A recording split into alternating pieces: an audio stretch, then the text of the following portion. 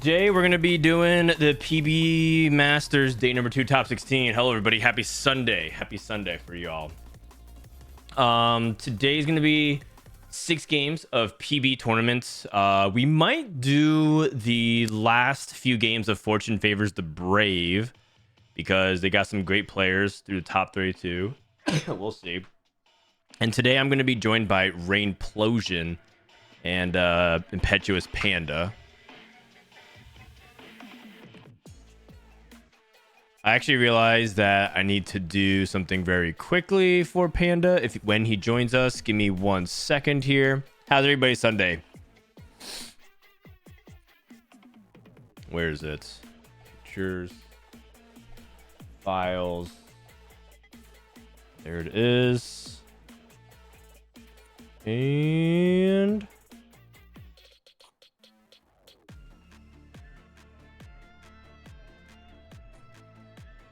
I'm just getting squared away over here. All right.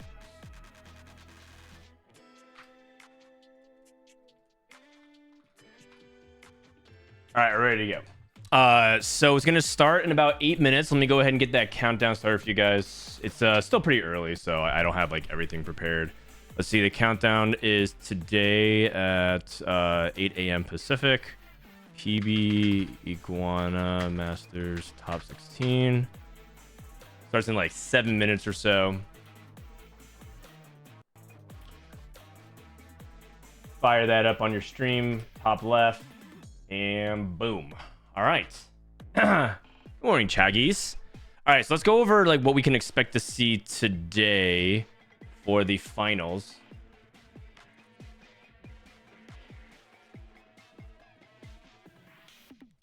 Okay, so for today, we're going to have 16 players. And what they're going to do is they're going to play a Swiss style. For those who don't know what Swiss style means, it means that people who are going to be matched up against whoever has the same record as them, aka the people who are in lobby 1 are always the top 8 players, and the players 7 to 16 are always the bot 8 players. To start things off, we have Dish Soap and Malala in lobby 2, so I think we're going to watch that. But all throughout the day, lobby 1 is consistently going to be lobby 1 is going to consistently be the top 8 in points, and we'll see them bounce back and forth. So because we got Dish Soap and Malala in the same lobby, I think we're going to follow that for the North American story. But check out how stacked it is. Okay, let's go ahead and walk through some player storylines. So we can talk about with Dish Soap and Malala. I mean, these are the top 2 players from NA in set 10, and they picked up right where they left off. Dish Soap and Malala were 1 and 2, and now they're 1 and 2 in the PBE tournament. So I think going into the first tournament, they're going to once again be pretty high power ranked. And it's not, I don't think it's an exaggeration to say that this is probably the most competitive tournament we've seen possibly ever. If you look at like the actual player list, it's pretty insane.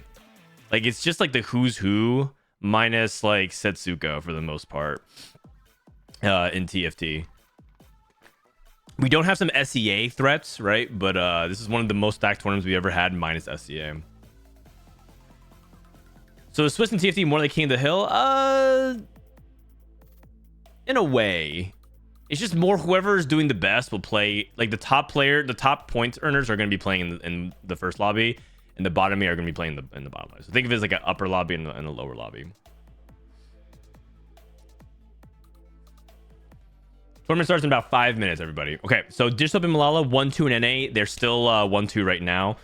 Balotelli, top Italian player alongside Rico. Although Rico has actually won Golden Spatula Cup. Golden Spatula Cup is the equivalent of like a KDA Cup or Heartsteel Cup from set 10, where it's like a regular competitive circuit. You might know it now as a Tactician's Cup in the new format. So Rico Mastery is a cup winner from last set in EMA, which is really impressive. Dasic is a early set. He's kind of like you know what? He's actually kind of like Solus of EMEA. He's like the Russian Solus, kind of like a person that like does really well early, is really known to kind of push forth a lot of the like find what is really strong fast in the set. And Demacian has particularly done well historically in a lot of PB events because of how much he grinds early. And then as the set develops, I think some of his edge is lost, but he does end up performing very well early. Flancy is a player that I have had an eye on since set 7. He got second in set 9 Worlds. Flancy is a very strong player. I've been pegging him as top 3 in CN for quite some time. And I think he actually had a very quiet set 9. I don't even know how well he did or set 10 rather. I don't even know how Flancy did in set 10 regionals, if he even made it. So he got 20th at the past regionals. So he got top 4 in mid set, but relatively quiet set 10 overall.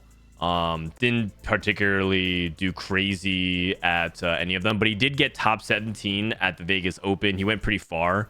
17th is really good if you think about it at Vegas. So nice job to him. One of the top CM players for sure. Ging made it to the World Championship 4 times. Largely considered the best player in Turkey by far. There was a famous screenshot where I think Ging was something like 600 LP above second place on the Turkey leaderboard. Like it would be Ging and then 600 LP and then second place. That's how badly he got the Turkish server. So he mainly plays in EU West now. Dominant on Turkey server.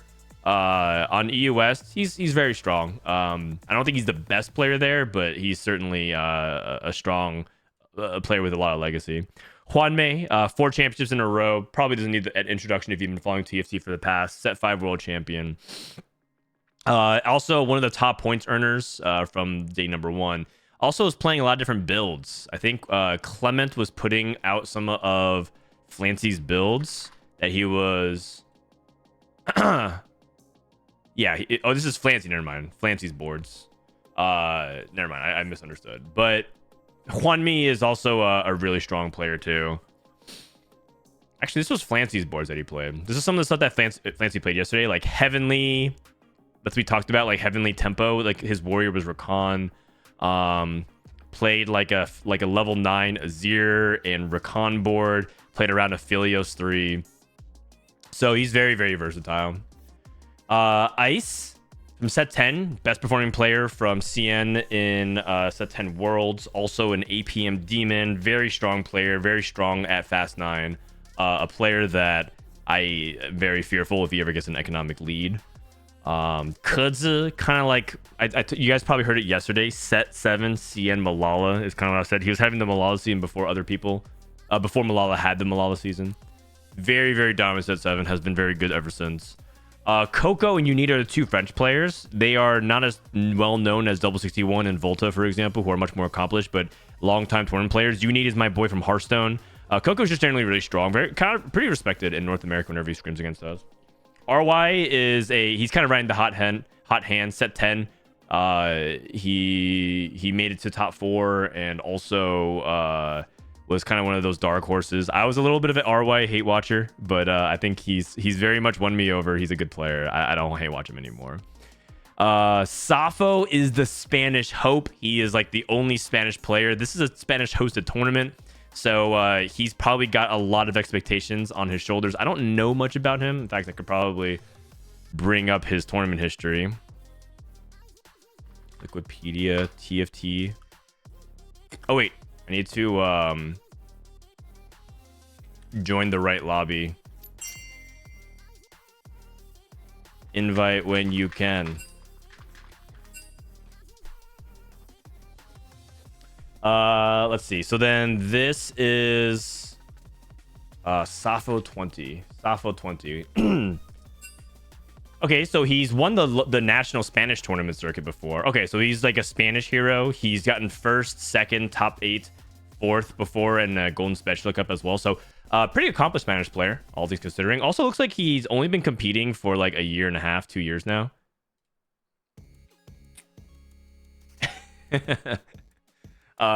So I'm learning about him. So Safo 20. He's got a lot of the España's hopes and dreams today. Salvyyy. OG from EU West from set 1. He has actually quit TFT. Salvyyy actually had kind of a similar thing with Milk, where like he just felt like TFT work-life balance was never really at an optimal moment. So he's actually quit sets multiple times, just like Milk has, but also has been one of the EU players that NA has respected the most. Also, Salvyyy started working out a lot, so apparently he's ripped, and he also has quit streaming almost entirely. I haven't seen Salvyyy stream TFT like for a long time, but for like a couple of years, Salvyyy tried to stream and try to make as a TFT streamer. Has since kind of given up and decided to, you know, become set. What time is it live? It's starting soon, I think. All right, here we go. Lobby's gonna start in a little bit. I'm joining via spectate.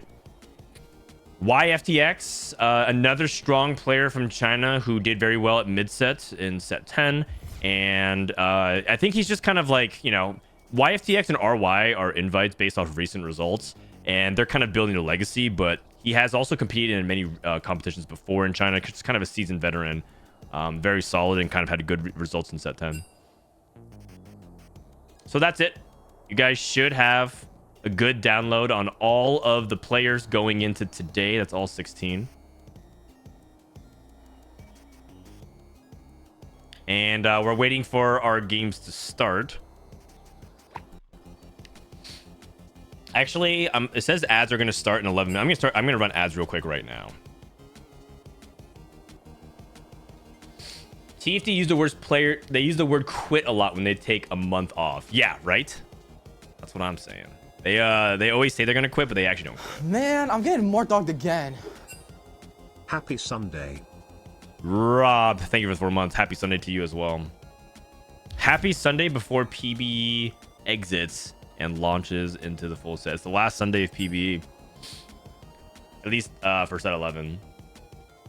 It feels like set 11's been out for quite some time, huh?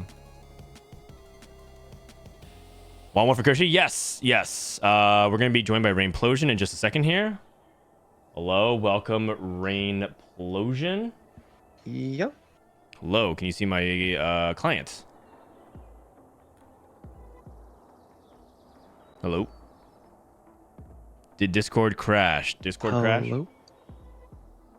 Can you hear me? Okay, I think Discord crashed.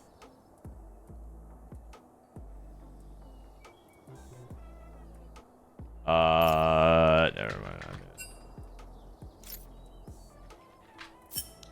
Rain crashed my Discord.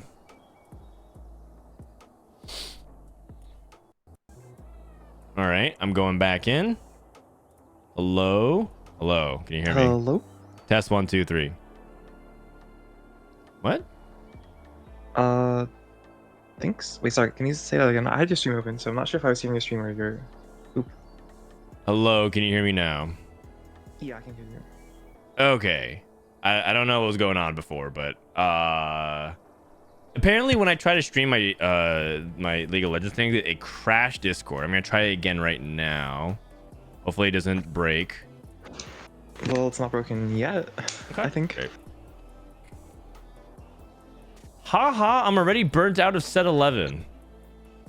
I mean, that's not, I can't believe you're already burnt out on set 11. Are you burnt out of set 11, Rain? I'm definitely burnt out of like PVE. I kind of want to play with something with stakes on it. You're playing in a tournament. Like I want to complete in live. Yeah, but like I want to play in like PVE. I want to play like on the actual like big riot tournaments. I want to grind solo queue.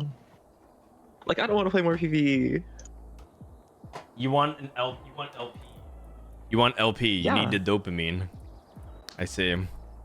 Oh yeah, like I play a game and like I don't even see a number go up or down. Like what's the point? I guess so. Unranked is always boring. Yeah, you're not wrong. You're not wrong. I mean, it is definitely a you problem, but like we asked them for their opinion, so you know, it's I can't get mad when I'm like, how are you enjoying set 11? They're like, well, I play too much. It's like, well, yeah, that's your problem. Like, well, yeah, of course. Where is Dish Soap? He's right here. I mean, he's going by a new username now. Dish Soap. I guess you pronounce it the same though. It's still dish soap. So What's up? I guess you pronounce it the same though. It's still like dish soap. So dish Yeah, soap. yeah. It's basically like dish soap, but different. All right, so here we go. You guys ready? Game number 1 about to start. So it's top 16. We got Juanmei, Dasik, Unit, YFTX, Rico, Malala, Dish Soap, and Safo. 6 games today. 6 games today. Swiss seeding, and then whoever's top 4 gets prize money. Are we still there, Rainplosion? Is there somewhere? Yeah, yeah. Okay. Is there somewhere you can see the pricing distribution? Is it not on the score sheet? If it's not, then probably not. It's actually not that many dollars on the line. It's like $1,500, and top 4 get paid out. But this is more about it's more about the tournament than the the prestige and the glory than actual the money. It's about the pride of calling yourself the first champion of set 11. The rank 1 of PBE. Yeah, rank 1 PBE. Also, I think for a lot of people, it's like really good practice as well going into the ladder climb. Feels like you'll have like a strong beat going into it. Yeah, I mean it's like even in like in houses, it's hard to get like so many people who are actively trying it at the same time. Because like in houses, even if people like are trying, they're really generally really like open to like trying some funky stuff because it's not like there's LP on the line. Right. So like even so when you're playing in houses, everyone's experience is different, right? Some people are still getting the first games in, but they're trying hard, but they're like, you know, they're not necessarily as experienced as other people who've been playing since day 1. And then just like you said, some people are incentivized to try different lines and experiment. Okay, so we got Kha'Zix, Shen, Philios, Nautilus, Silas, and Azir as the Exalted. Exalted, a really big feature that people were playing around yesterday from China. Kind of surprised a little bit how little was played, but I think largely due to how much reroll there was. Babe? Yeah, I was honestly a little bit surprised at how much reroll there was in general yesterday. Like, I mean, I talked to you about my own rhetoric, but like, I thought that reroll was gonna be dominant, but like, I thought there would be a little more like Fast 9 or the late comps than what we actually saw yesterday. Yeah, apparently there was a decent amount that wasn't happening on our lobbies that we were watching, because there were 6 lobbies going on. Okay. So there's a decent amount. We just happened to get like lobbies where 6 to 7 people rerolling. But again, that's why, like, you know, yesterday I published a tier list, right, of the tournament. But that was my impression based off watching lobbies and just Man, I'm talking to getting a more couple of dogged the players. again. So it's hard to say for sure. Warman Gaddafi, thank you for the 5 months. Okay, let's take a look at this. Malala going for stationary support immediately. Looks like he's going for Teemo angle maybe, but his items for Teemo aren't great. They could be good. It's a complete item Anvil, right? So Yeah. if you get like a boo buff here, I mean, if I get a boo buff here, I'm down to hard commit Teemo. Okay. But it really depends on what you get. But like from his items, for sure, I don't think I would ever want to play Teemo unless, you know, I could drop the full boo buff. Okay. Oh, Disso with the double Janna. Double Rage Blade Kale or Janna. Yeah, so Disso saw yesterday that EU was playing some Janna, and now he's gonna go for double Rage Blade Janna. Okay. This is some EU. So Disso already yesterday, I think after you left, he played the CN build for the first time. Oh, okay. I don't know if you were there. You think you might have been right when you left or right after. Yeah, I left after the like 4th game, so Okay. if it was like 5th game or after, probably didn't. And then Disso played in a lobby where someone won with the Janna build. And so, yeah, we're going to see maybe the double Rage Blade Janna. And the thing is, he also can just play Bard if he really wants to as well. He's not like 100% locked in and can't play anything else. Yep. I mean, like, also if you hit like early Ash or whatever, it's fine. And also, if you play legendaries with Rage Blade, like, legendaries are legendaries. It's Yeah. I think Rage Blade is actually in a like an okay spot this set where there's like a few carries that really want it, and there's like a decent amount of holders that can like kind of sort of use it. Okay. Who are some Yeah, like, I'm, like- kind of holders? I don't think it's very good on them, but like Kaisa, Zaya can use it. Azir, Wei can use it. Okay. What about Irelia? People say Rageblade Irelia all the time. Oh. I think Red Buff is a better version of Rageblade, but yeah, she's definitely one of the people who like okay. can use it. Stolas insists that Rageblade is BBIS. BBIS? Like blue buff quintessential bis? BIS. Like like best in slot, best in slot. Oh, bis. Yeah. Okay. You might be right. I'm not like I haven't done the math on it. Oh yeah. I've heard that too. He was telling Precedent that he was saying that Rageblade Gunblade was bis, and I don't know if I trust that, but we'll see. Played Rageblade early and it was a little bit lacking in damage. I don't know. Maybe my setup was just bad though. All right. Juan Mei with patient study, so we will see a little bit of that fast 7, fast 8, I think. Maybe even fast 9. Going against Malala. Malala does have that Teemo, and he has ripped the Gunblade. Okay, so I think Malala is committed to Teemo. So then what does he want to make? What does Malala want to make for the second item here? I mean, personally, I would go if you're committed to Teemo, I would go for Steadfast and try to take Tears off Carousel, go for any sort of mana item. I unfortunately actually had to play Teemo without some mana item like a few times. And this guy, like, he's good mid game, but late game, if he doesn't have a mana item, the fights are just too fast. Okay, well, 3-cost tier is beelining his way. Is like, okay, and I'd kind of be surprised if he chose to take anything else, because I do think tier items are really important. Yeah. I was thinking if there's any possibility that you would use your anti-heal as red buff. I feel like red buff in general has, compared to set 10, right? Set 10 was like a really big prio item. I feel like red buff is not nearly as popular. I mean, part of it is that like some of the champions are a little interesting this set. Like Ashe has like this scaling, her volley scaling, which means that you want like scaling attack speed. So like people have generally preferred Rageblade. I'm not sure that's necessarily correct. I think red buff might still be better on Ashe, but like people read the Ashe ability and they really want Rageblade. Yeah. I mean, I think another part of it is just, it's just like the standard stuff, like item economy is hard to get double bows. And also, I think AP is just a little bit more dominant now. And so at least maybe a lot more dominant depending on your view of it. And that just makes people want to slam Morello more often. Yeah, Morello is also just like a really strong item. I think like in terms of just like pure item power, Morello might be a stronger item, but it's obviously like less flexible. You can't put Morello. Well, I mean, you can put Morello on AD and AP champions, and last set people were building Morello Ezreal a lot, but obviously Morello is stronger on AP champions. I mean, yesterday we were seeing like Morello on Caitlyn, and it was like, this is like this is one of the last years I would ever put Morello on, but hey, like the stats are like the base stats are still really high, and you got to have anti-heal somehow.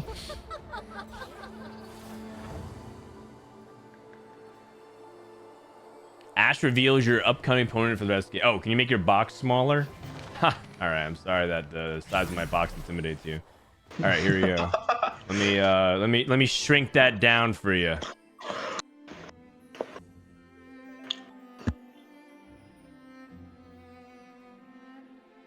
You're not wrong. It's covering some of the traits. Yeah. I'd like to say, I actually hate this portal or this encounter. Future sight. Yeah, I want to be lazy on PB. Like once I get this encounter, I feel so bad every single round. I'm not hard scouting the other person. Yeah. Like I'm just sitting here trying to figure out like what units are on my bench. How much of you not taking Zephyr and Shroud is you not wanting to rat, or versus you not wanting to actually have to sweat for it? Right? You're like, okay, I'm not a rat, but in reality, you're just using it as a convenience excuse because you don't want to actually sweat. I feel like that's like a pretty valid excuse that people use it for. I think that's like sometimes true for not taking Zephyr, but like I'll always take Shroud if I think it's actually good in my spot. Shroud is like pretty easy to get value off of. Like just leave it down the middle. Yeah. It's like like you can't fuck up Shroud that, well you can, but like you can generally get a decent value out of Shroud. But Zephyr sometimes, I will admit, I have sometimes skipped Zephyr because I was too lazy. Oh, nice, Jaina 2. That's big. And 2 spike seems to be really important. Just that damage that you actually deal damage, it feels like. So the other component here is that Disso will, if he's assuming he's going to commit to this, is going to look for an AP item, and they've been going for triple scaling. They actually go for archangels. So they have Rageblade attack speed scaling and then archangel scaling. Oh, cool. I mean, I saw this build a few times, but like I wasn't here for the games where it succeeded, so I'm just curious how it looks like late game against some of the more like bursty boards. What the? A Lowy pair just like that out of nowhere? Okay. Pretty Cool. good. And then you just get Zoe instead of Sivir, and then you have the Warden Arcanist. My god. Let's give him the Lowy 2 next shot. You ready? Well, I guess he's not that lucky. I mean, almost. It's like it's what's her face, Riven pair. That's not too bad. Yeah, and then I mean, you already have Shred. You could just probably play a Lowy over the Elune. Oh, he wants to go the other direction. He wants to go for Umbral. Oh. Makes a lot of sense. Kind of wanted to play the Silas anyways. Oh, one thing I will say is that I don't think that the Kale Shred is the most like reliable thing in the world.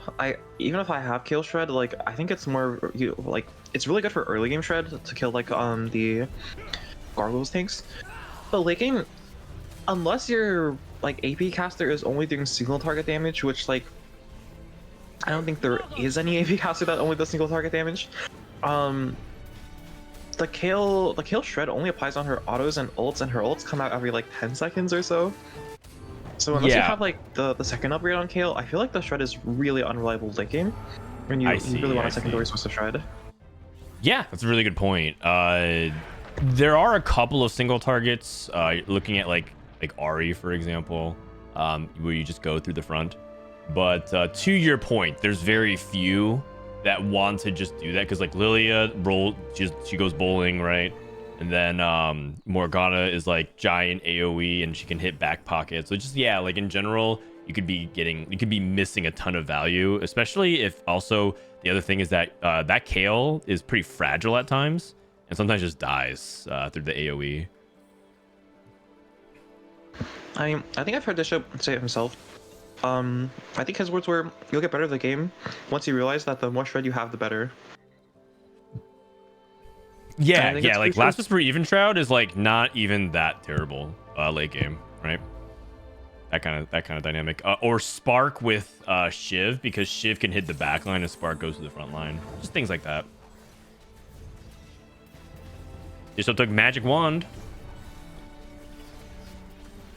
And if you can get this escort value, it's great. I guess I was like surprised because I thought that he wanted to play around Garen and the Story Weaver, and everyone talks about, oh no, the target dummy. Oh no. Oh god. Not like this. And you know what's so sad is that if the target dummy was 1 hex over, it would have gone through the frontline unit. Okay, I guess we'll take that as a compensation. His spot's not bad for sure. He's got like a John 2. He's pretty rich. Mm-hmm. It's just like he hasn't gotten like escort value for all the rounds. Yeah. Oh my god, that one's brutal. Okay, Malala's spot took he took a harm assist. He's still not slamming things like adaptive. Probably keeping his option open for Spark maybe, but not slamming that either. He's definitely greeting. I mean, one thing to note when I play Teemo is that sometimes tiers are actually like really valuable, and I've sometimes like in these spots I've actually sacked HP even though I could make my bow stronger. Like even if you were gonna slam Spark anyways, just because you really need to secure like the blue buff, the second tier or whatever. Yes, it does kind of go back to a question: is he over forcing the Teemo? He did start off with that early Teemo 2, right? But one of those things where like sometimes the item fit isn't 100% natural, and so it feels like you have to like sack even more. But hey, Teemo is S tier for a reason. People really want to force him. I mean, it was a big part of Kiyun's game plan. Oh, 3 cost, not 2 cost for Malala. Unless are these really good for Teemo? Oh, 2 tiers is pretty good for Teemo. Yeah, 2 tiers. Soraka 2. He's contested. I think Dasic wants to play Bard. Oh, wait. Is Dasic focused on team? I mean, maybe he doesn't have Bard yet. Dasic, you can just get a 2-star Bard. And he has like a blue buff or whatever. Also, I'm inclined to believe that like they're probably not going to contest each other, especially if it's Dasic Scout's lawless spot. Well, Dasic has Lucky Ricochet, so I think he's committed. Oh, huh. So wait, it's even shot though. Yeah, he has even. Oh, he's playing Kaisa. Mm-hmm. Oh. Rolling deep.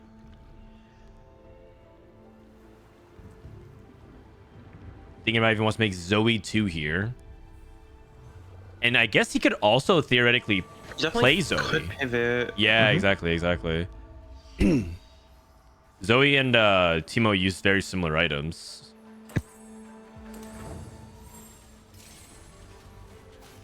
No slam. Is he thinking about transitioning as well to Syndra because he found a Syndra? I mean, that makes sense, but I feel like I would sound the blue buff no matter what I was trying to play here. Right. Like, does Zoe prefer Shojin? I think she wants blue buff still. Oh, well. I think she might prefer Shojin. But, like, we've read it up to this point. Like, we can't really make a Shiv, so we have to find 3 separate items to be able to kill these components. Like, you have to find Shojin or Adaptive. Plus, like, I don't know, Vow or Redemption. Plus GS. Balloon offers you completed items. Oh, wait. Death Cap? Oh. Death Cap's definitely not bad. He could have, he would have had, like, the Juicer, the blue buff Gunblade Death Cap, and that's pretty close to the Biss. Death Cap for Dish Soap. Ooh. Can't really use it on his, like, Janna, though. Yeah. Kind of punished for putting the rod on, you know? I will say that this is actually a direct punish for not playing around encounters. That is something to think about. Encounters do offer you a lot of completed items, so putting a single component can sometimes bite you in the butt. So you have to be careful about that moving forward. It's not like putting the rod on Janna is strictly wrong. It's just it can be punished, and this is exactly what punished this. So. Although maybe in his mind, he doesn't even necessarily even want Death Cat. Maybe he's like, it's fine because I want Archangels anyways. But still, Yeah. If he hit Archangels in the Anvil, that could have been something. And like, I wish I had that.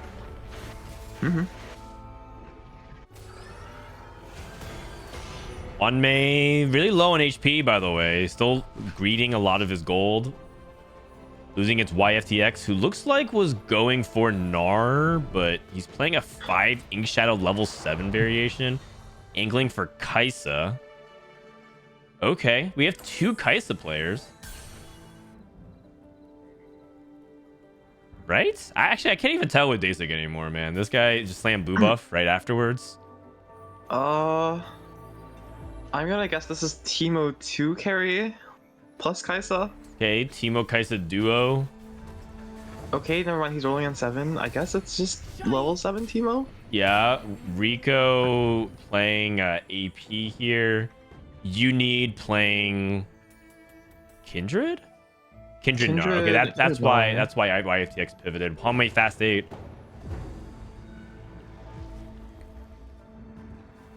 Oh, some legendaries.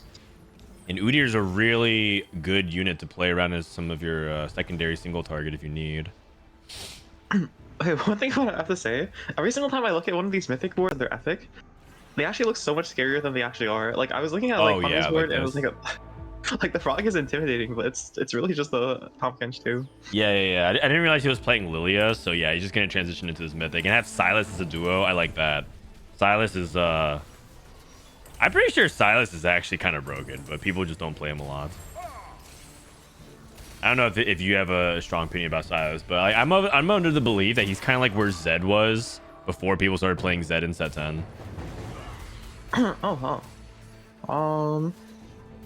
I think he's really good with Umbral activated, but without Umbral activated, I think he's kind of lackluster. Okay, I can see that. This is Malal's POV. Looks like he transitioned back into Syndra. Healing Orbs is not bad. Oh, he's going for Dynamic Duo. Oh. Honestly, maybe he feels like his spot is so rough that he kind of needs a real high roll here to bail him out. Yeah, like he set went for or he went for something. what's her name? Syndra? No, Lysandra. Oh yes, like set Lysandra, I'm guessing. Yeah. Set's also pretty good because he's playing around Janna 3.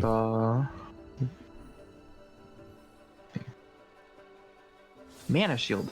Whoa. Oh. Okay, so this is really cool because this is a different variation of the Janna comp that EU was not playing. EU was playing more around Story Weaver, and Dissoap is playing mainly around Alune as a secondary, so it's Janna Alune, as opposed to just trying to play around like generic Story Weaver tempo.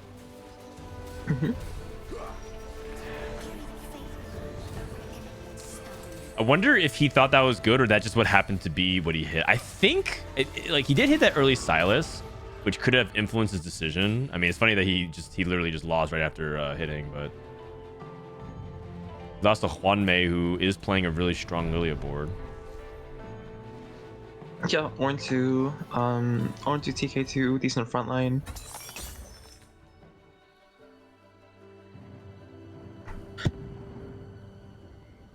I will say, I'm not that convinced about the mana shield from this show, because I think that's really good when you have like multiple invokers.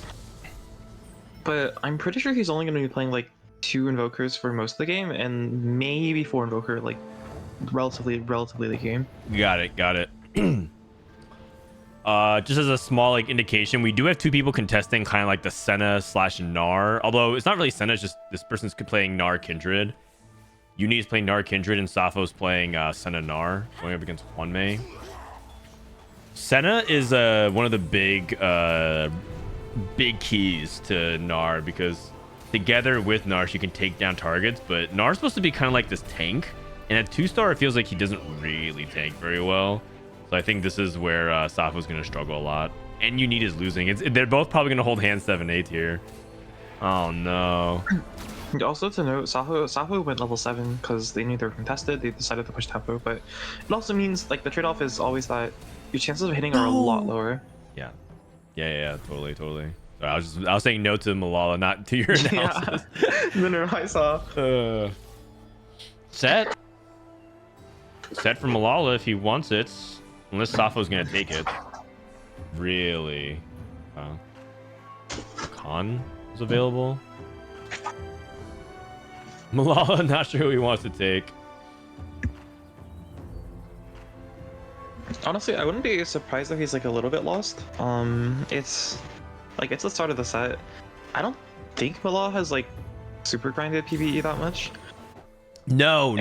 He's kind of lost, and in fact, I don't expect Malala to do well today, relative to the other players. I think that because in order to get from 16 to top 4 cut, you have to kind of be like really minimizing any mistakes and capitalizing on it. I think Malala knows a couple of builds and comps right now that are like pretty solid, but I feel like his goal was just to make the final cut, which was what he did, and I think that's honestly good enough relative to the amount of experience he's had on the set. Oh, these Lysandra items though. That's not bad. That's the world champ diff. I mean, he's got Lysandra like early enough on his board. He can farm like 2-3 item components. He can get like an extra item. This comp can win out, but he is kind of down combat a bit with having taken dynamic duo and not hitting. Yeah, and he's still on a lot of pairs. Looks like he has like 4 pairs, 5 now. Yeah, this spot is definitely. Oh my god. Okay, these Lysandra items, I think they just keep getting better and better. Like, I think QSS Lysandra is really, really good because she's 2 range, and sometimes she actually really does struggle with being CC'd. Teemo 3, Kindred 3. Yeah, these are all players who are all spiking online. It's Malala versus Dish Soap.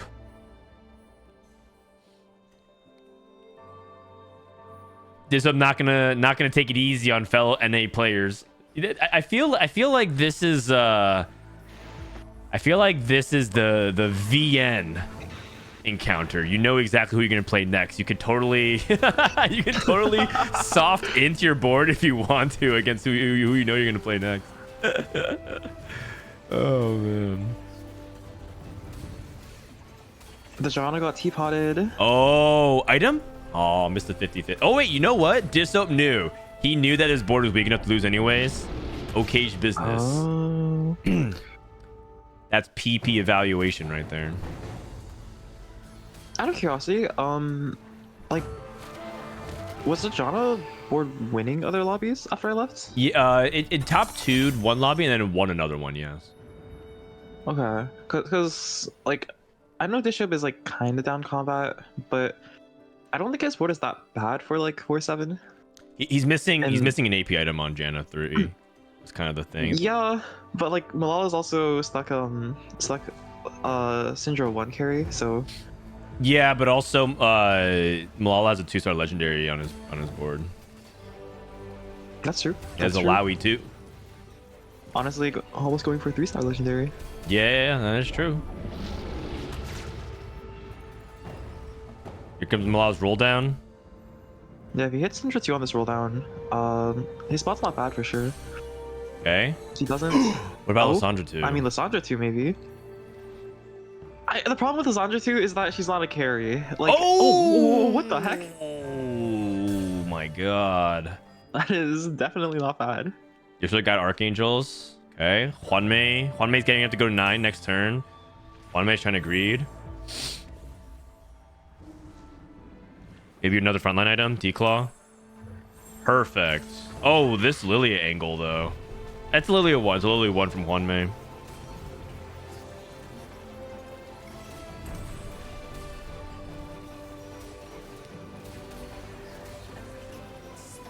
Yeah, I think Juanmei just has too little actual value or actual damage.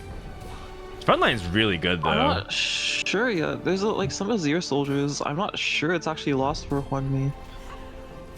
If it hits the backline instead of the Ornn, it's for sure lost. Dude, this Lily Okay. angle is so troll. She just keeps whiffing. It's not even the Lily angle. I think Huanmi can win if the Ornn is the one to tank. But the Ornn is just sitting off in the corner Yeah, while this while his Ornn is backline is just- getting beams. Off messing around on the side. Oh god. Wow. Okay, not bad. Level 9 for Juanmei, level 9 for YFTX. Juanmei hits Annie 2. Pretty good frontliner to pair. 5 Invoker. Yeah, the Invoker comp also really good with Combat Caster. Tons of casts. YFTX made it to 9 as well with Kaisa Ink Shadow Tempo. Playing Oh my Gnar Kaisa duo.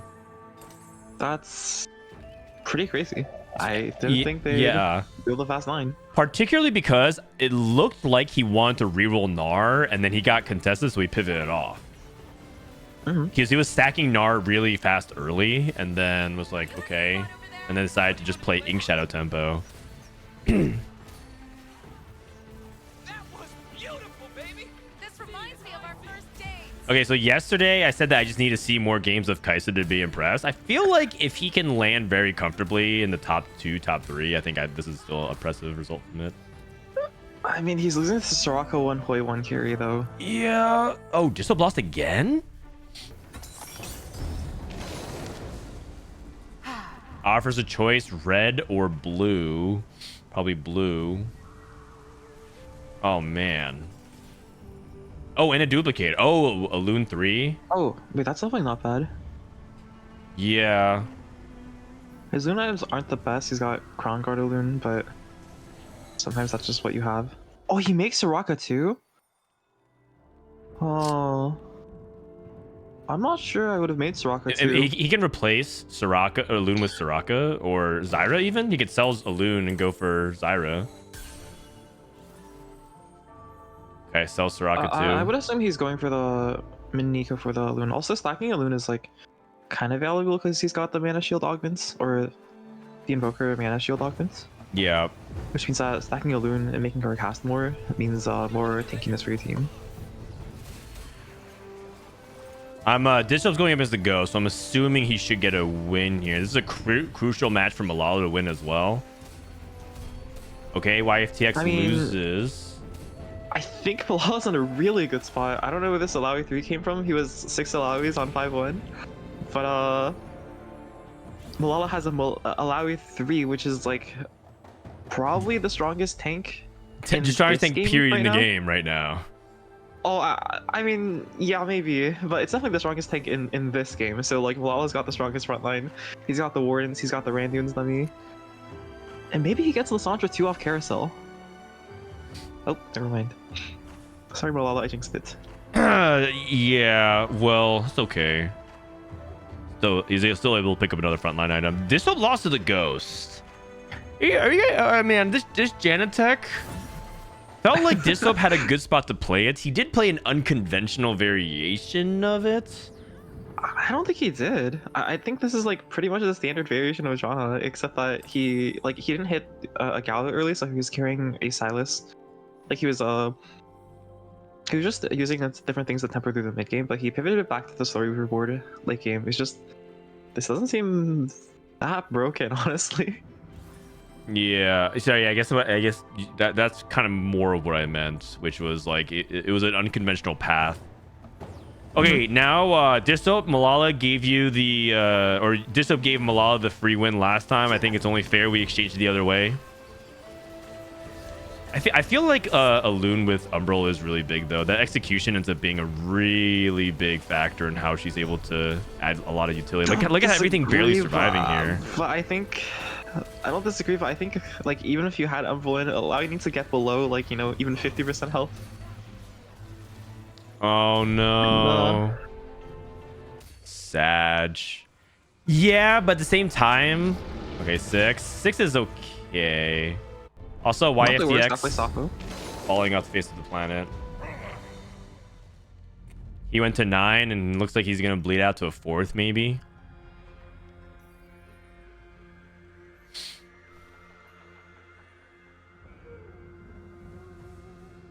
Okay, not looking too great for either of these CN players in terms of their roles. Their boards are looking okay. Malala is gonna win out at this current trajectory, and all this stuff about like I don't have high expectations about Malala maybe just wins again. Yeah. I mean, in set 10, Malala, at least for me, he consistently outperformed like my expectations about how he would do. Maybe he's just got the you could say that again. He definitely outperformed. I like this Aphelios a little bit further up. His job is to basically spread out the anti-heal. Mm-hmm. So get him a little bit in damage's way so he can spread more of that anti-heal faster, and then... Oh my god! Frodan's getting kind of murdered by Bard, almost. though. Wait, Dasik managed to hit Teemo 3 on level 7? Yeah. Wow. I mean, that's not that outrageous. Yeah, but like, I think he had like 3 copies of Teemo on 4-1, and he was... It's definitely not outrageous, but I don't expect to hit like a 3-star. He was also really far ahead in HP though. Remember, he was first in HP, so and now he's at 2, so it felt like it wasn't exactly a smooth path in that sense. Yeah. YFTX, by the way, fast 9 into a bit, so that Kaisa board ended up not being that great. But given that it looked like he was contested and he had to pivot off in fast 9, and the other 2 people kind of playing similar-ish units to him went 7-8, it could have been much worse. Yeah, I mean, I think after having committed to that line, I think getting a 5th is pretty solid and pretty respectable. Yep. They're in for Ornn or TG obviously then the question Silas. becomes... Oh, go ahead. Then the question becomes like, should you have like committed to the line at all? But yeah. Yeah, I mean, having committed to the line, a 7th is pretty good. Agreed. Val actually quite good on Ornn. This item has actually improved a lot this set. Having some of these really high impact 4 costs like Nautilus and Ornn both on the board just helps you snowball your front line a lot. This Ornn cast earlier, which helps him get the second item, makes him tankier. Here's the second item. Are you having fun over there? What do you want to do later? Porty's playing against this pretty strong though. Hui 2, Rakan 2. Yeah, Rico is very powerful now. And this is Malala going up against Juan Mei. Lily is dead. Nice. don't think Azir has damage to just kill his backline. It's a Malala versus Rico showdown if Juanmei loses again.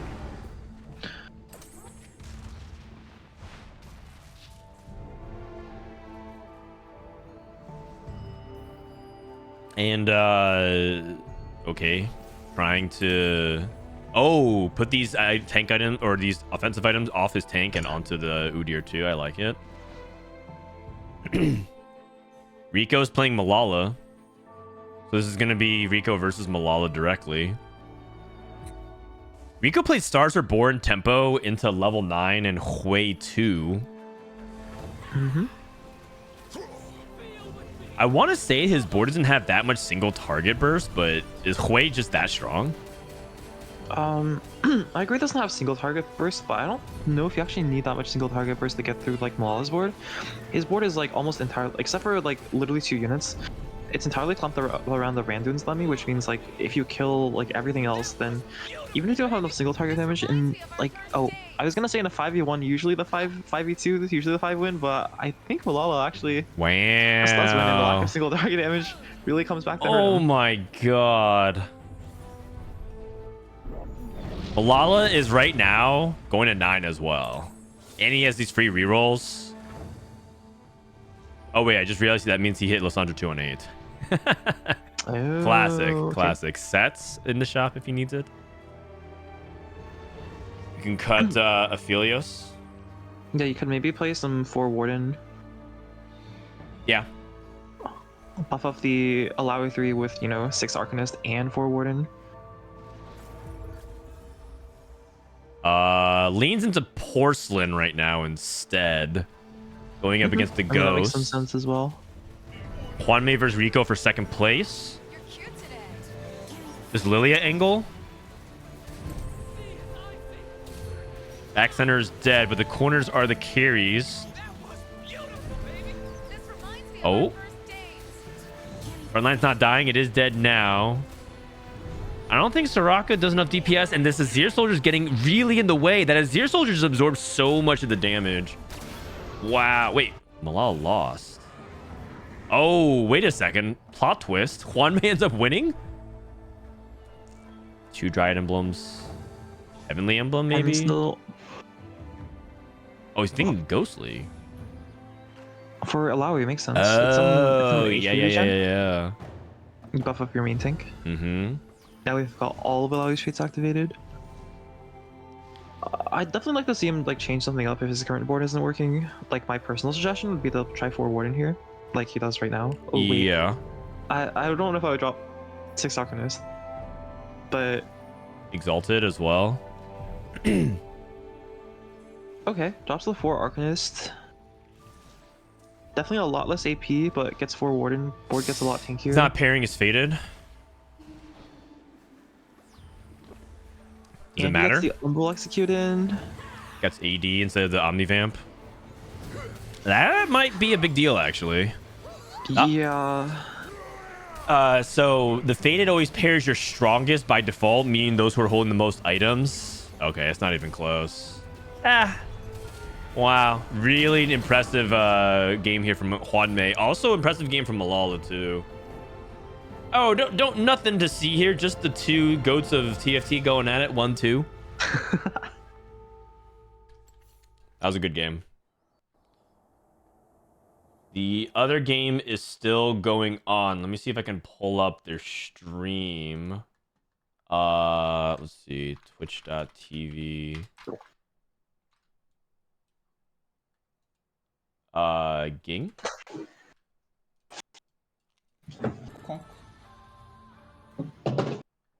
Okay, so they're in the final heads-up match here. We got Ging versus Kudzu. 7 Storyweaver versus Aphelios reroll. Aurelia 2.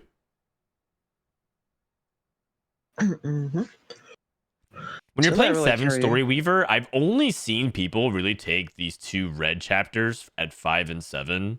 Have you seen other variations of 7 Storyweaver? I actually have. The other one, the second variation is good if you take red last, I think. Okay, I don't so think I know what you're I think talking it's called about. blue. Okay, sorry. Okay, so to be specific, the second upgrade you can either choose ramping attack speed like Rage Blade, or you can choose the ult hits a wider range. I see. Ult hits a wider range is actually pretty good with Red Last, because Red Last is you ult 2 times, I think. Oh, okay, okay, But got it. but I think you need some attack speed on your KL, whether you have like pumping up Oh. or a Zeke's or something like that. All right, Kudzu wins. That means China went 1-1 in both lobbies. Oh man. All right. Well, I mean, I'm pretty sure most people would predict that China is gonna dominate today. They dominated yesterday. I don't know if you saw Clement's tweets, but he said yesterday CN averaged a 3.3 and America's averaged a 5.2. But if you count only NA or only USA, it would be the second best at 33-point average because, as you guys know, there were some Canadians participating as well. there was Spencer and Kiyun, but yeah. Okay, and in the rest of the lobby, it's actually good that they show this because we want to see what happens. So Aphelios, 7 Story Weaver, Gnar reroll again, another top 4. Coco went for Ash. That's good. Azir, Duelists, Kaisa, and 8th place was what looks like to be a Fast 9. Just like Fast 9, hit Ash 2, set 2, and it wasn't good enough. Man, so China actually plays a lot of Kaisa as well. So it feels like they have one really strong read that Gnar and Ink Shadow is good. And the other, maybe they just really believe in Ink Shadow in general. With Kaisa. Yeah, maybe. Yeah. It's something like something that's super valued in like I don't know the NA lobbies I've watched, but NA definitely doesn't get all the tech. We definitely miss the Gnar reroll, Gnar Ink Shadow reroll tech. Yeah, 100%. For sure. Okay, so for lobby 2, we have Hwanmei, Kudzu, Malala, Ging, Rico, RY, Dasik, and Coco. Or do we want to watch lobby 2 with FTX, Salvyyy, Flancy, Dish Soap, Savo, Ice, Balotelli, You Need? I feel like I want to watch lobby 1. What do you guys think? Asking chat. Feel free to also chime in as well if you'd like, Rain. The lobby 1 is I mean this, so they're playing Swiss seeding for people who are kind of coming in late. That means whoever's in the top 8 points is going to play in lobby 1. Whoever's in the bottom 8 points are going to play in lobby 2. Mm-hmm. I mean, I'd ask for lobby 1. Okay. I'd have to watch the top 8. The top 8. Top 8. If it were to cut right now, CN, NA. I guess we just start saying Americas. AM. Yeah. Oh no. Or AM. Yeah, 2 letters that gamers hate. Malala, Ging from EMEA, or Ging from Turkey, Rico from Italy, RY China, Russia, France. What is short for Americas? I don't know. AMER. Okay. What is the 4-letter acronym for Americas? 5 forms to abbreviate Americas. AMER? Oh. AMER makes sense. Aimer. Oh, God. I mean, it's funny because it almost feels like it's an acronym of EMEA, like you mistyped EMEA or something like that. Yeah, I mean, all the letters are pretty similar. How about just ask you this. FRDM? FR what? For freedom. Oh, okay, sure.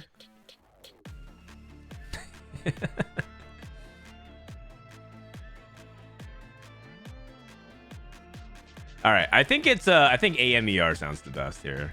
Okay, let's see. Next lobby. Okay, I guess we're gonna play ads here in the meantime.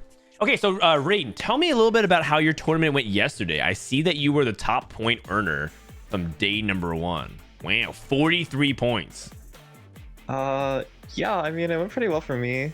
I think I played one game of reroll. I played some Teemo reroll, but I got to try out a lot of new lines. Like when I go Fast 9, I generally play around AP, but I got like a lot of AP play through like Sivir or Tristana mid game and playing some fast 9.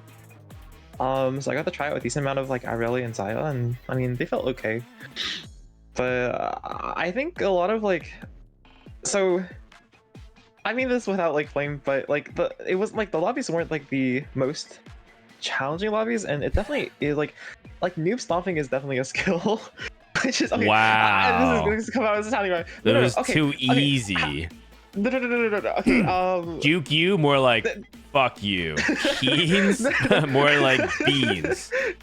wait, no. I was actually studied with Keen, so like I can't blame him. But Man, I'm getting more what dogged I'm actually again. trying to say here is that a skill that's not like super practiced is the ability to like navigate lobbies where there's like weaker mid game tempo. That's not necessarily like the skill that TFT like tests for all the time, because in a tournament lobby like you're not seeing how hard you can greed like ruling, how hard you can greed everything. But like I mean, I'm pretty good at it, so I was able to like press my advantage from constructing like a decent board early game, and I was able to go fast line like most of my games. Damn. Too soft.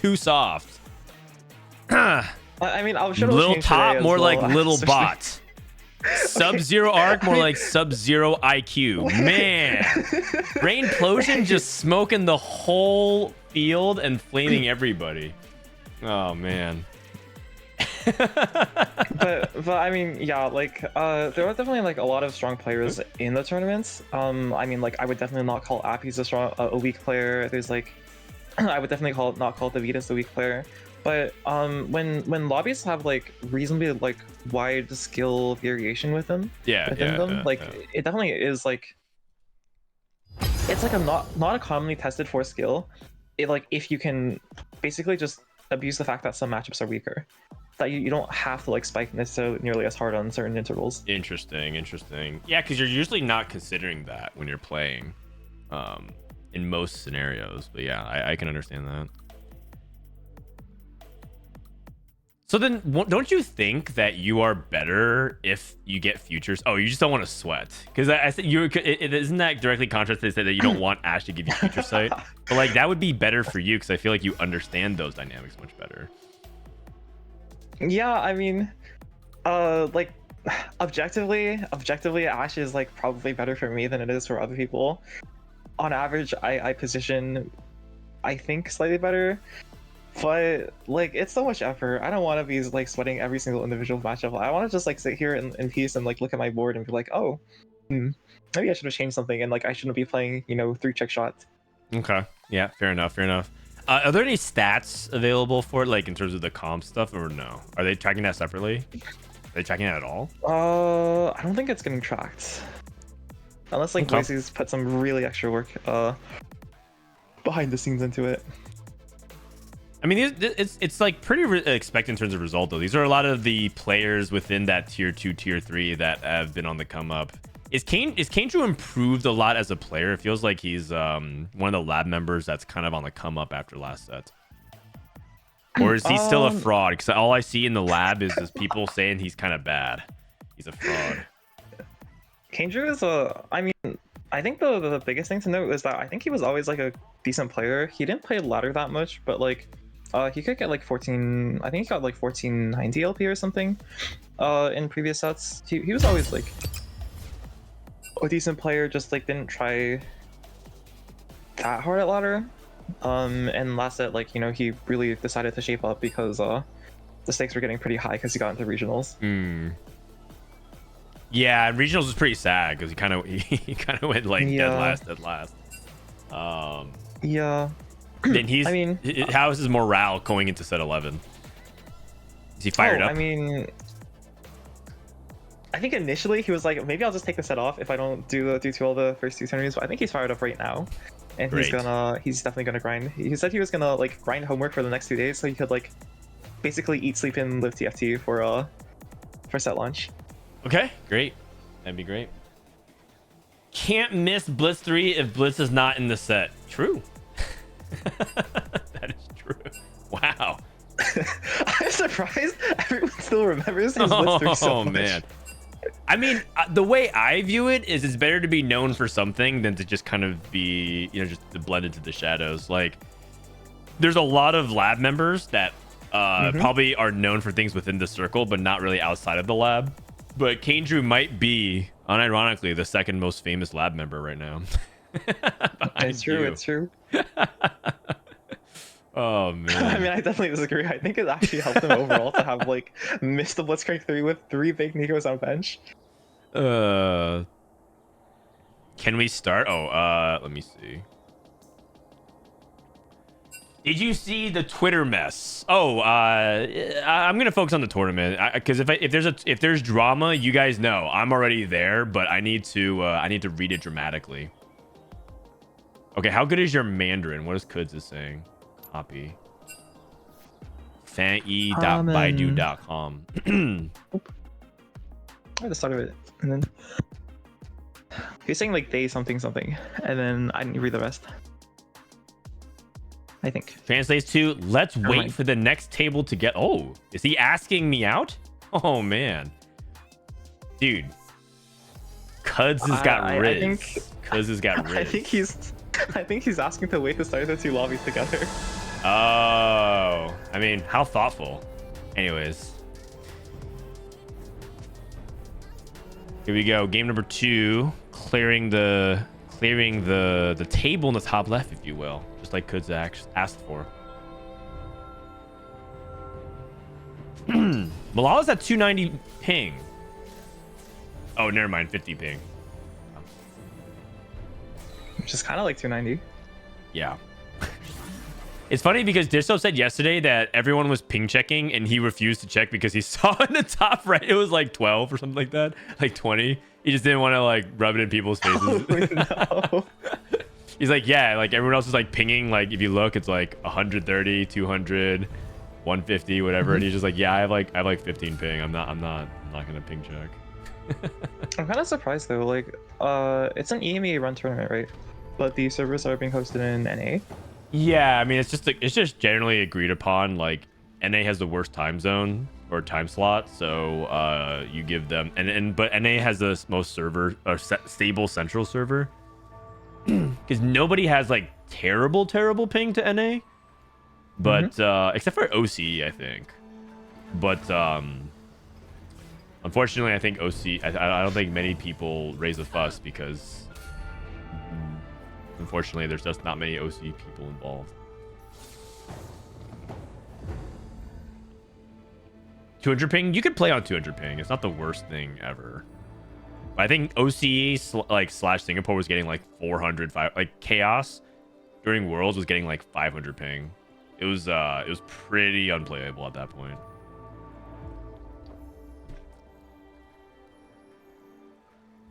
Yeah, and tournament realm ping is also, I think they try to normalize it. Like they keep it within a band, so that way it feels a little bit more consistent. And I think that might be a carryover from League of Legends. I don't know.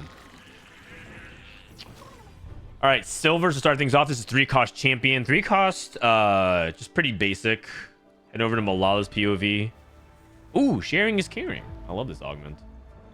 So it's good for Econ to start off with Malala. Tiny Titans for RY. Coco with the golden mover. Probably my favorite silver right now, besides Fine Vintage. Oh, Titans BT. Okay, we got Yone. Okay. Potential commit Yone here for Le Coco.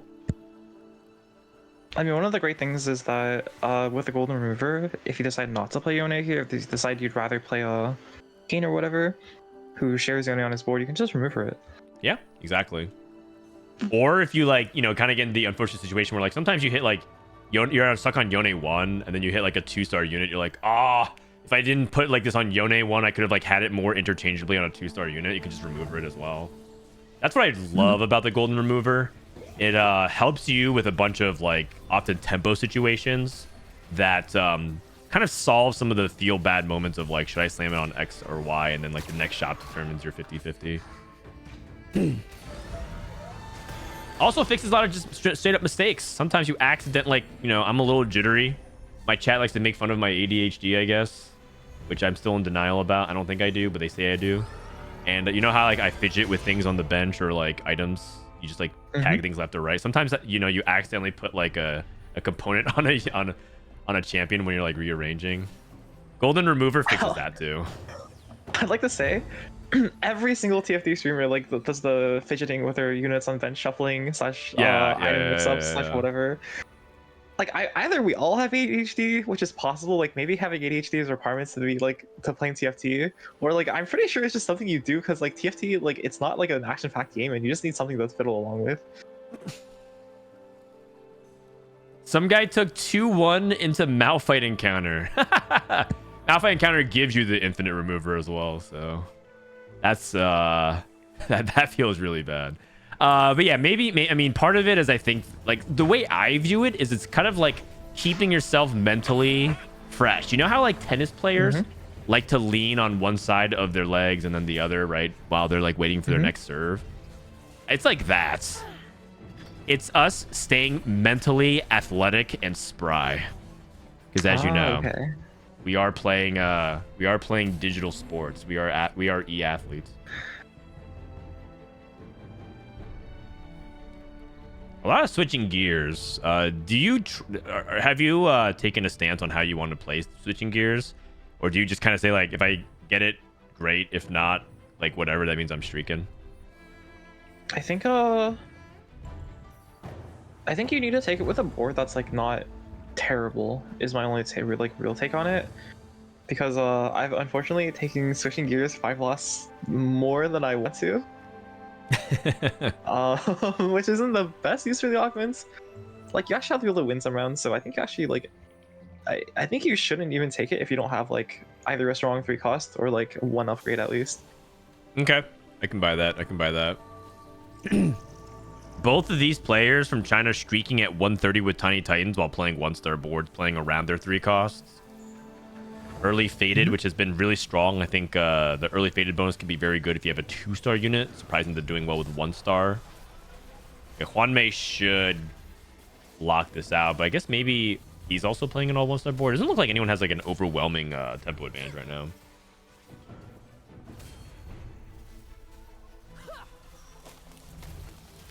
If you see an encounter on Carousel Stage 2, is it worth to lose 3 for Prio? Not necessarily, because there's also a possibility that this ends up being Irelia, and then you could freely move. Like everyone gets Young, Wild, and Free. So you can't... you can play around the encounters in some ways, but there are ways to punish the extreme ends of it. Like this could be extra component, like this, which you can play around in some ways, but... you can't just be like, well, you know, I always want to play for Carousel because it's always going to give me the advantage for being last or first pick, rather.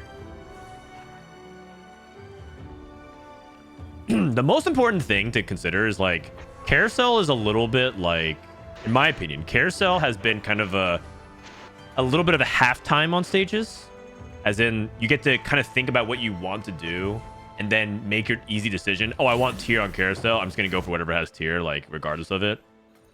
But with encounters, you kind of have to stay on your toes because anything can happen. It could be, like, throwing a random support item, and all of a sudden you have to weigh, like, the risk and reward of, like, do I pick something that's really strong here, or do I go for my initial component? Sometimes they have, you know, like, you have to just straight up, like, leave immediately and pick the unit because everyone can move freely. Sometimes it's just a workout with set. It's definitely like a lot more to think about. I don't think I do the best job at playing around encounters, and that's something that like I'll need to improve about my play throughout the sets. But it's actually a lot of mental space to just like think about all the encounters that like could happen. Like sometimes it's like maybe I shouldn't level here because like what if like Kha'Zix encounters happens, or like maybe I shouldn't stem items here because like maybe, you know, Kindred offers me red or blue buff. So in a way, I'm not sure if this is a 100% my take, but there is a perspective that you could have where encounters dramatically increase the amount of thinking that you want to do to minimize all the possible, or play around all the possible different variations that happen. And so this is why some players in China were saying that they think that this is going to be one of the hardest sets ever to play competitively and to master. I think 60-second was the player that said that, for example. I get by that take. I also think sometimes encounters just like screw you over with no counterplay. Yeah, like totally, if you're streaking and there's like a radiant item off Carousel that you slam the ADMs and you're like, oh great, I get to take Radiant JG with Even Shroud. Then I mean, there's only so much you can do. Choose? I can't, you guys. Like, this is a spectator bug. I think this only resets until we get another option or just times out. Okay. Imagine if you could choose for them. Like they Yeah. picked up the hill and all of a sudden Frodan from the shadows. Reaches to the EDMU players. Wait, this gives me a Chooses really plus interesting DP. idea. Oh wait, Malala's on 4 lost 86 HP. That's amazing. Did you ever play StarCraft or Warcraft? There's a game mode that you'd be able to play where one person, basically it's 2 people get to play the same game together, and one person would often focus on like building the buildings and focus on the economy, aka the macro, and one person would like control the army, aka the micro. So they call it macro in some game variations. What if in interesting. TFT you could do the same thing? You load up and you both control one POV. So one person could like itemize and the other person can buy and roll down. That'd be kind of fun. We had a actually. third person and they only scout in position. Well, one person can scout Holy. and do everything for the other person as well, right? Like, it'd be kind of funny to see people fight positioning. Like one guy's like moving and the other person is moving the other way. Oh man. See.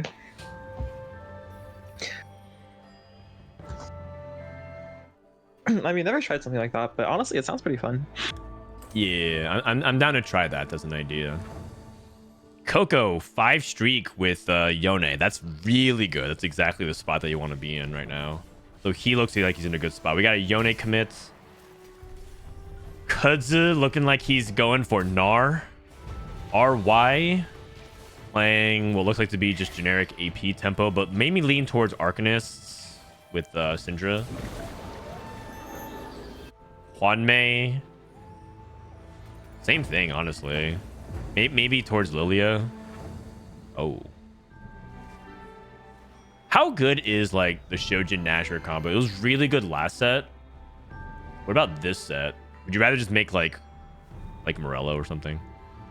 I mean, I'm gonna give the TFT answer. It depends. Okay. But like, it really does. This set, like, I mean, I could point to like a wide variety of champions. Like, okay, Shojin Nashor is pretty good on the Sandra, or not the Sandra, on Morgana if you like play her. Her intervals work pretty well, but then you look at Lily and you realize Shojin Nashor is like not that great. She's an Invoker. I don't know if you necessarily want Shojin on her at all if you're playing with 4+ Invoker, and her mana intervals don't really work out that well. On some of the high cost AP champions like Hoi and Azir, I think Nashor's actually wears off before they even get to their second cast. So I'd rather have like Shojin. Okay. So it doesn't even Because feel they're like it 130 loops mana or nicely. something. Yeah. So it depends. If you're playing Zoe, if you're playing Morgana, Shojin Nashor is still pretty darn good. If you're playing Ahri, Shojin Nashor is really good. Like, I love Shojin Nashor's on Ahri. So I guess same as last set for Ahri, huh? Yeah, You can still go yeah. like mana plus Nashors. So, were you again? Sorry, I'm sorry that I don't remember if you were watching that game, but there was one game yesterday. Ari looked particularly very impressive with like the same kind of like set 10 build, like blue buff Nashers, and she was I think I doing saw it. crazy. Recombop. But yeah, I mean, like, attack speed on this Ahri is really good. It's generally really good on units that have like really low cast time. Is I think the thing that makes Nashor really good. So I wouldn't really like it on this set Syndra, for example. Yeah, true. Or do you say Syndra or Lysandra? Syndra. Syndra. Because I think got it, Syndra yeah. has a pretty long cast time. Yeah, because Syndra's like she's busy summoning her butterfly, so she's not attacking. Same reason why it's like some people are like, hey, why not just put like the Shiv on this Lysandra? I'm like, she spends so much time casting. Sometimes I'd rather just put it on like, you know, like Lux or some other Arcanist. So it feels like they're applying it more consistently. Okay, Malala has a Gauge slammed with Edge of Night. Is he also going Yone as well?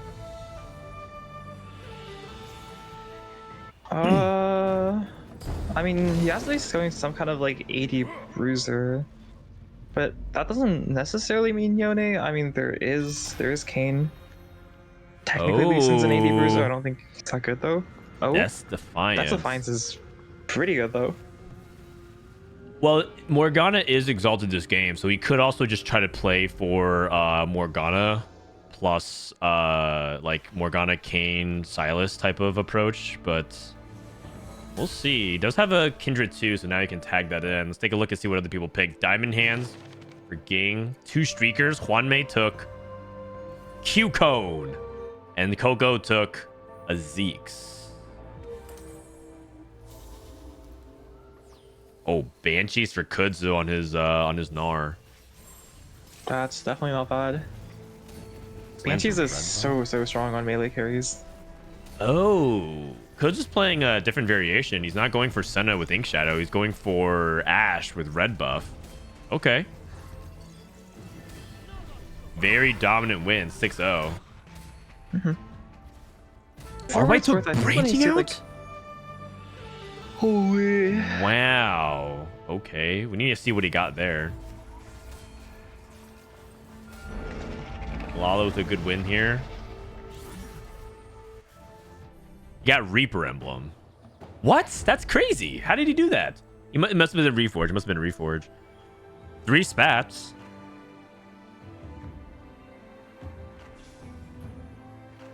One thing I'll say is I actually like quite like the spat balance of the set. I think there's like a few exciting traits you can chase. Like Mythic, I think is like hitting higher levels of Mythic is pretty strong after the rebuff to the Mythic traits.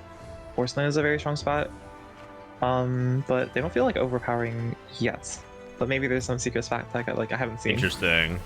I'm kind of of the opposite opinion. I feel like he did reforge it, by the way. I kind of feel like the spatches are a little bit on the less exciting side, but maybe that's partially why you like it, because you like don't want it to be too impactful. But like I think honestly they can probably use some buffs. I think they're kind of boring. Okay, It's like, that's fair, oh that's my fair. god, I got 2 ghostly, woohoo! I get 2 little ghosts. That's it.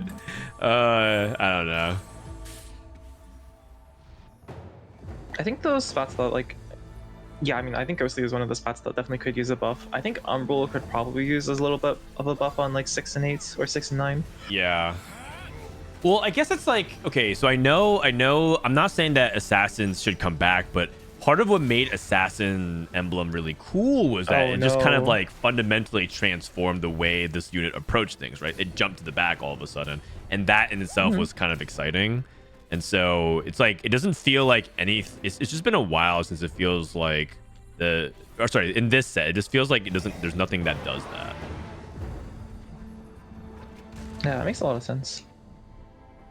Even the spots that I consider to be strong, like Heavenly spot, I think is really strong when you're playing like anything more than 4 Heavenly on your board. It's not really transformative. It kind of just buffs your team, which is, I'll admit it, it's kind of boring for a spot. Yeah, agreed.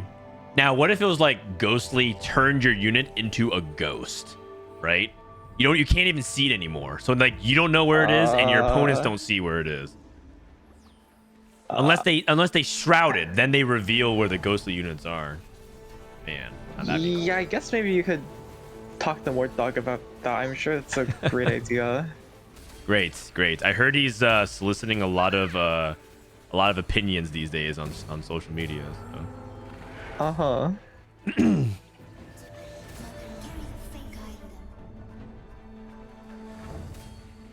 Okay. Coco's still really strong with his Yone setup. This is part of what makes Yone really good, is that he can still be very strong. He's still on 1-star Yone. Wow. I mean, 1-star Yone is 1-star Yone. I think for a lot of melee carries, what's historically been true is that like even at like not very high upgrades, they're just really, really strong in stage 2-3 if you have them through item. Because getting like 3 items on your melee carries is such a big diff. Like on ranged units, you can sometimes get away with like just having 2 item carries for a long time. But like melee carries really need item tempo. Yes, agreed. Oh, early Lilia for Dasik, by the way, who is streaking. Rico makes a Tom Kench 2. Looks like Lilia is contested, or he's going for Ash. It's possible. He's open to both. I'd probably lean more towards Ash. Malala's spot. Gets an item Anvil. Looks like a lot of people got gold orbs. Ging is rolling down here. Going for Aphelios 3. Ooh, Gunblade. Okay. 7. Oh, interesting. I think Aphelios is really unoptimized right now. 8. Agreed. Oh, wow. That's a lot of Aphelios. Oh my god, that's such a fast Aphelios. And he has a lot of gold left, so he can push levels. It's not like he rolled a 0. Yeah, I mean, his econ's still good. He's probably gonna make 40 this turn, or make 30 this turn. He's pretty stable, I hope. Or if this isn't stable, then I mean, Aphelios is just completely unplayable. Yeah. But I assume this is pretty stable here. It has to be. It's this 1-star Lily on the other side. Malala.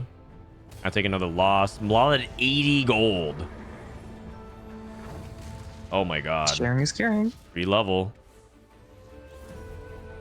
Definitely looks like he's not playing Yone. Maybe Right, like a right. Kane. Or maybe, you know, Wukong if he hits it. Big grab bag.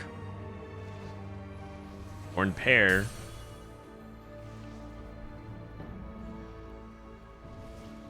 Wukong, Lissandra. Both pretty good units. Kane.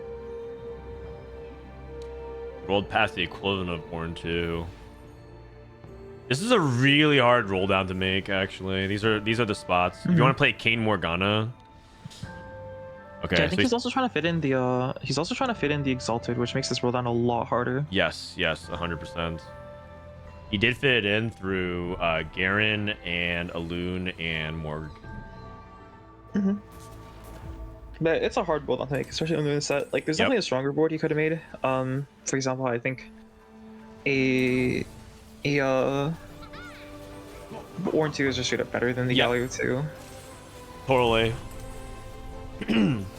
Reforged into another death cap.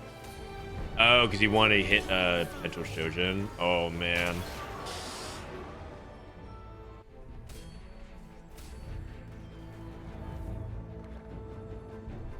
Okay. Malala's gonna have to go for another roll down. This is actually one of the more challenging things about Morgana Kane is that it's a really hard comp to play from behind. I think it's actually almost inverted. Like Coco would be the one wanting to play this, and then Malala would be the one wanting to reroll, but instead the roles are reversed.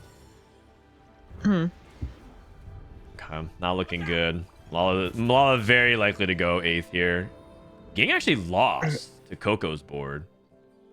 Oh, wow. What? Okay, I mean it's poor Wow. Reaper, but oh my god. I mean his frontline is That all is 1-star, so yeah, okay. His frontline is 1-star, but like I would have thought with the diamond hands, you know, no matter what, your frontline can't die too quick, just because you have diamond hands. Yeah. I'm surprised they lost. But like going back to the subject, like I'm actually really curious for life to come out so I can look at item stats, because there's a lot of stuff on Aphelios, for example. I don't personally think that IE is that good on him, but I mean I see it getting built a lot. Well, I think part of it is that he gets a lot of AD from his Fated bonus. So it's kind of like you can convert off that AD, and he does auto a pretty good amount. It's like his cast almost feels like it enables his auto attack more because it sunders right before he enters attacking. I don't know. I think that's part of the logic. But like if we're going by that logic, then I'd much rather have like a Runans on him, for example. If we're saying he has a lot of AD and his cast enables his autos. Ah, I see. Okay. So you'd want Rageblade, Runans, like GS, Deathblade? I think I'd want Rageblade, Runans, and then Gunblade or Deathblade. Not sure Oh, which one's Gunblade. better. I feel like we'd be sprinkling at that point, but maybe I'm really underestimating the damage given through Fated at that point. I mean, this one is where I'll admit I'm not sure. I just have theories on what is best for Aphelios. Oh my god. Wait, That's never a mind. I thought pretty this was good Law's POV. I mean, I'm happy for the guy. You know what? Never mind. I'm biased. I admit it. Law has Kane 2. And that's important that he probably... Oh my god. Wait a second. Lissandra too. I mean, usually you play the Morg, but I feel like at this point you kind of have to drop out of it. Morg is exalted. That's the reason why you wanted to play around Morg. Yeah. But I mean, something I mentioned like a bit ago, I think it's like really not worth it to like force yourself to play around Exalted. There's definitely times where just like playing stronger units is a lot more worth. I think he can get it, though. Oh, he took out Alun, Garen. Got Morgana. it. Yeah, if you take out Garen, you're not playing around Wardens, I don't think I'd try. That hard, at least. Kane. Oh my god, Kane.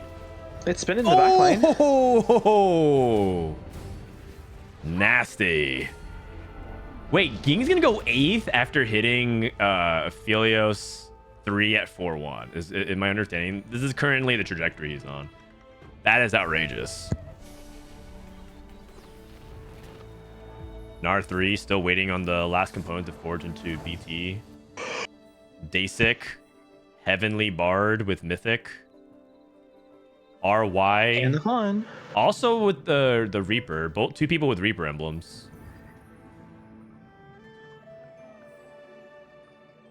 I talked about this a little bit on my Twitter thread for the tier list yesterday about how Reaper is just such an amazing amount of tempo and it lets you go to level 9. And I think this is a pretty good example of it. Coco and RY are both in dominant positions. Even if they lose these fights, which looks like he finally lost one, they don't take bad losses because they just kill so many units. Yeah, I mean, I totally agree. I think 4 Reaper is an amazing trait. It's like super busted. But when you actually need to like play 4 Reapers on your board, it doesn't feel that good. Yeah. So the Reaper emblem Kindred. ends up enabling like a lot. No traits. But yeah, I think Reaper emblem is like, I mean, we talked about transformative emblems. This one's not really craftable, so maybe this one doesn't count. But Reaper emblem is definitely one of the ones that like I see it, I'm like super excited to see it. Yeah, that is true. That is true. Also because like sometimes the symbol just gives you like a really good impression of like what it should do.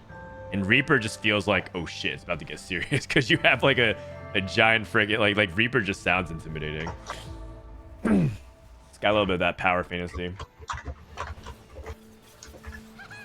Okay, so Juanmei playing a 7-story Reaper Zoe, by the way, but looks like he's going to level 9. And he's going to transition off of Zoe into a powerful AP carry late game. He's not going 9 yet. RY just hit Silas 2, so that's really good. Reaper, Silas is very good. This is Malala. Malala is rolling. Malala's playing for placement. Silas 2. That helps. It's definitely an upgrade. Much better to hold these defensive items.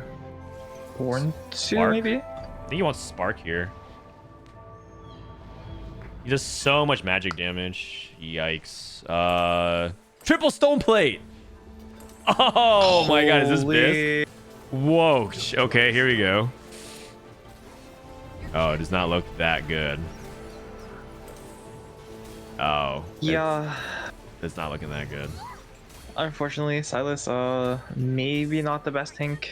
No. Even if he does have tank traits.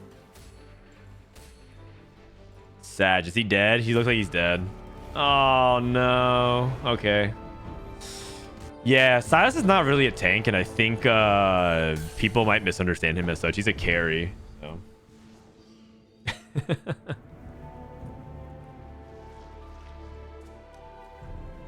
Why is Lysandra so weak? Because she's too. If she was really powerful, you guys would endlessly complain about her. Because during the testing, they did the preview testing, and Lysandra was very OP. And it was not fun. Yeah, having played in it, I think Lysandra was like 3 hex range. She had higher values. I think initially she maybe just like farmed the component on every single kill as well, maybe. I think it wasn't like a 50-50. Yeah, she was put on every board no matter what, because when you got her, she would just start printing items. If you had 2-star Lysandra, you'd win the game. I agree. It's better that she's weak. If anyone remembers like Kiana at the start of the set, she was kind of a menace. Yeah. To put it frankly. And then like on live, she's not that strong as a unit, but like she's got her place. Yeah. She's a lot more for like the utility, it feels like now. She can lock down certain units, she can displace them. Very similar to Kiana, basically, and I think that role is good. Also, not all units to be carries. Yeah, and also I was just gonna say that it also like puts in it makes you have to be more thoughtful about how to play her instead of just like, haha, like print items. Unit printer or item printer goes burr.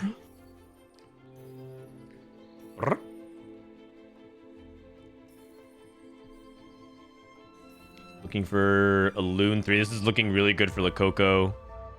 RY still biding his time to go to 9. Going up against Rico.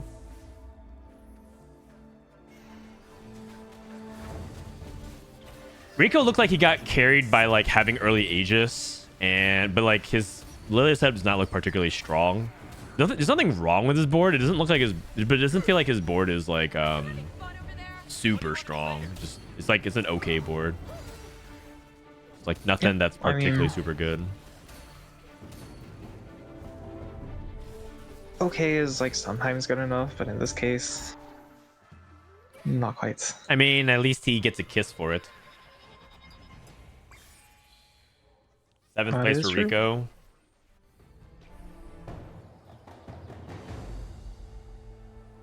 Another Mythic Emblem, Faded Emblem. Ging can he use the Faded Emblem? Okay, he's going for it.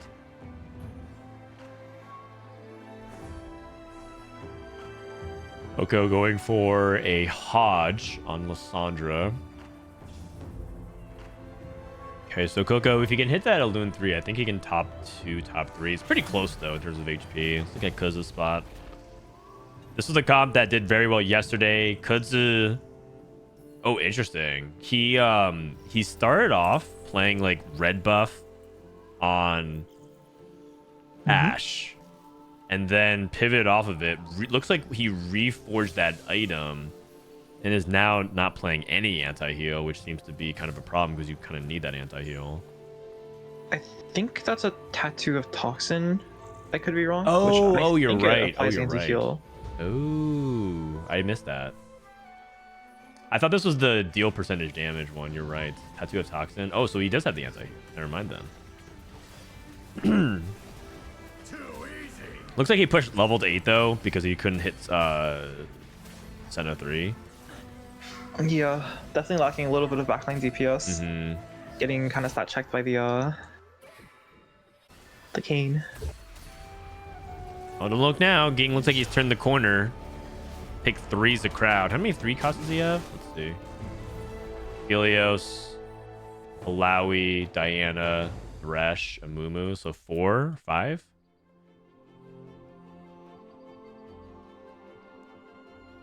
Ging is streaking. That he is. Honestly, a little bit surprised because he had Aphelios 3, lost the next 2 rounds immediately. And I was like, oh, okay, maybe this Aphelios unit is just so bad with his setup that like he might go 8th, but then he's been winning the rounds ever since. Yeah, I think part of it was when he lost, he still had an all 1-star board. It was literally like Alawi 1, Amumu 1, Aphelios 1, you know, Shen. I think he had Shen 2, but then it was like Aphelios 3. So it was like, yes, he hit Aphelios 3, but Aphelios can't win just purely by himself. Everything else is so vulnerable. Now that he's 2-starred everything, actually has time to stall out and even have a target for Gunblade, because I felt like at one point he didn't have anyone to heal with Gunblade. His Aphelios was popping off. And Lakoko, in a very surprising turn of events, 7 loss streak from 95 HP into a bot 4. Maybe. I think I mentioned it yesterday as well. I do think that this Yone comp actually has like a lot of trouble winning out, because you need to get to like Yone's 2nd or 3rd cast before them to start hitting the corner. And if you're on the opposite side, like he needs like 3rd or 4th cast sometimes to hit the corner, which like sometimes in late game fights you just don't get that time. Yeah, I'm also noticing a complete lack of combat augments, and these melee carries really thrive off of having that that combat bonus of some kind. And so I do feel like this is a weaker Yone setup. Also, I'm not sure if I'm a big fan of Quicksilver, but I do understand why he built it, just especially because the way his tempo was working. So yeah, maybe. What are the Yone setups you've seen succeed then, if not Quicksilver? It feels like the Yones that do well just straight up say like, I'm gonna go like 3 damage items on him, or like if I do end up building a Yone, it's not Quicksilver, but it's like they play like Not Today Yone with like Edge of Night. I feel like that's kind of when I see the defensive item do well. But all the Yones that were doing well in in-houses, especially in China, were just going like double Titans BT or like, you know, even like Last Whisper on him, things like that. They didn't go out of their way. And these were people who were playing like Pandora setups too. CN standard is double healing plus Titan. I can see that. Yeah, even like Hodge BT.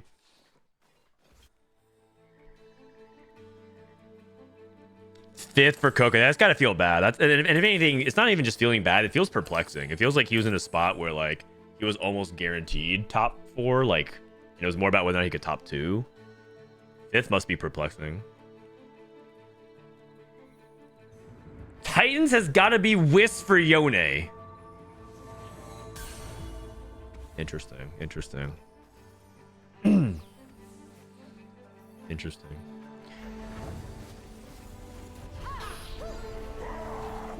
Rage Blade, red buff on Nico. Some pretty useless items for this front line. I like Sniper Focus on Lilia because her balls roll through the front line, and then it just like it kind of trickles, and sometimes it just like snipes damage on the backline units. Wow, this Mythic Annie is getting kind of shot in the face. Okay, but like she did work. That wasn't Annie's She was fault. pretty tanky. I blame that one on Lilia. I think the Lilia bit was really good. It's just like a tiny bit low damage. Maybe if he had blue buff instead of Shoshin. Yeah, I mean, I feel like honestly, I'm playing pool or like billiards with Lilia. It feels like I have to have an advanced degree on trigonometry in order to like understand how this unit is supposed to target. And like half the time when I'm like positioning Lilia, I'm like, okay, based off the fight flow, it should be like kill this unit and then start targeting here to hit corner. And then it's like nothing. She just aims completely to the 180 opposite direction. I don't get the Lilia is like a very hard unit to play. In my own personal experience, I've simply avoided these troubles by not playing Lilia. I mean, but the thing is, you know, like this, right? Like she gets like these crazy ults in, and she just goes nuts. She's definitely good. You just see her murdering your backline. Yeah.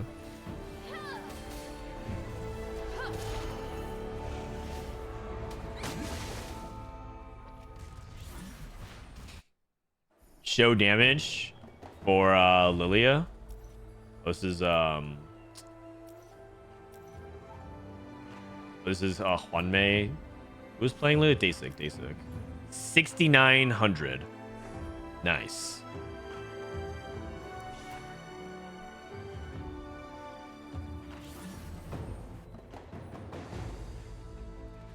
Okay, Warden Emblem, which is very, very good. Ging. Dude, Ging went from like I was worried he might go 8th place to winning out. Three's a Crowd seems really good for this comp. Yeah, I mean, you play a ton of 3 costs. Like almost always when I played a failure serial, I've always played the Alawi, the Mumu, the Aphelios obviously, and the Thresh anyway, so you can get 4 procs of it even without going out of your way. Yeah. Jing also went for the Diana as well, so 5 procs. Yeah, it makes sense. So I think this Three's a Crowd is what really elevated this Aphelios comp to have that front line that's good enough. And now with like Diamond Hands and Three's a Crowd, I think it's too much. He's winning out. Yeah, he's got the double scaling in the back. He's got the Archangels on Morgana, the Rage Blade on Aphelios.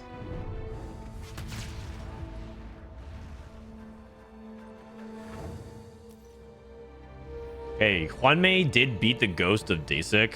He went triple red KO. Talisman of Speed, Scroll of Haste, and Tome of Swiftness. So he went KO. She's doing 13,000 damage. If you get a Story Weaver emblem, the 7 Story Weaver build looks very reliable. 7 Story Weaver, Rakan. Also, Cian loves Rakan, but I mean, that's not really like tech. Everyone loves Rakan. But I feel like every time I see Cian at level 9, they always have Rakan too. I really agree. Rakan's still like a really good unit. His damage numbers himself just are like pretty decent. But then you add on the fact that he has like a dazzle effect. He's an Ultrist, which is just an amazing tactic to have late game. Oh. Well, that's gonna do it. Ging wins out 11 streak to end it. Freezer crowd of Philios. All right. Pretty cool. I mean, Also- not a content also I hit think Aegis. We saw that much yesterday. Yeah. We didn't see that much yesterday. I did know that it did like well in one lobby and kind of bad in other lobbies, but it does feel like this justifies Aphelios, like people are saying Aphelios is like performing well. So yeah, it all kind of depends. Okay, in the other lobby, it looks like it finished in lobby 2. Dissoap won. Oh, sweet. Sappho second. Ice third, Flancy fourth, You Need fifth, YFTX sixth, Salvyyy seventh, and Balotelli eighth. So that brings us to the overall standing scores, which should be right now. First place is Ging and Juanmei, then Gap, huge Gap, Dasik, Dissoap, RY, and that's your current people who are fighting for top 4. Top 4 is the prize money for today. Holy. Dissoap Yeah, the gap scammed here an is amazing win, massive. apparently. Sorry, what's up? The gap there is absolutely massive. Yeah, it is for sure. Why do you have 10 league shortcuts? They're all tournament rounds. I have tournament round 1, 2, 5, 5 again, 6, PBE, and then regular PBE, and then regular League of Legends. I'm pretty sure the League of Legends hard drive space. Okay, actually, I will gift a sub to anybody who can guess it immediately right now. I'm gonna change it. Let me see. Add remove programs, and I'll skip it. What is the amount of hard drive space? Is this counting all the instances, like all the PBs and everything? Yeah, or- yeah, exactly. all of my League of Legends thing. Oh, it's actually not this. It's my program files. Okay, let me see. I'm going to straight up right click Riot Games because I don't have Valorant. I don't have anything else. All right, I'm looking. I'm going back. Nope, no one guessed it so far. A couple of close people, but oh, someone got it almost on the dot. All right, the answer is 167 gigabytes is dedicated just to my Riot Games Holy. folder. Oh my! I need to uninstall some of these. I need to uninstall some of these PBs.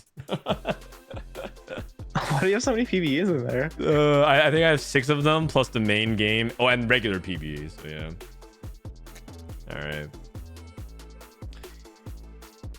right. I'm gonna take a little bit of an ad break. We're gonna get ready for the next game. I'll be right back. Rain, you're in charge. Hey, I'm in charge again. Woohoo. The thing is, I don't even know what to do with being in charge. I'm kind of lazy. I mean, if I was actually in charge, we'd be doing marbles, but unfortunately, no marbles, Saj.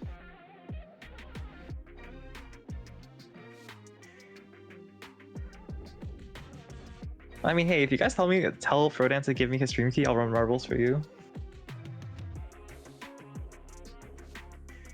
At Rainplosion say VIS Aphelios? I don't know. I like Rage Blade, Runan's +1, but who knows? Maybe, like, I didn't do the math on his ults. Maybe his ult is like so much damage that I use better. Rainplosion, can we ban Kandrew? Yeah, sure. Fuck it, I'm down to ban Kandrew. Wait, remove ban on Kandrew, hey!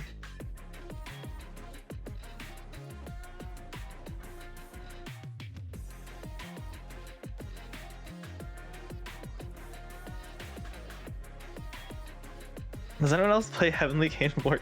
I mean, that's a pretty TFT related question, but yeah. I think we've seen it a lot with Heavenly Spat, especially. It's pretty strong. Where marbles? Hey, I told you guys, when Frodan gets back, just tell him to give me his stream key.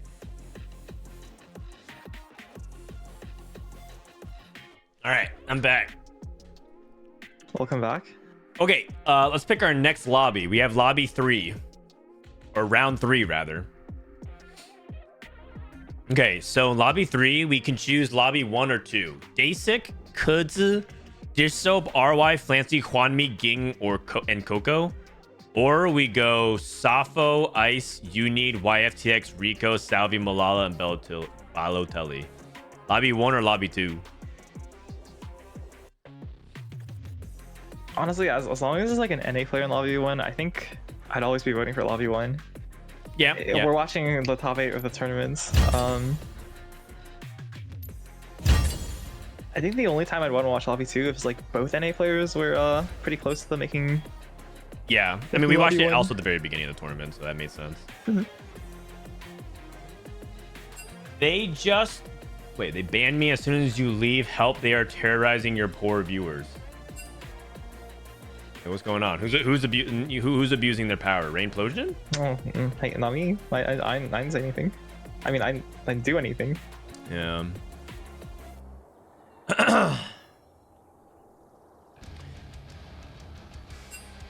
It looks like we're almost ready for lobby 3 to get started in a little bit.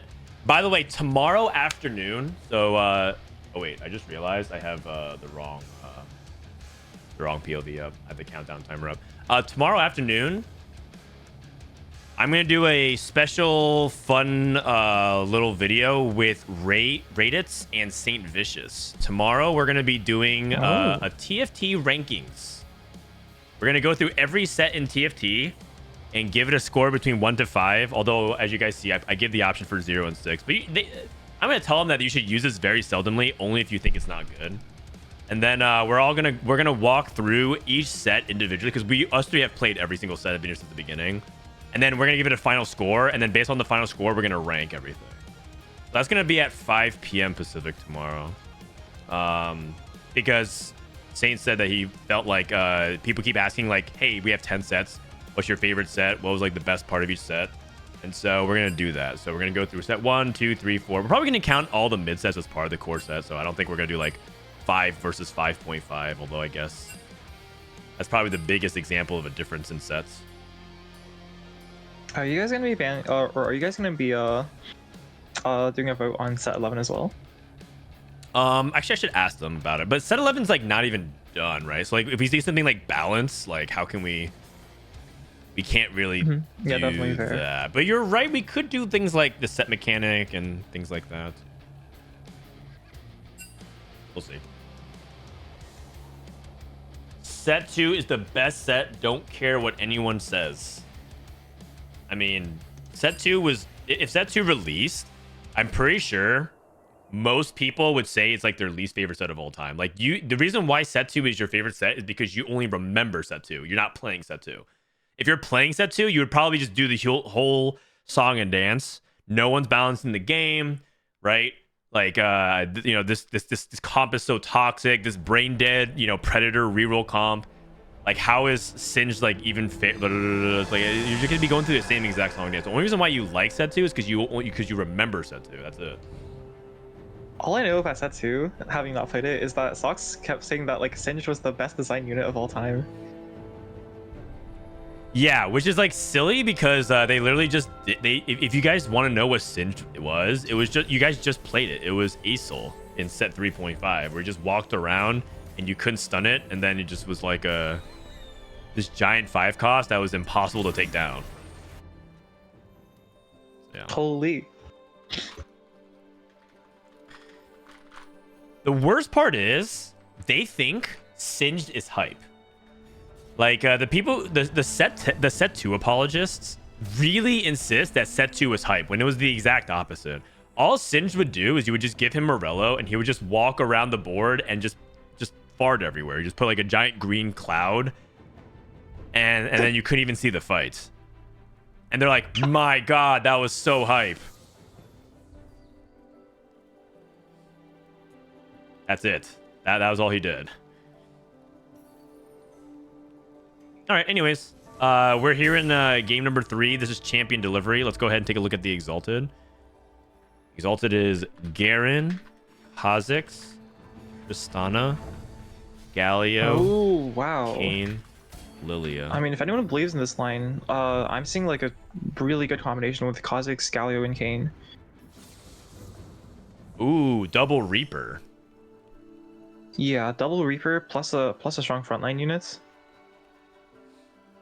And you know, I mean, Galio fits in pretty well because you can tag in Silas, who's Yeah. Umbral. Yeah, totally. So then that is a potential setup. It's champion delivery as well, which allows you to tailor your traits. This is Yordle's portals, or which became Fleshing Arena, which If was it's probably the worst named portal in set 9, if you guys remember. If this is a champion delivery, I don't think it lets you tailor. I think that one is champion conference. Oh, you're right. Okay, well, I need to brush up on my portal nomenclature. Holy. I already locked in on Oh! all the portal names. Ooh. Ethereal Blades? Okay, but like, the Shen augments? Oh, veg. Oh. I mean, it makes sense. They have another adaptive. I think fully adaptive is like really strong on stuff like Alawe, on stuff like Nico, on stuff like on especially Silas. Man, I'm I getting more love dogged fully adapted again. Silas. That guy, it makes that guy a monster. But I think the other argument for the Shen is that they didn't really have any Shens or Shen items. Yeah, exactly. So what do you want for Shen these days? I think people mostly think it's Rageblade. I guess like this is like some socks level cooking, so I'm not gonna say this is correct, but I think Shojin might actually be good on Shen carry, because like he doesn't do like, okay, so he does get mana locked and he has a like, and obviously like it's not really great to have Shojin on mana lock carries, but his autos do literally nothing unless he's within ults. Yeah, so it's basically my like secret you just tech want for it his is, ult Rageblade Shojin. uptime. You want his ult uptime to be up as much as you can, because he when he's not getting his true damage proc off of his time knife ability, it like does nothing.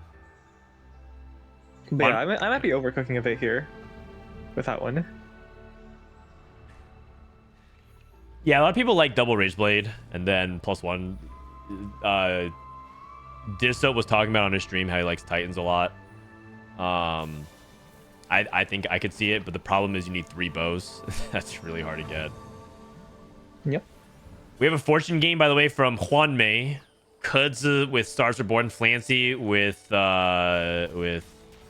Patient Study. I think we're on Jax. Jax is the headliner holding the Hand of Justice as well. Coco looks like he's gonna try to lean towards Janna reroll, or at least actually probably not. Probably more towards Mythic and Lilia.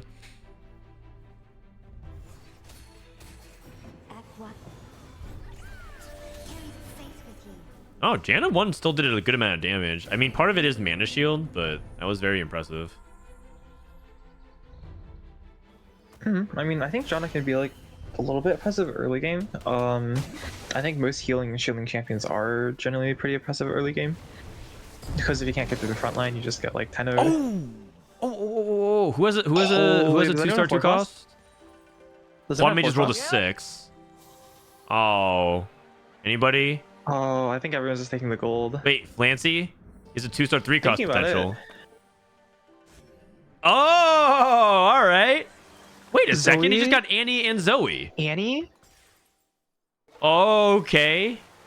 and Koboko in shop for 2-3 fortune. Okay, We're 2-3 fortune.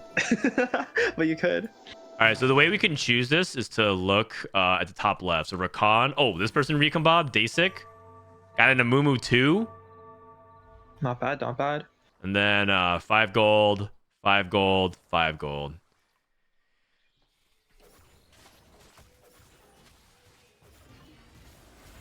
This is playing Bard. I think early on in the game, it really generally makes sense to take the 5 gold. When you actually have some like 3 costs, 4 costs upgraded, this can be really, really strong. Like imagine you roll down, you hit like a 2-star 4 cost. That like, I mean, you hit it like maybe it was like a let's say a Nautilus 2, like you hit it, but you don't really like it that much, and you hit the Recon Bob on 4-2. It can sometimes be really strong. I played in a lobby with Dish Soap and Setsuko where both of them had 2-star 3 costs at 2-1. And then 2-2 was exactly this encounter for Rakan's Recon Bomb. And so at 2-2, both Setsuko and Dish Soap had 2-star 4 costs. Dish Soap hit Galio 2 and Setsuko hit Syndra 2. This was in 2-2.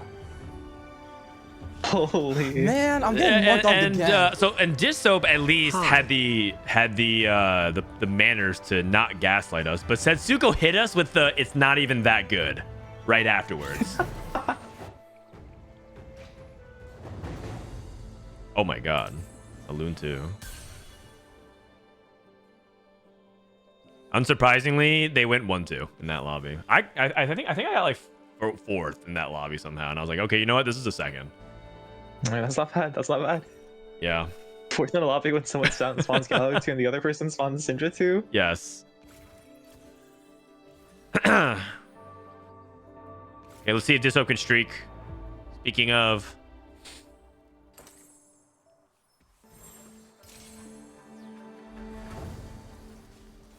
IE. Interesting. I wonder if Dissoap is planning on playing Bard. I mean, obviously he's gonna stay on Bard for a while, but I wonder if he wants to actually commit to this, or is he just playing purely like slam for as much tempo as possible, and then eventually transition to either another carry, maybe Exalted. Like this is theoretically good Ash or Aphelios items. Yeah, I'm a little bit confused here. What he's looking to play, because the Shiv indicates that like generally he wants some AP. It's not bad on Bard. Having taken like Shiv, the Shiv augment on Bard is like one of the best like holders of the Shiv augments. Yep. But then I'd be a little bit confused about the IE. Yeah, I mean, it feels like generic tempo to me right now, but we'll see. Like maybe fast 8, fast 9. Yeah, I mean, You even said if Bard these fast items don't 9. end up being Okay, that's not surprising. Yeah, I mean, even if these items don't end up being BIS on like any individual unit, if you get enough tempo out of something, having several optimal items for like plus 20 gold is generally pretty worth it. Yeah, and it's fine because like late game, you still can totally find a good mixture of AD and AP damage, right? Just because you build these 3 items doesn't mean you have to put them all in the same champion, like you said. You can totally have, Ash with, like Lysandra, because they're both porcelain units, and I think this is like a fine way to support that kind of that setup. That's just one of many different things you can do.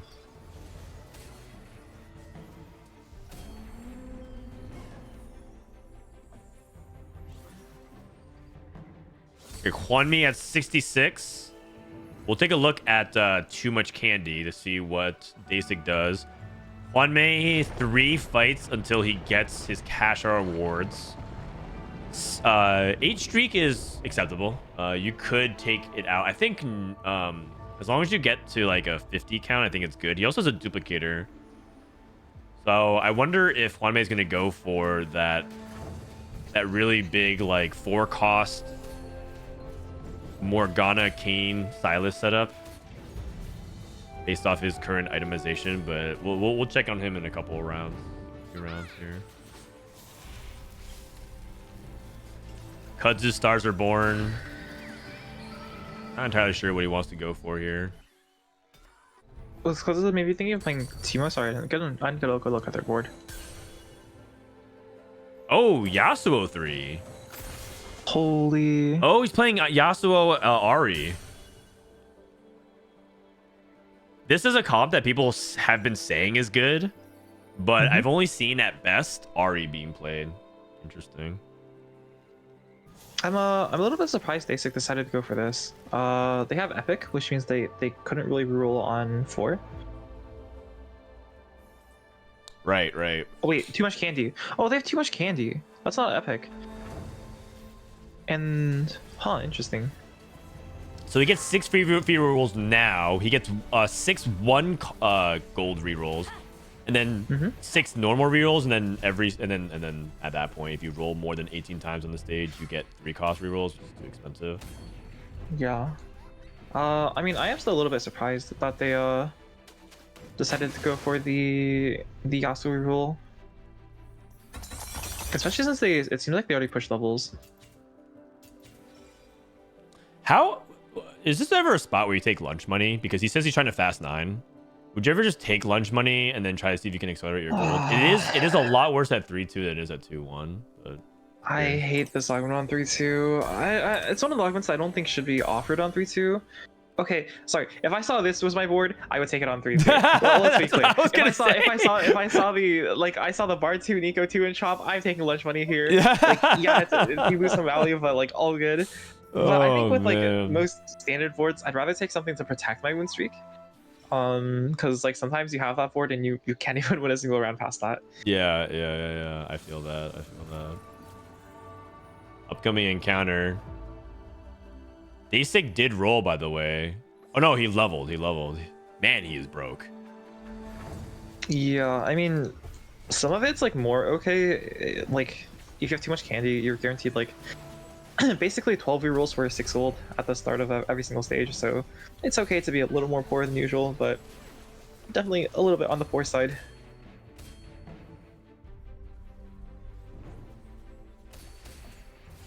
Easy win here. Did Juanmei get Tiny Titans? He did. Wow, Fortune Tiny Titans for Juanmei. Here comes the encounter. Cho'Gath. So you get to trade a shop slot forever. You get 3 anvils. He chose to do nothing. Declines. This is Disso's POV. Interesting. It's so early in the game. What do you think? It makes some sense for him if he chooses to do nothing. I think he chose the anvils. He did. He chose the items. Yeah. Because in his case, he already kind of like was nearly 3 items on everything. Oh, but, wow. Well. Okay. You kind of think about it. Like it's like, would you rather have like golden ticket on 3-3, or would you rather have what's it called, like big grab bag? Except you get component anvils, and component anvils are kind of broken. Yeah, that is true. It felt like he didn't have a specific item to fish for, right? Because he didn't have any open components. So that is partially what made that choice interesting. Also, I wonder how successful Fast 9 becomes, because he has 1 less shop slot.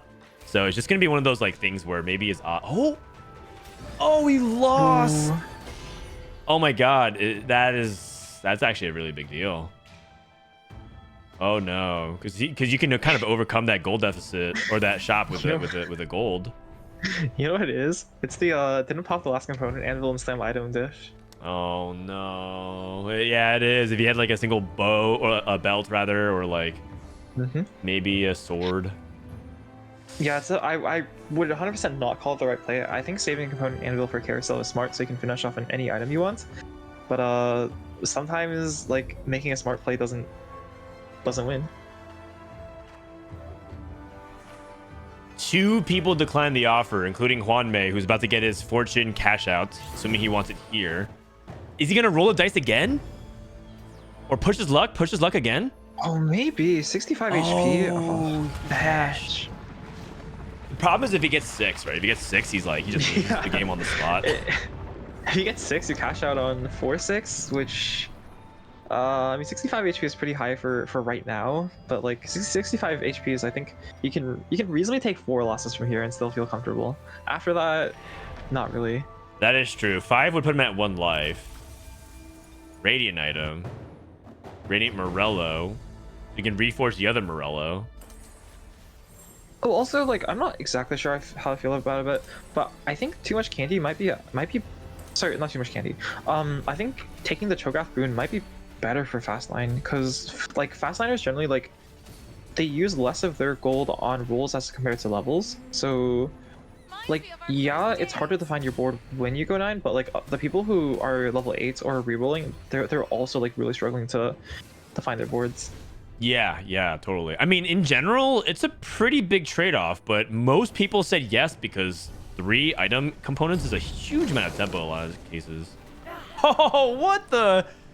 Oh, everyone's just getting so many components. Okay, at this point, maybe some people are regretting the Cho'Gath. Yeah. So now there is everyone such a gets thing as too three many full items items. equivalent. I think at this one, you're just mostly praying for glove. If you already have like item overflow, getting like a free TG isn't bad. But sometimes you can have too many items. Basic took tears. Belts for Ging. Disho took rods. Coco took tears. Clancy took rods. And Juanmei took what looks like to be rods as well. Oh, actually, I can't tell. He had blue buff already. It looks like rods. See as I see. Can you check by hovering the low top, like top left? Nope. Oh no. Okay.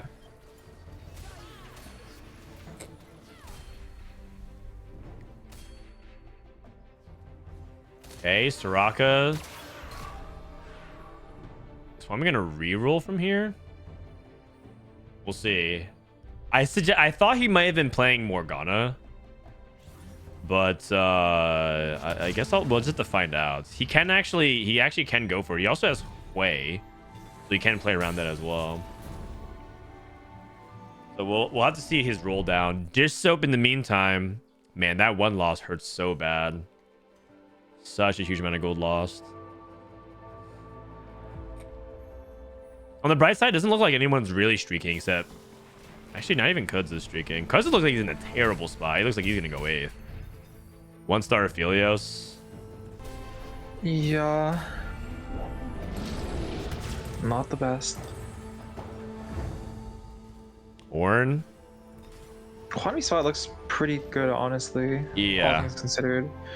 It wasn't like the biggest fortune cash out, but like, if you even get like a little bit of extra resources on the lobby, I think I think most top players can navigate like being up an extra gold augment to safely like top 2, top 3, or go Lilia. first.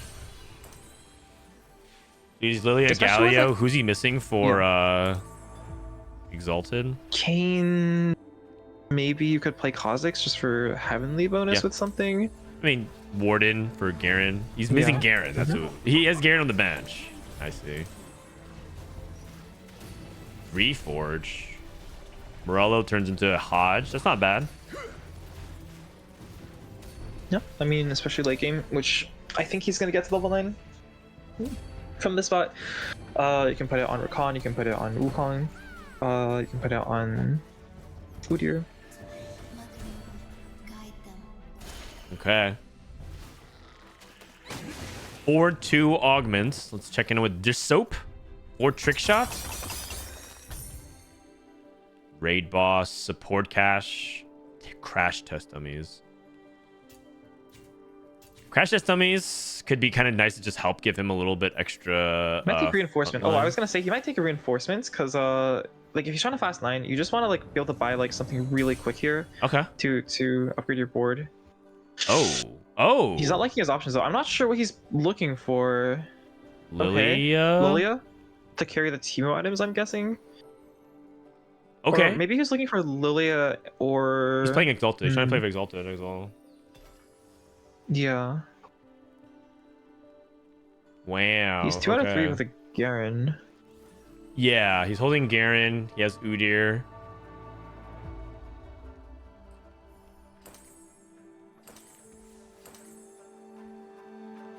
Dasik with that RE3 and long distance pals Yasuo. Wow, that RE does a ton of damage. Oh my god. Our angle is so bad this fight. If we were like on the other side, we'd already been killing this It RE. might not be that bad. Okay, we still win the fight, I think. Okay. This is Flancy's POV. Flancy playing for Morgana. Mm-hmm. I got Juanmei's board. Juanmei did get the Exalted in and playing on Silas. Oh wow, these Silas items are very good. You kind of play him as like an AP warrior at this point, so Titans BT is good generically. Who's he trying to copy with Hui? I guess this is Galio 2 next turn. Okay. Godu has somewhat stabilized the past couple fights with that Syndra 2. ROI is looking kind of rough. Ging just hit Syndra 2. Oh wait. Syndra 2 is Syndra 2. These are decent items for Syndra. Oh. Oh, interesting. I mean, I was curious about it because like I mentioned earlier that like I didn't think Nashus was very good on Syndra, but there's definitely some people who disagree with me. I think Clear, for example, was outspoken that he thought that Nashus was Syndra PIS. Interesting. Like on top of Man, I'm getting more dogged again. Yeah. Got it. But I mean, this case looks like King's rooting for the JG instead of the Nashus. Well, this looks like we just have no magic resistance shred. we're casting like 4 times onto this Annie and she's still not dead. Oh Yeah. my god. You could also say this fight's a Nashus death. Icarus, thank you. Yeah, fair enough. Getting a little bit, or at least preserving HP. Dystope 95 HP and streaking again. Looking good.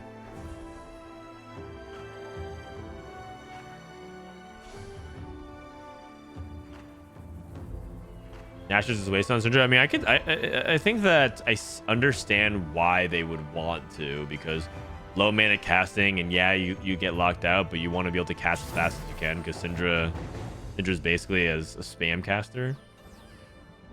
Annie.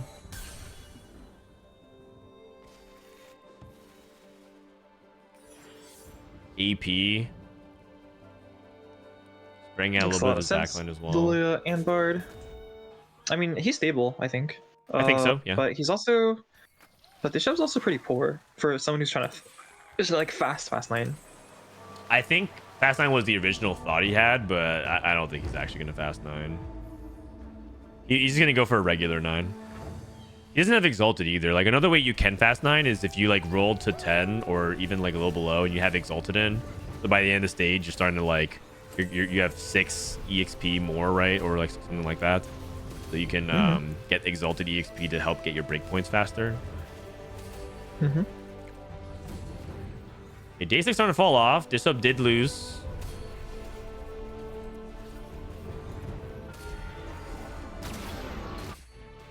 Bishop did lose, Dasik did lose. Juani's looks like he stabilized with the Fortune Cash Out. He's up like the Radiant Morello, I believe, from the Fortune Cash Out. So up a decent amount of extra resources.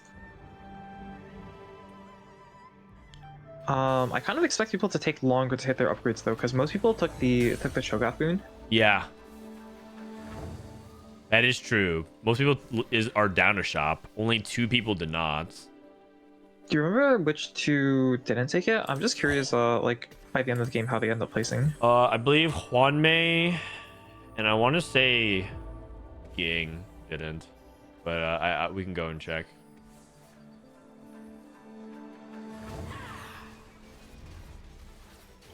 Okay, this is Ging versus Dishsoap. Any extra wins Dishsoap can get between now and 5-5, basically 1 stage from now, is huge. If he can win 2 out of the next 4, I think he'll feel really happy. Oh my god, he wins. He clears this fight. Oh, the Syndra didn't even get to kill his Bard. That's extra damage. Kud's at 1 HP. I mean, Kud's is going probably last. Very far behind the Aphelios count. No, Ging did choose it. Dasik did choose it. Juanmei did not. He declined the offer. Mm-hmm. It was Flancy. In Flancy. Oh, interesting. The CN player is just... or 2 of the CN players, at least, refusing the offer. Yeah, and it makes sense because for Kudzu wanting to reroll, he... Imagine trying to reroll for the Aphelios when he was downer shop. It would be really, really bad. That'll be great. Yeah, but it looks like right now CN is going 6, 7, 8 though, so it's not looking very good for them. Dishsoap gets another Bard. Is Dishsoap gonna go for Bard 3 anyways? Just kind of like naturally pick it up? I mean, it definitely is an option. He's got like most of his board online. You could roll for Bard 3 for guarantee on this board. 100%. Instead of choosing the Go 9. And he does have a Exalted in now because he's protecting the Garen, which links to the Nautilus Warden. Oh, sorry, that's Tom Kench, Nautilus Warden. We have Galio, which links to the Bruiser of Tom Kench. And then Lily, of course, is the Exalted. Very clever board building. Going up against Juan Mei.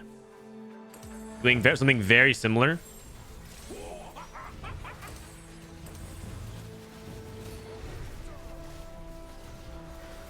We were kind of anticipating maybe the Galio and Lilia into Kayn, or sorry, Galio plus Kha'Zix and Kayn, but it looks like Lilia is the center focus of the Exalted boards right now. A lot of people are playing around Lilia. I do think there are some Exalted Kanes though, yeah, like Clancy. Makes sense. Clancy's going 9 now. 23 HP, he wants to play for 2 lives. Texan and Altruist, that has to be good. 3 Exalted is a huge team-wide buff. This is the sad version of the Kha'Zix and the Kayn. ROI is just struggling across the boards. A lot of 1-stars on his board. 4 people playing Exalted this lobby.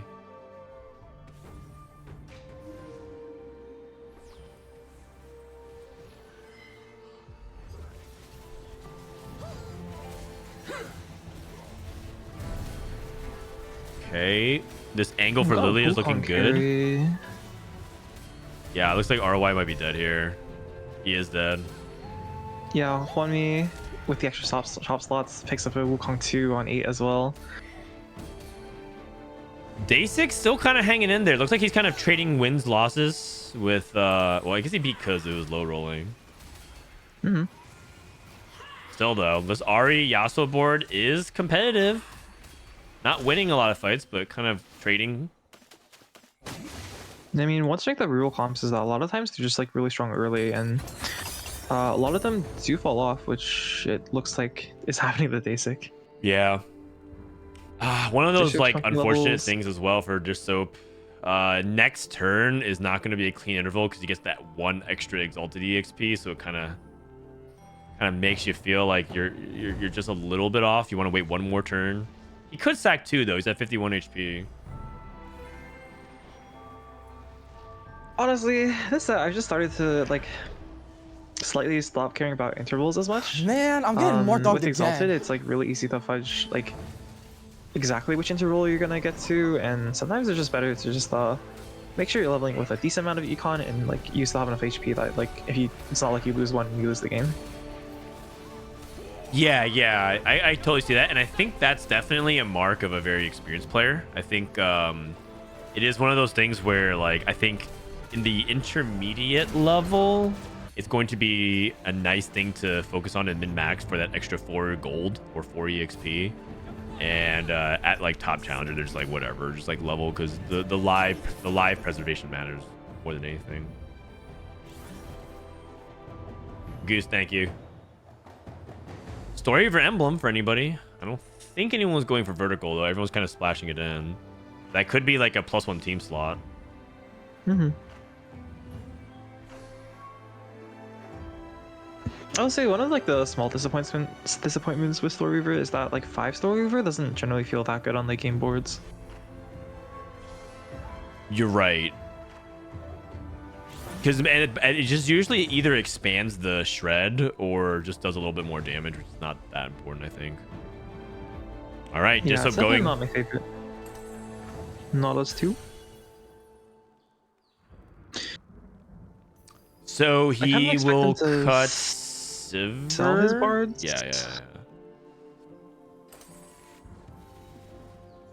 Story Weaver does scale off the star level of your Story Weavers, so he puts it on a 2-star unit. Plus, it gives each of these emblems give a little bit of HP. Actually, this gives okay, 20 resistance. 25 armor is 25 armor. That's never too bad. One thing I'm curious about is if you'll actually keep the bard around and try to reroll for part 3. Like, one thing you can do at 9 is that if you find a play, even if like your shop odds aren't really great for lower cost rerolls, you can tech and play, and then like you can print yourself a mini Nico in three rounds. Yeah, and Distop has successfully gotten to 9. Ging is losing. Dasic doing again the win-loss. So why do you think why do you think like Malala's Syndra boards are like being able to like win out to a top 2, and then we're watching Ging do it and it's not happening the same way? I mean, I think there's a few reasons for that. Like the first one is Malala had a Lowry 3. Lowry 3 is kind of broken. We said before, one of the best tanks in the set, and also maybe a little bit less of these LDP fudges. I don't think we're LDPing the Syndra at all here. Yeah, you're right. She's getting not Just- even that much more AP. Yeah. I think we LDP'd the Galio and the Morgana here. But the other thing is that I think that 6 Arcanist is actually really, really strong. Interesting. So you're saying the 6 Arcanist is a really big breakpoint. It makes sense, like a 35 EP jump, doubling the AP for everybody else as well. That's not to say that the sport is bad. Like obviously, it's really good to play around what you hit, and like playing around the Galio 2, the Silas 2 makes for a very strong board. But the Syndra itself is definitely going to do less damage without the extra 2 Arcanists. Yeah. Disho just lost to the Ghost of Juanmei, by the way. That's not a very encouraging sign. And look at what Disho's doing with this Bard, by the way. So I think you call it.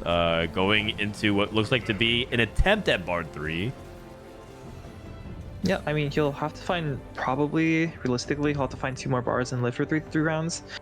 It's not too realistic to expect that you'll One more. live, you know, one more copy of Bard, and he's basically guaranteed Bard 3 unless he mysteriously dies in the next 2 rounds or so. Yes, that's correct. You can tell by the number of orbs in the bottom center, but right now it's a little bit obscured. Going against Dasik or Ging. And Ging it is. Dasik with double shiv, by the way. We talked about how some of the extra shred can be necessary. The sets on our Bard, that is not good. That is not good at all. Stacking as well. Oh, think it's been- God. The set's been like bench pressing 2 bruisers for most of the entire game. The 2 4-cost bruisers. I think it's got a lot of extra AD. Dasik's dead, so at least it's a top 4 for Dish Soap. Wow. Man, RE3, Yasuo 3 into a 5th. For this show, he needs to live 1 more turn. He's 1 off Bard 3 if he can hit it right now. Not quite though. Yeah.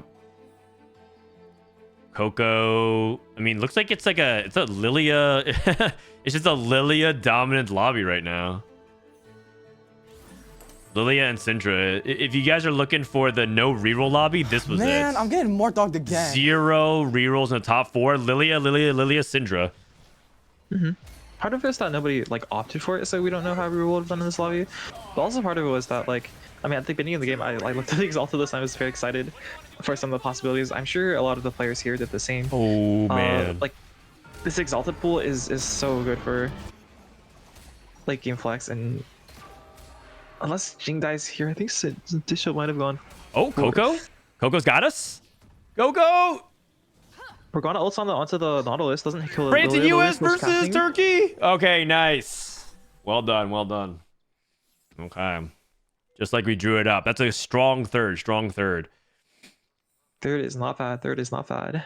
Also, I mean, just to kind of highlight this, Lilia, when you have the Invoker and you were able to play around it strong, 1, 2, 3. 1, 2, 3. Ema, thank you for the 3 months. What's been the go-to faded pairings? It depends on what carry you're playing for the most part, but you always think about like if you can get a bunch of bonus damage onto your carry with like Syndra, or sometimes you play set with Omnivamp, and then maybe the slotted like type of damage like AP or AD if you're rerolling Aphelios, or like we saw reroll Ari. He went for AP, obviously. Man, Juanmei looks really far ahead, and he hasn't lost yet 11 streak, but Coco's on the back line. Can his Wukong do it? Monkey King? Oh my God. It's definitely scaled up. Just needs to kill the Annie, which isn't too difficult. What? Okay, so okay, yeah, Wukong, but what is this Lilia? 14,000 damage. Altruist I Emblem? think part of it's Heavenly Emblem? up an extra. Oh. Huanmei going for the Wow, Heavenly. nobody goes for the team wide. Oh, Huanmei goes for Heavenly. Coco goes for a Morello. Did they Nope. not have anti-heal before? Oh, that's a Oh, pretty okay, big makes a lot of difference. sense then. Not having anti-heal. Okay. Annie does already apply some anti-heal, but like she only applies it to units around her, so Yeah. redundancy is always nice. Having some extra anti-heal is always good. Heavenly can go. He also has cyber value. That's another thing too. Huanmei got like another unit to potentially spread cyber if he wants. Frontline Kog'Maw. Holy. Wow. Wukong trying to see if he can get under wrap on the other side. The Silas is taking a lot of damage. Our Nautilus cast again. It does. Oh no, our front line's dead. Front line's falling Oh apart. no, the Lilia. No! Oh, the Lilia was like one cast away from like wiping everything. Man. Oh god, this is exactly why Lilia is such a hard carry to play around, because in late game situations you just kind of see the way she's ulting and you just know, man, if you position better or if the fight panned out a little bit differently, that might have been the diff. Okay, Malala's still in the other game. Is he streaming? We'll hop on board with him. Nice job to Coco for a top 2. Malala wins 7th. Sag. Game is over. Rico Mastery. Wait, is that a second win? Rico Mastery wins again? Or no? We'll have to go ahead and look at the scores.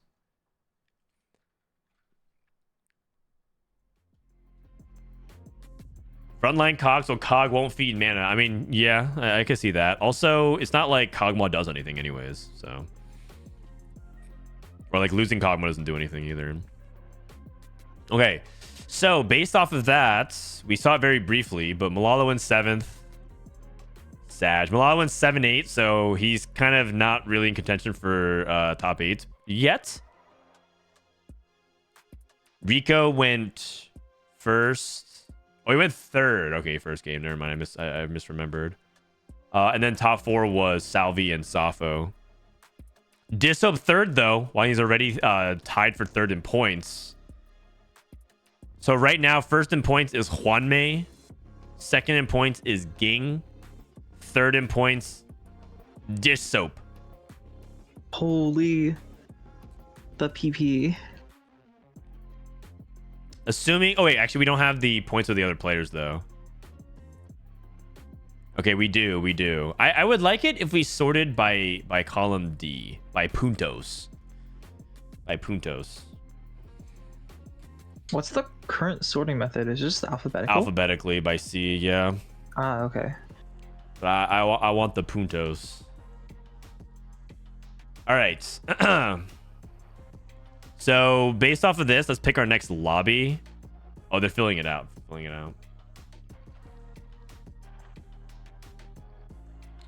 You can make a copy and sort real quick. I could. Or I could just, slowly and Just surely make your eyes hurt by doing this. Okay, so Huanmei, Ging, Disop. Actually, yeah, Huanmei, Ging, Disop, and then Rico Mastery. All right. Balotelli went 8-8-5, but he's in last place. And then Unid, and then Salvyyy / Malala. Oh, and Ice. Ice is not having a good day either. Okay. I mean, Lala's definitely not out of it. I think a first Man, could I'm maybe getting get him more back dogged into the again. first lobby. Yeah. Thanks for high quality content. Soapy. Thank you for 3 months. Yes. You're welcome. Speaking of Soapy, are we watching Lobby 1 again? Ging, Disop, Coco, Huanmei, Rico, Dasic, YFTX, plus 1 person missing. I think so. I'm going to go ahead and join. We're just going to stay in Lobby 1 for a while. Huanmei is unstoppable. We're looking to watch the winners. Huanmei went 1-2-1. Man. Wow. I mean, Juanme's had a relatively quiet past couple of sets. I can actually just split view this. But he still actually is really competitive. It's just that he hasn't made the world championship in a couple of sets, but he's actually been casting more, which is fun. He made top 10 at regional set 10. That's pretty good. Super server, he got third. Super server, he gets top 8 again. And then he made top 10 in both of his regionals in set 9 and set 10. That's still really good. Even though he didn't get top 8 and played for world spot, he still got top 10. Like, this guy is still a beast. Like, and that was like his worst performances. If you color through that, the fact that he's like this is some of his worst sets so far, and he's still like kind of crushing it in terms of good results. I mean, his consistency is amazing. Like his places from like 5th through 10th, there's like so many of them. Yeah. This guy's an animal. So yeah, sure. You haven't seen him in final lives at regionals, but he's getting 10th in the back-to-back sets, even though it's like his worst performing sets. And I mean, sometimes TFT really is just a game of variance. Sometimes like you play fine, but yeah, sometimes things just don't work out. I mean, that's why I'm down to blame like all my bot 4s on. Yeah, just variance. Yeah, just unlucky. Couldn't have them place higher. How serious are you taking set 11, Rain? This set I'm definitely taking it super serious. Super serious. Wow. What does that mean? Yeah. I mean, I DM people asking me if they want to study together and stuff. I think I'm gonna like make an active effort to do really structured studying this set. I've always been like, I think I've always been like studying like relatively hard, but like structured studying isn't something that I've like really done a ton of. But like VOD reviews with goals with like set times. How come you don't ask me to review? Or you just haven't gotten to me yet? I see. Yeah, that's right. Oh, I mean, I didn't know you were down to review. I'm down. Wait, like if you or Bryce wants a VOD review, I'm like totally happy to do that. Oh, okay, cool. Sounds good. If you scroll Rigtick, are you German? Rigtick. Yeah, you scroll Rigtick on the sheet with final. You sort by points by puntos at Frodan.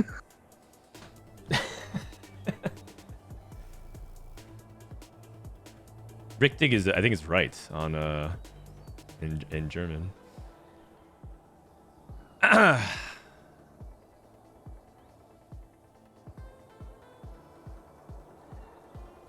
That was Japanese, not German. I think you watched too much anime. That was nothing like German.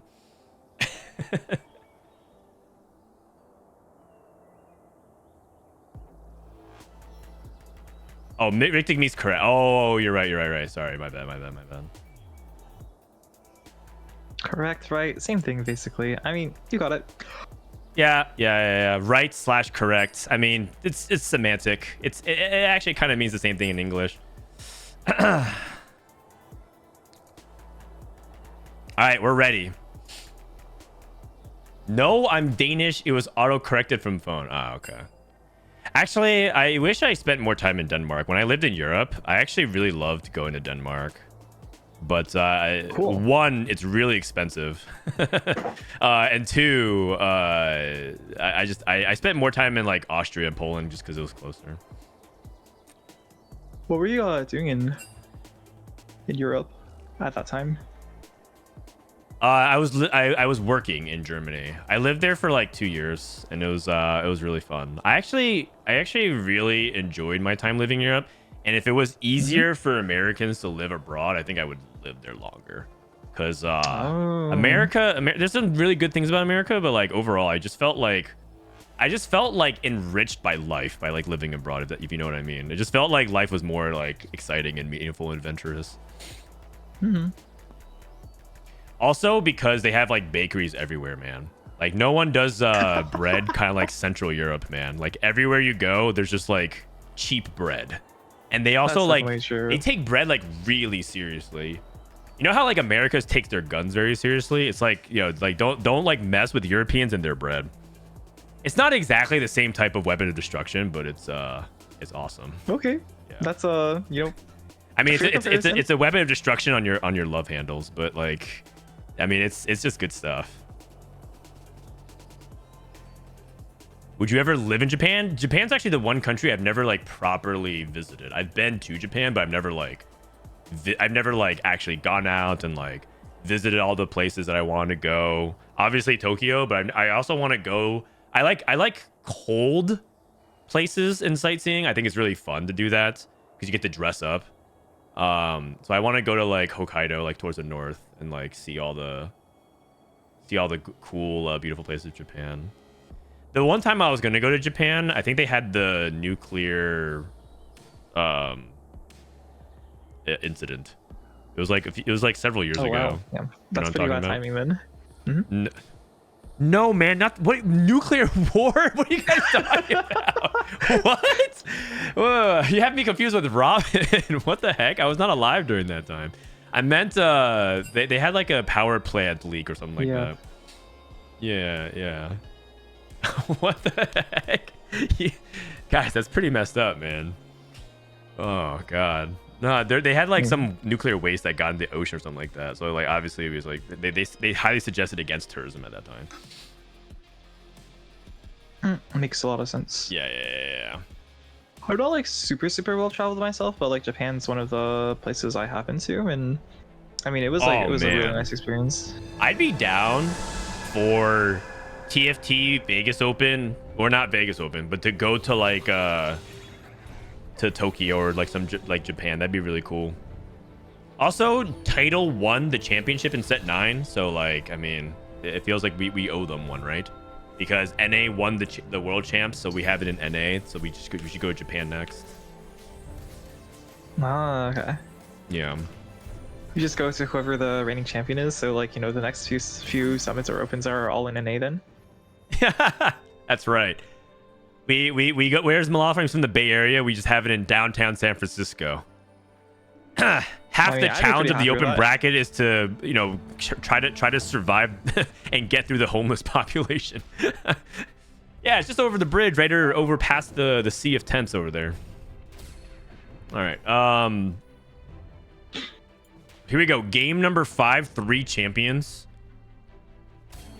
Dis open, really good spot. He's top 3 right now. First in points, it's Juanmei, who's going 1-2-1. This guy is yet to get outside of the top 2. And then shout out to, I think it was Ging, who's also right now in that top 4. Let's take a look at the Exalted here. Jax, Teemo, Alun, Diana, Fresh, Ash.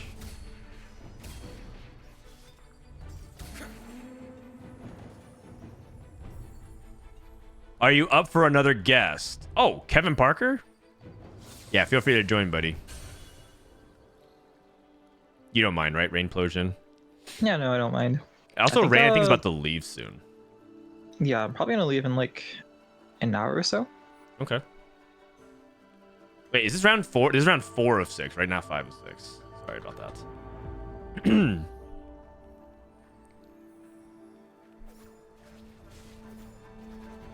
Okay, Dish Up already starting off with potential Storyweaver and Fortune. We saw what Huamei just did with Fortune. Fortune is very good. Also, I believe I'm releasing a Fortune guide on YouTube today. In fact, my editor's in chat. Where is it? Is it live yet? Holy. At It's Kite. Hello. All right, extended duel. Oh, do you think extended duel is good enough to make duelist viable? Hmm.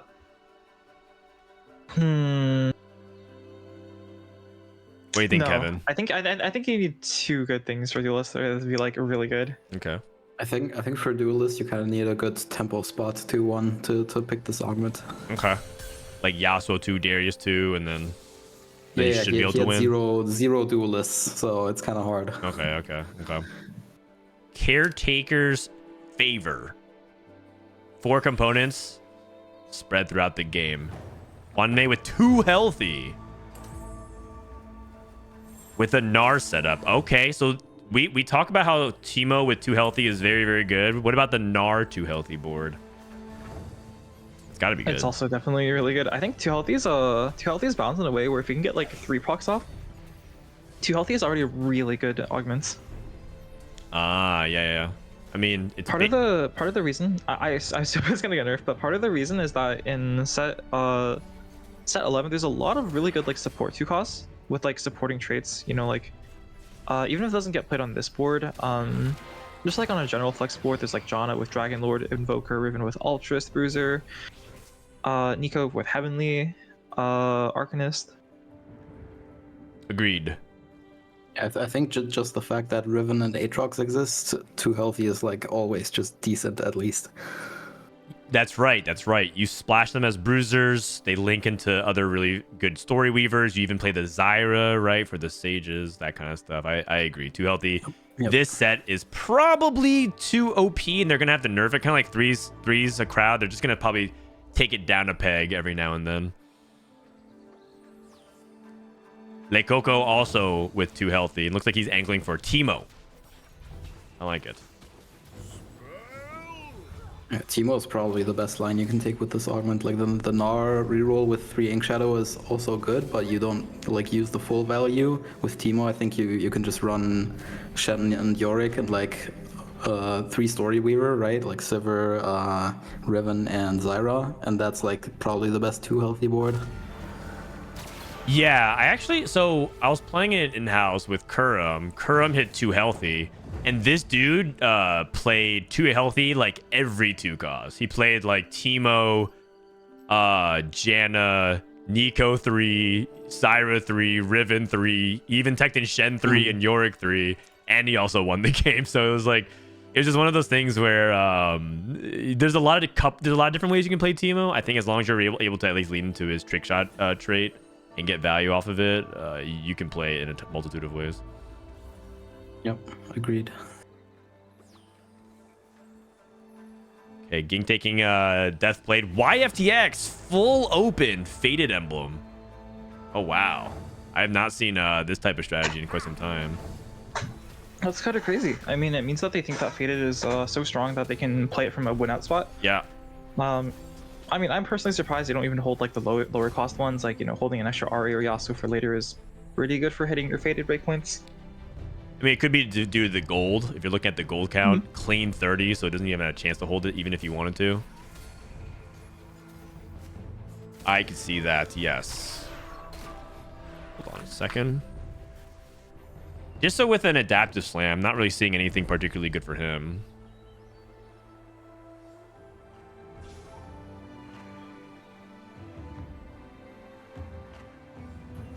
All right.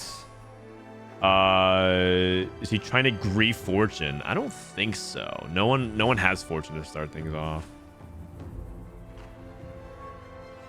I do anticipate that potentially being a thing as Fortune continues to catch on. I'm pretty sure a lot of people just still think Fortune is bad. Not necessarily in this tournament, but common sentiment is that they think Fortune is like the worst econ trait of all time.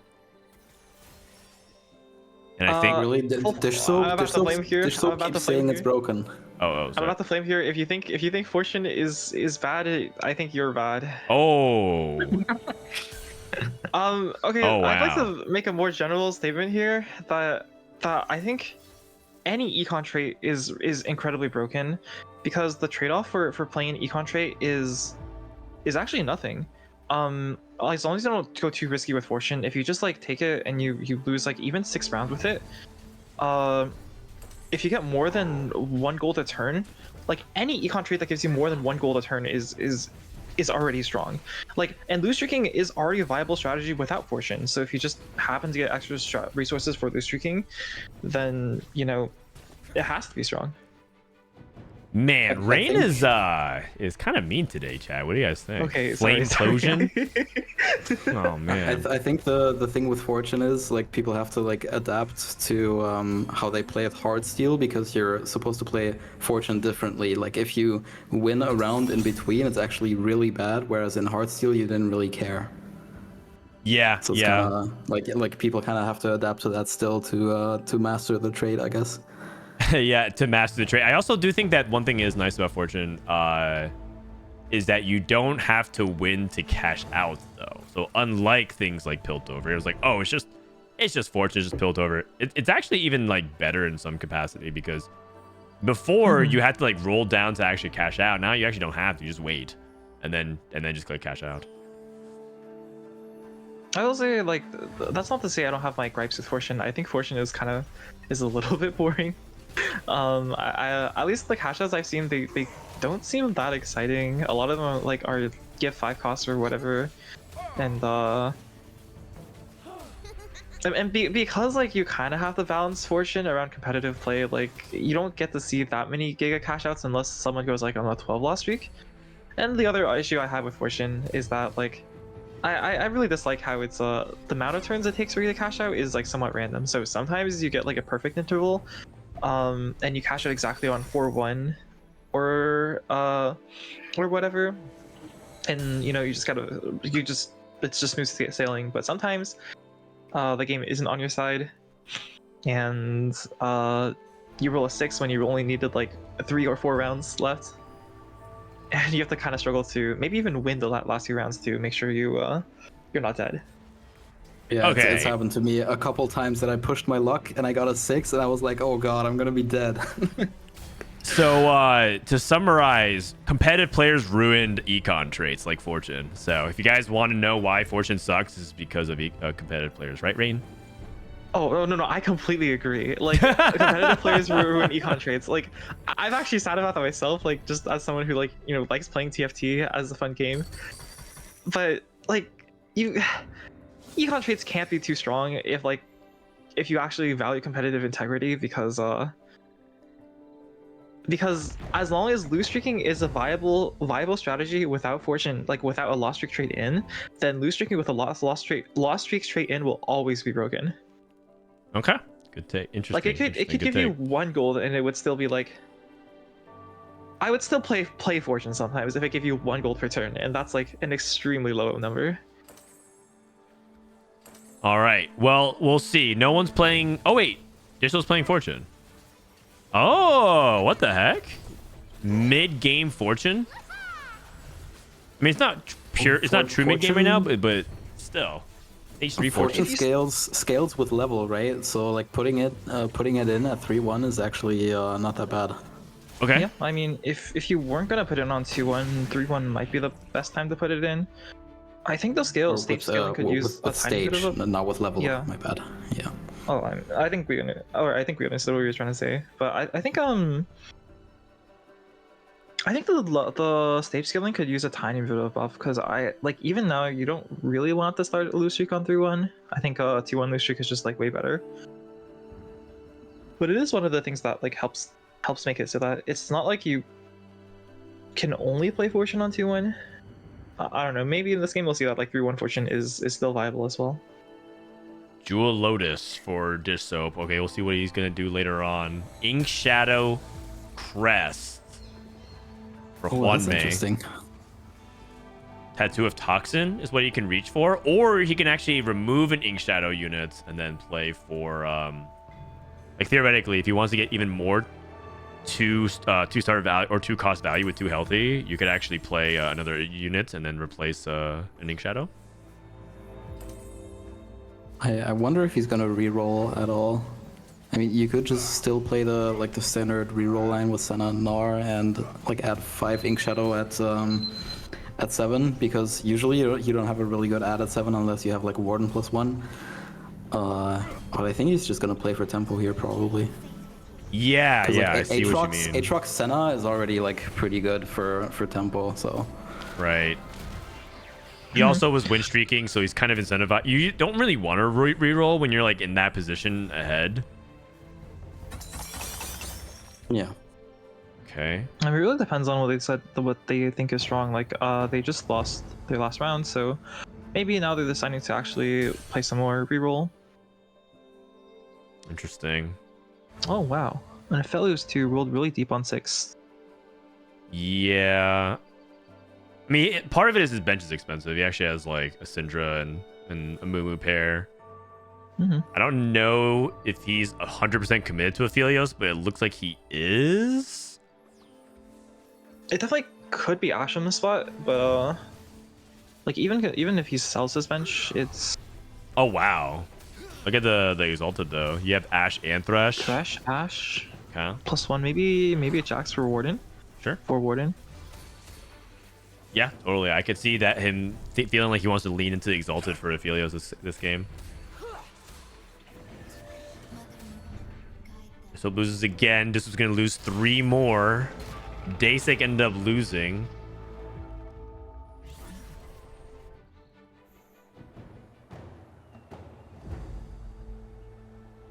Disop trying to go for that 5-turn cash out in stage 3. I'm excited to see what he's able to do. And it does look like Juanmei was deciding to push levels, but we'll see if he ends up committing to their reroll. YFTX with that faded as well. I think this is going to be an important turn for him because he just broke his loss streak.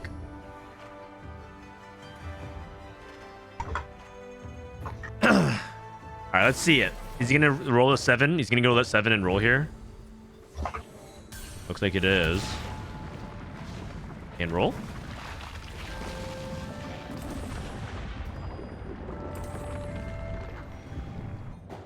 Syndra. He's not going to roll, actually. He's just going to stay here. Oh, Giga Chad. All right. 45 HP, lost my broke my loss streak. Just going to sack anyways? Or this is good enough? I mean, their board is really strong. I definitely would prefer not linking with a Yasuo at 5 faded. I think Yasuo starts to fall off late game.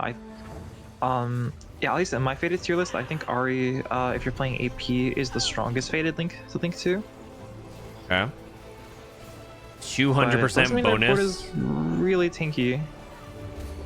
How much shield do you get? 350 shield times 2, so 700 shield. Mm-hmm. I mean, in YFTX's mind, Alawi is the team. Alawi dies, we lose anyways. We don't need damage. Oh yeah, but like Ahri giving AP, you know, also kind of helps Alawi. Oh, true. How much AP does Ahri give again? 15? 30, I think? Wait, really? Oh, It's really high. Okay, then I can see it. This is wait, Rico and Ging are not joining the party. Gang, please, man, just join the party.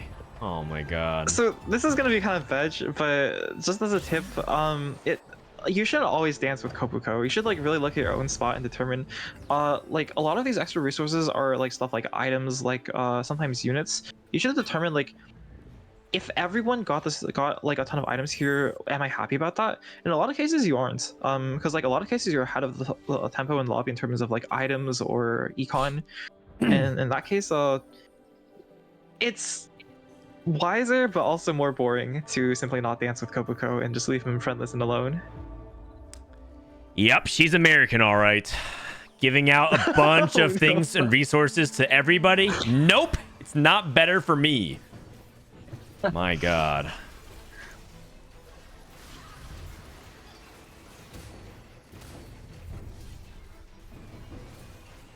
Okay, YFTX with the blue buff is really big. Go ahead, Kevin. I've actually never played with or played Syndra with Faded. I always played her Arcanist, but I've seen it do well for other people, so I'm kind of curious to see how this goes. Yeah, I mean his spot is like really good for it. He's so rich as well. I mean, the Faded bonus is really big. It's 60 AP to the whole team. I think if you're playing Faded, I think the Ahri Faded bonus is just really, really strong. Oh my god, a tome. I mean, like, speaking of the power portion, right? Like, this should play like a really weak board. Not really. He's still carrying a Syndra too. He's still got 3 animals on Jax.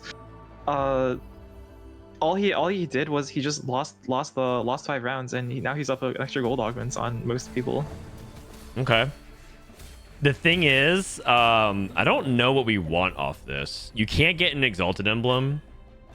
Yeah, personally, I think I'd be looking to play some variant of like Ash here. So, maybe he's gonna wait until after he rolls down. I think, to pop the tome. If you can get stuff like a Porcelain Emblem, I think Porcelain Emblem is really strong. Sniper Emblem as well, I think is very strong. Warden is really good. We know that for sure. I think it makes a lot of sense to just like wait, roll down next turn, make sure you have Sniper, you have Sniper, and you have Porcelain, and you have Warden, and you have like a lot of really good hits.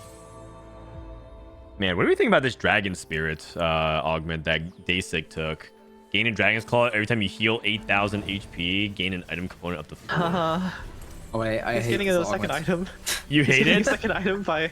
He's getting a second item by stage 5. I've only taken it once so far at 2-1, and I had like a Garen 2 with like extra tank items as well, and I got my first component in stage 5.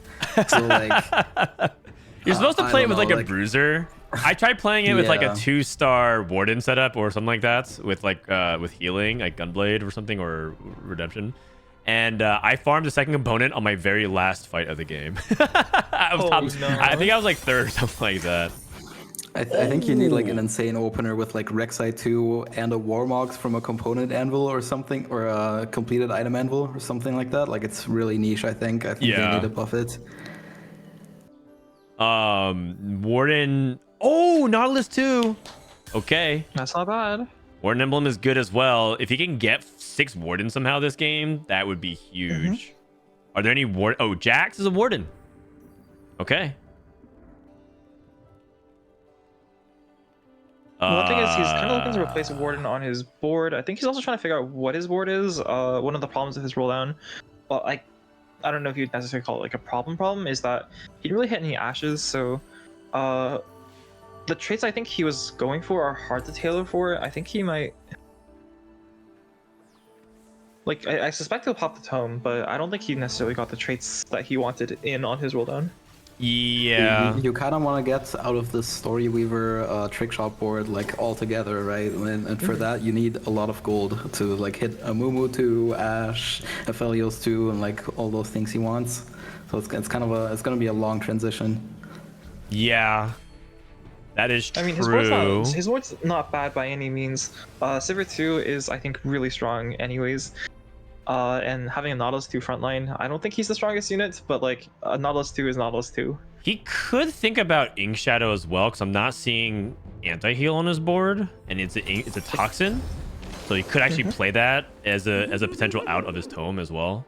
A treasure armory! Oh my god, this is so crazy! No, and there's an Ashen shop. Nice. That's a heads-up play, being able to spot your shop right before it. Gunblade and red buff. So I think, Wow. yeah, I think he's looking Gunblade is more so so at the good. red buff. The red buff is really, really nice as well. He's missing some anti-heal. I think he has what he considers Biss Ash though, which is Rageblade. Gunblade, Last Whisper plus AD, and then you have red buff on somebody else. You might like red buff Here's like, what he makes like here. a I'm put the curious Last what he Whisper- makes here. He's probably gonna put the Last Whisper on. Yeah. Oh, actually that Aphelios. makes sense. That makes sense. Yeah. This actually makes more sense as well. It is definitely like a little bit strange because when Aphelios spreads damage is from his ult, and that already sunders. That is Last But Whisper. there's right? definitely not there's definitely not a better Last Whisper holder on his board unless you count Ashe yourself. It's 10% less than Last Whisper Thunder though, so like it's still okay. Yeah, definitely still valuable. Oh, Oh wow. close. He needs this win. He needs his win. His HP counts. All right, but at least he Next time transitioned. How many does get the traits do we have? tome. I think he has 12 traits in. 13, it looks like. Oh, 13. But it counts as 12? Mhm. Oh, the fake out. Okay, I don't want the Lissandra. All right. Coco, by the way, hard streaking. 3 Story Weaver looking pretty good. 6 Duelist for Dasic. Duelist reroll. I mean, this is very classic The Dasic. Coco guy is a beast. Coco's a beast. Dasic also plays like off meta a lot. He's carrying Tristana 1, playing Dragon Spirit Duelist. Riven 3 for Coco. Zyra 3 as well. Warden Emblem. Okay. He's got Okay. 2 Warden Emblems now. That's really big. So you can go 6 Wardens now. If he wants to. He's playing 2 Alawi's. Oh. I think he'll find. Okay, Oh, okay. Going up against Safo with Reaper Emblem. Safo. Looking at Safo's side of the board. Kindred a Loon carry. Interesting. Oh, he's trying to go level 8, or is he trying to reroll? Looks like he's trying to reroll. He's a little poor for level 7 here.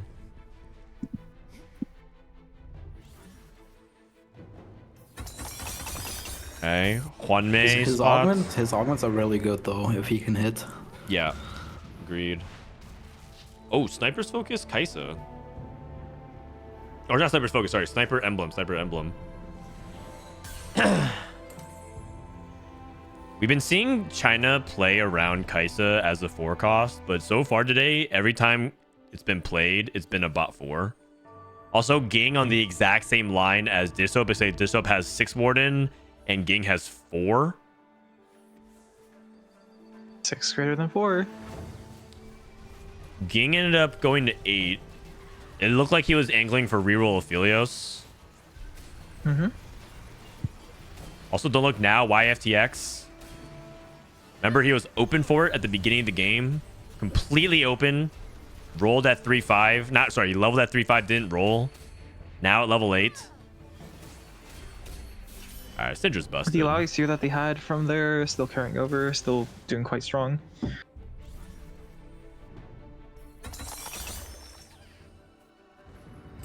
The ship has Ash pair.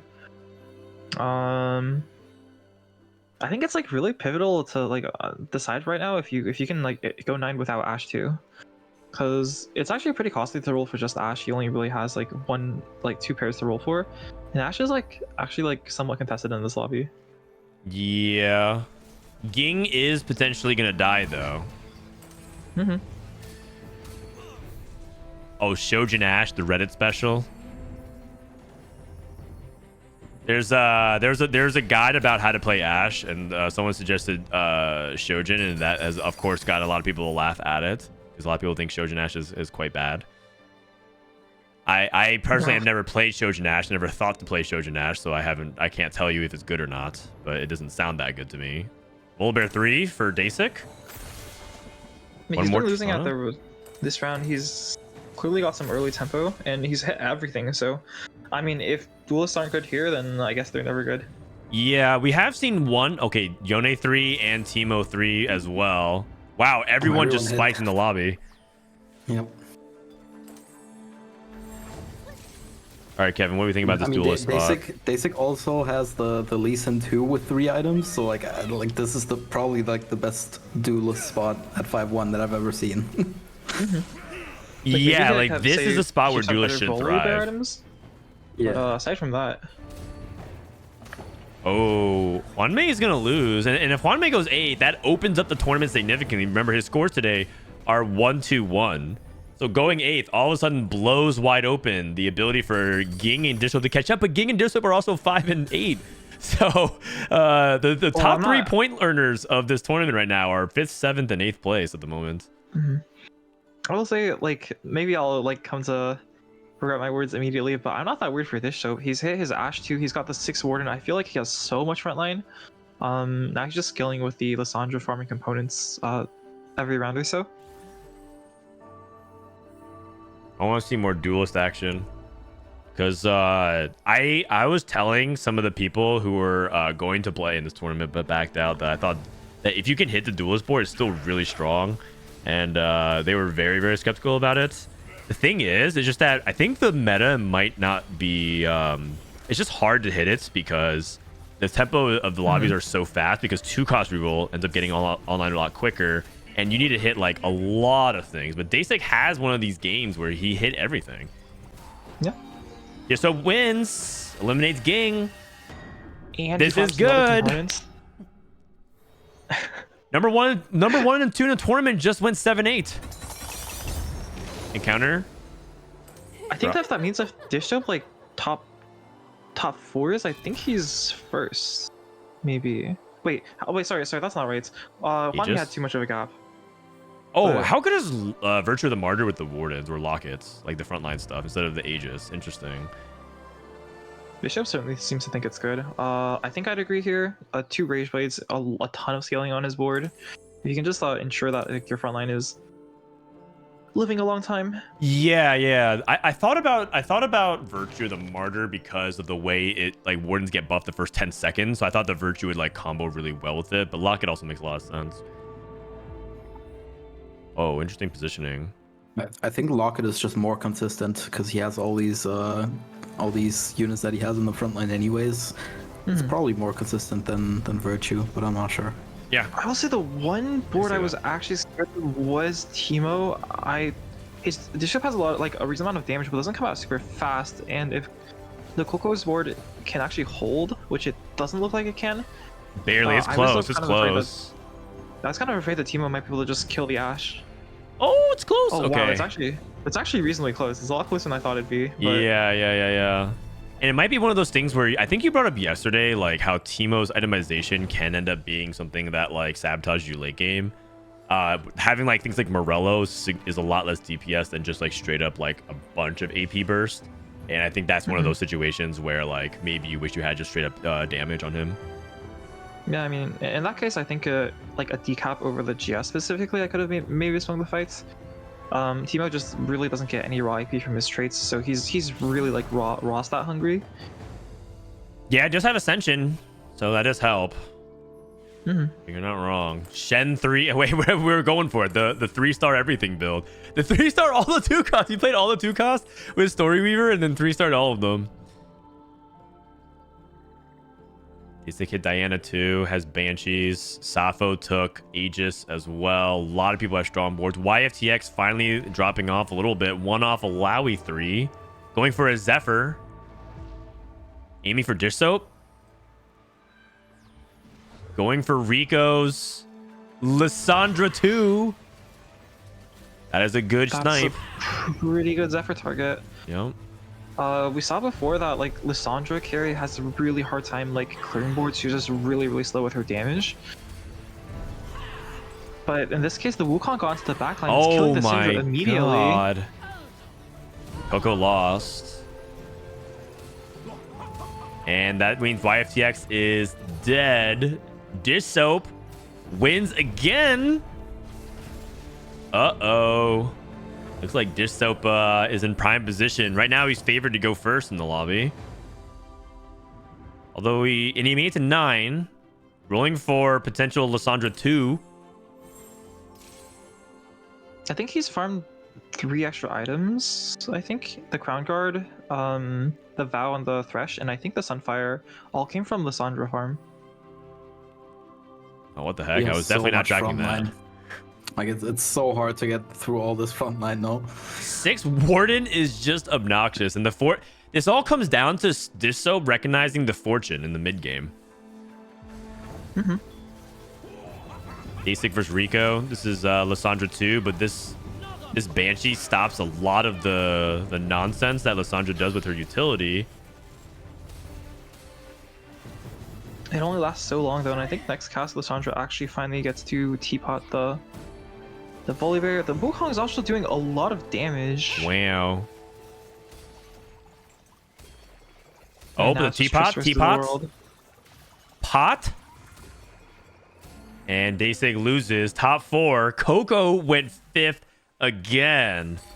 That is 2 Yone games. Or is that the Yone player? No, Sappho's a Yone player. Never mind. Coco is playing the Teemo board, I believe. So that means Sappho is here with the top 4 Yone. I don't generally talk about Twitch half this much, but what is this pot emote? This is so horrific. Well, it's because when Lissandra ults you and catches the unit, instead of getting caught, you're pot. Teapot. Okay. Because she's a porcelain unit. It doesn't really look like a teapot though. It looks like an urn or something. It's fun, guys. Wordplay is fun. I'm scared.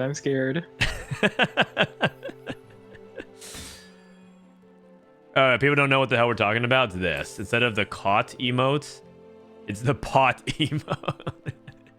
All right. Not to be confused with Pot Friend.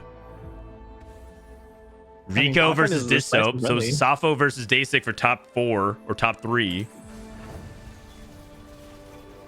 Okay, Yone. going away from the Tristana and Volibear. That's actually good, I think, working away or working his way around it. Oh, Tristana Yone Tristana chasing down and the follows Tristana. it. What was that? What the heck? Challenger Yone. Oh my Holy. god. Crazy. Was that a Yone 2? That was That was Yone a- 3, Yone 3, Yone 3. Yone 3, Oh, Yone 3. okay.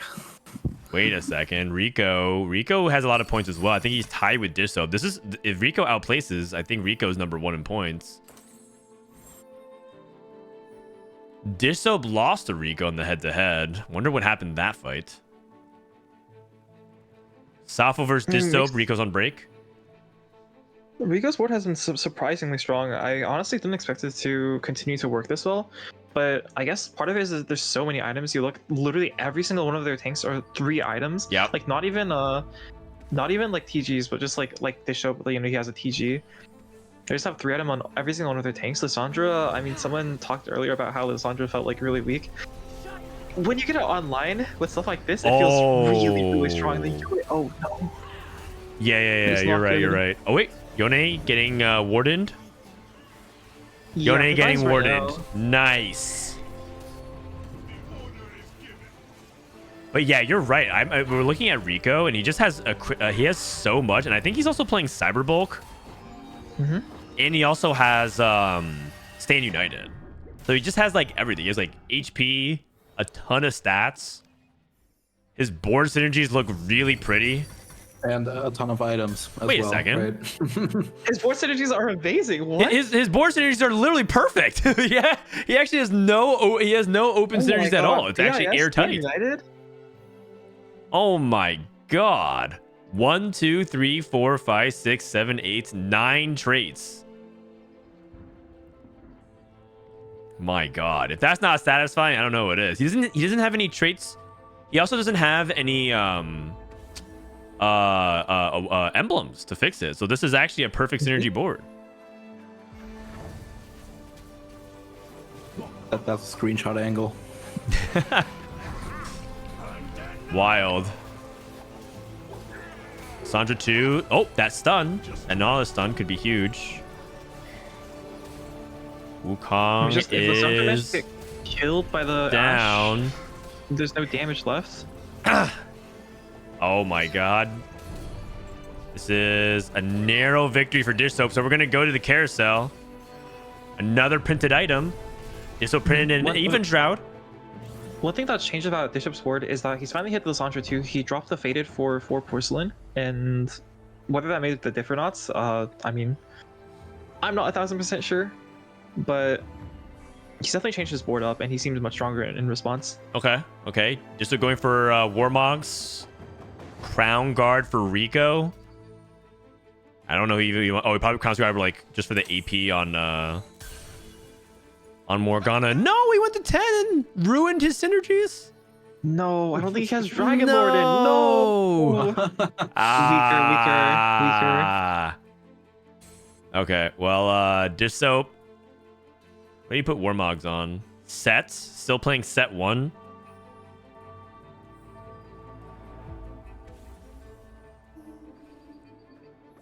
Put it back. Yeah, just sell the Rakan. Why not?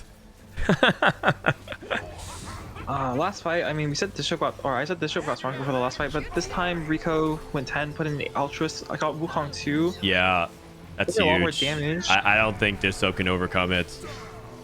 It The Wukong takes did a get teapotted. perfect synergy board to take down the perfect player. Reminds me of our Rico wins another lobby, and I think that means Rico's in first place in the tournament right now.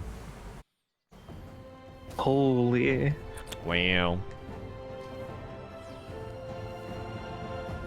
Well played, Rico. EMEA wins this one. All right, other lobby is still going on. In the meantime, I think I might be dipping again. I need to go grab some food before I play later. Okay, no And- worries. Okay, it was fun. Thanks for stopping by. Everyone, can we Thanks wish for having good me on. luck to Range? She's going to play Fortune Favors the Brave. She was first seed yesterday, and so going to day 2, she's number 1. And she needs all the energy because, as you guys would know what happens to people who get first in groups on day 1. Oh yeah, it's kind of horrific. Yeah, In any case, it was fun. Thanks for having me on, and have fun with the rest of the tourney. All right, bye, Rain. Wait. All right, this is the other lobby here with Ice and RY. Looks like Malala went 7th. Malala's looking kind of dead so far, and that's okay. We were just happy to get to the final cut because Malala, as you guys know, has not been playing much PBE, so the fact that he even gets to top 16, I think, is good enough. Meanwhile, 2 Chinese players in the top 2. Ash and Syndra, 4 Porcelain, 4 Arcanist, 4 Warden. It's like it loses to another Ash board. I was talking a little bit about how Ash has been kind of disappointing. Today, not at all. Ash kind of showing you why many people considered her to be much better than Kaisa. Are you, by any chance, Kevin, are you a Kaisa believer?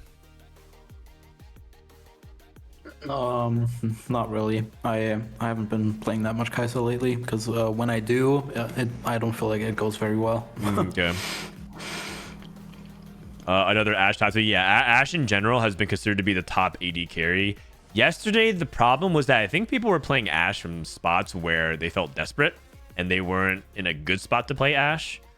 And they had to like hit or die, and a lot of them didn't hit, so they died, or they hit and it was too late, like they hit like a fast 9 board or something like that, but it didn't really matter. But in this game, it looks like Ice got to 10 very easily. As you guys, we talked about, Ice likes going fast 9, fast 10, and RY also playing a Raining Gold Ash strategy.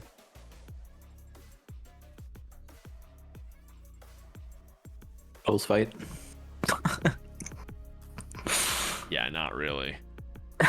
Ice's board looks really good. I mean, 6 Warden is really hard to deal with.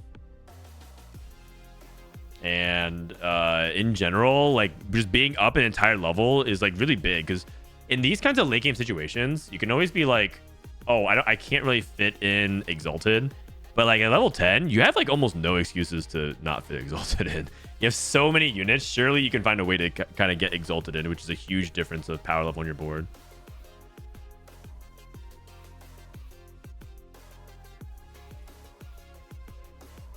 I mean, RY is rolling down. He hit set 2. Set 2 is kind of nice. Are you ever trying to like position set in a way to like angle his slam, or is that really like, is it like too random?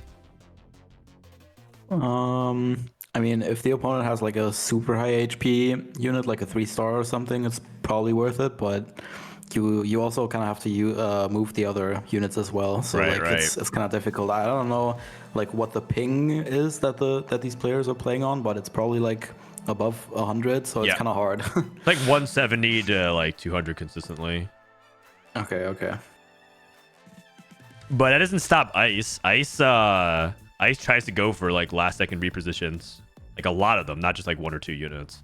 Anyways, on Tournament Realm. Yeah, I guess you could also just ignore the hexes next to him and position like that, but I don't think it's worth it if your opponent doesn't have like a super high HP unit. Agreed. Does slamming work if you put your components on the units on the bench? Yes. You just have to, doesn't it? Does it have to be a unit on the board? Oh, it doesn't. You can also put them on your bench. What am I thinking of then? Does it is there? Wait, did they change it? I thought it does. Like you put like if you have like extra bow, you just don't have to put it on your board. You can just put it on the bench. Oh, okay, never mind. Okay, ignore me then. Well, I mean, I guess it got changed then because it used to work differently. Yeah, from my understanding, it was just as long as it's not on your item bench. Mm-hmm.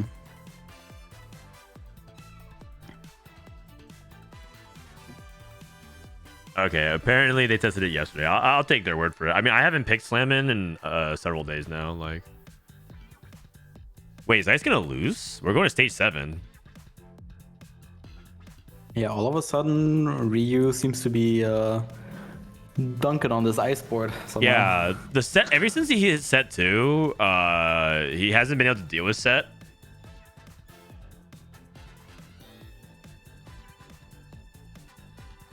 It also could be kind of like both of them have Thief's Gloves on their sets, so it could also just be like some of the items that they get as well. Yeah, it's definitely some fight RNG. Ice has another TG on a Mumu as well. Looking at it a little bit closer, Ice doesn't have like, you know, Biss, or like he's actually pretty far away from it. Like he has like Rage Blade and Red Buff, so kind of like two items that do similar-ish things, which is like help ramp her attack speed and cast. And Hodge, and which is not he has exactly Hodge, alone. right? Yeah. Hodge is probably like the biggest problem, because Ryu has like a Radiant item. I think it was GS on his Ashe. Radiant He GS has on like Ashe. so much more damage. Yeah. Yeah, so looking at it through that lens, it kind of makes sense that Ice's board is just like kind of losing in the straight up arms race.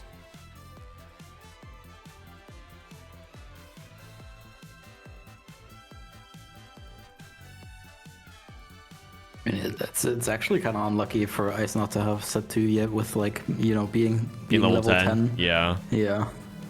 It might be one of those things where Ice pushed to 10 with low econ and thinking that he could end the game, and then has kind of been caught like kind of like, oh, actually I can't end the game, and now I need my gold reserves, and he doesn't have any.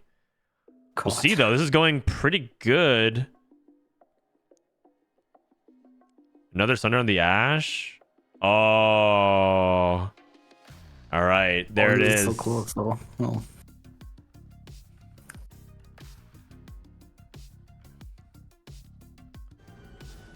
Man, I'm getting more dogged again. Darkest, thank you, brother. All right, so that is round 4 in the books. We got 2 more. Go ahead and refresh so we can see the resultados final. And right now, Juanmei still barely in the lead. Rico Mastery tied with Disso for second. And that is your current podium.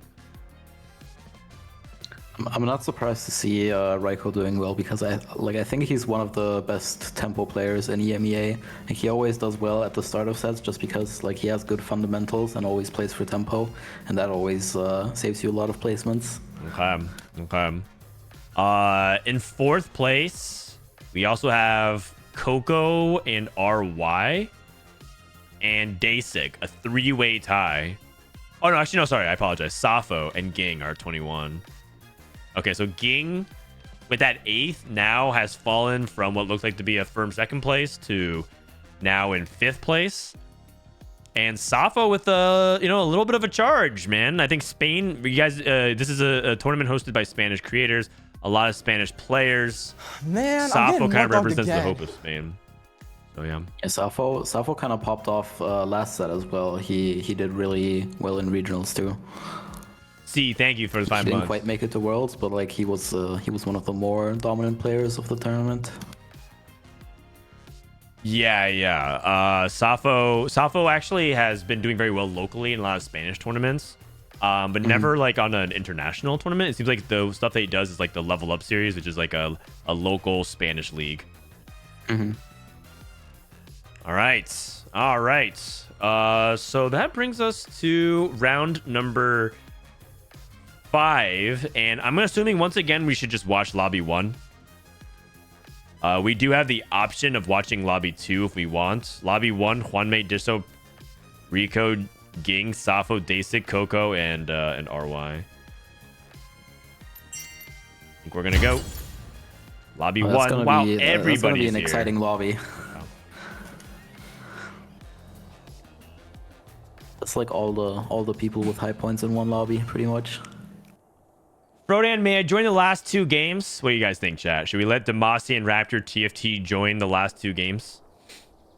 I'll let chat vote. Not this Demacian Raptor guy. I'll let chat No, vote. I'm just kidding.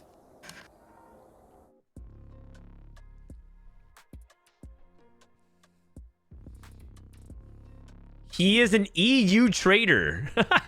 Wait, what?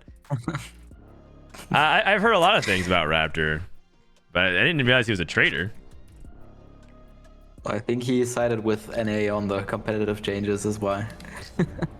Oh, he was like saying that it was messed up. Yeah. Oh, I see. Prismatic, Prelude, loose subscription, 3 champions.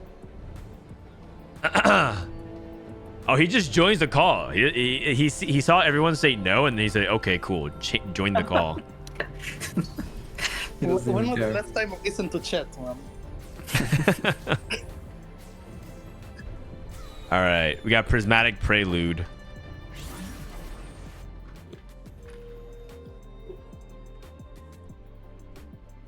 Hello, Raptor. How are you doing?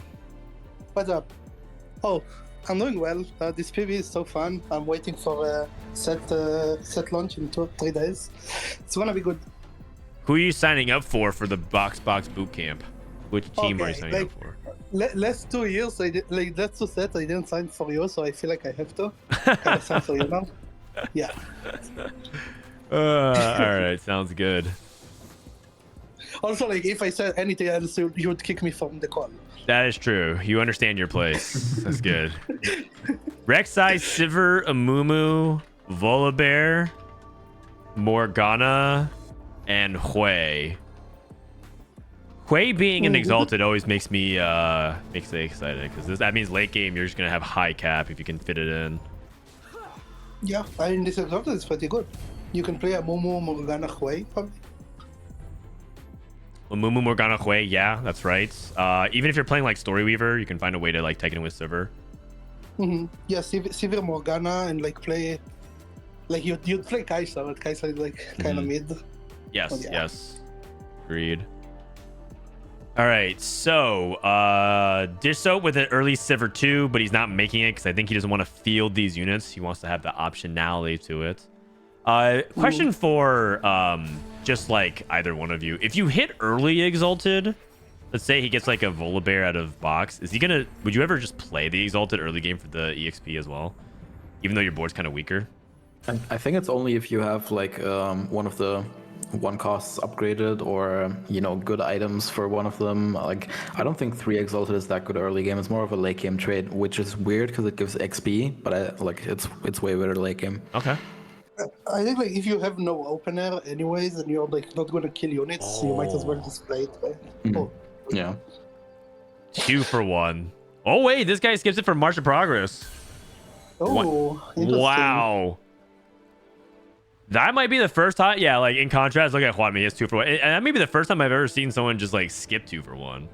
Yeah, like is it?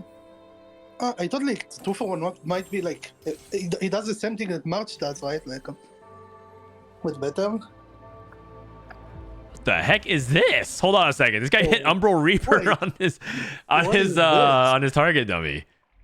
Oh jeez. I think we know what This basic guy, known high roller. RY also picked up 2 for 1. Which one is Flancy? I mean, Flancy's not in this lobby. He's in lobby 2. He's playing under the username Flancy. 2 trash Fancy to equal treasure. Flancy. Yeah. Oh, this is pretty good. This subswat's pretty good. Okay, and Coco with Deathfire Grass. Is DFG better this set, or is it still kind of like, because towards the middle of set 10, everyone realized that Deathfire Grass felt like worse than Deathcap, or like about the same as Deathcap, and so especially after Deathcap got buffed with bonus damage, is it still the same this set? Yeah, I think so. I think that cup is like overstated and like it's the best AP item in the game. Like if anything, that cup should be nerfed. Yeah, you want to nerf Deathcap? Yeah. I'm okay with Deathcap being where it is right now. Like not a big nerf, like probably like 20 to 15%. Yeah. That's I think the lot, one thing that actually. keeps Death Cap in place is like you need to use 2 Two rods for it. rods. yes. And you always want to make other rod items when you play AP. So Yeah. I think it might be okay. But Death Cap being mathematically better than JG if you place 6 Arcanist is like wild. Yeah, that is true. I mean, the bonus damage was. It felt like they took. They just did the bonus damage so high, so you had to play it, and then they just Yeah. haven't changed it since. Yes. Yes. But in general, part of the reason why it feels like rod items are so good is because all of them have a lot of stats. Like they added bonus damage to Death Cap, they added attack speed to Morello, and so they just give like all these like extra stats. It's just too much at a certain point. Yeah. King's opener. Like now So you Garen 2, Jax 2, 3 story. Yeah, what is King trying to go for? I guess he could, with Rageblade, he could go for Bard. He could go for Aphelios. He could even play It Janna. could be Janna as well, yeah. It's probably one of those three. Mm-hmm. Do we like Janna? I feel like the first game Disso play kind of scared me off Janna. I think it's like average at best. I don't think it's very good. It's been going really well for Salvyyy. I don't know, like I don't know the comp personally, so I don't know what their soap did wrong or anything, but it's been going pretty well for other players. The one thing I saw is that he carried the alone and not Soraka, but that's because he didn't hit a single Soraka until stage 4. Yeah, that's true. And also, he didn't finish 3-item Janna until end of stage 4. Yeah. Yeah. He did say that the rod on Soraka was completely wrong because he could have made Spark with the rod a long time ago and it would go such better for him stage 3 and then he would be able to hit the Alone tree and the Soraka tree at least. Okay. Later. Holy, this Gnar. This looks unkillable. Wow. Gnar immediately throws a rock to start things off. He's probably gonna try to re-roll as well, maybe. What's this? Ink Shadow?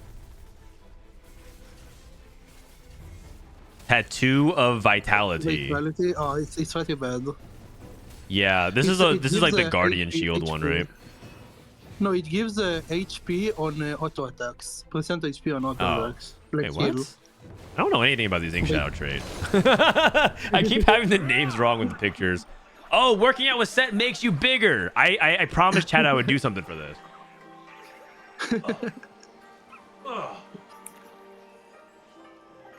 Nice. All right, I got 3 in. Boom. All right, so that was 3 squats in. I'm gonna keep tally as I go through the entire set.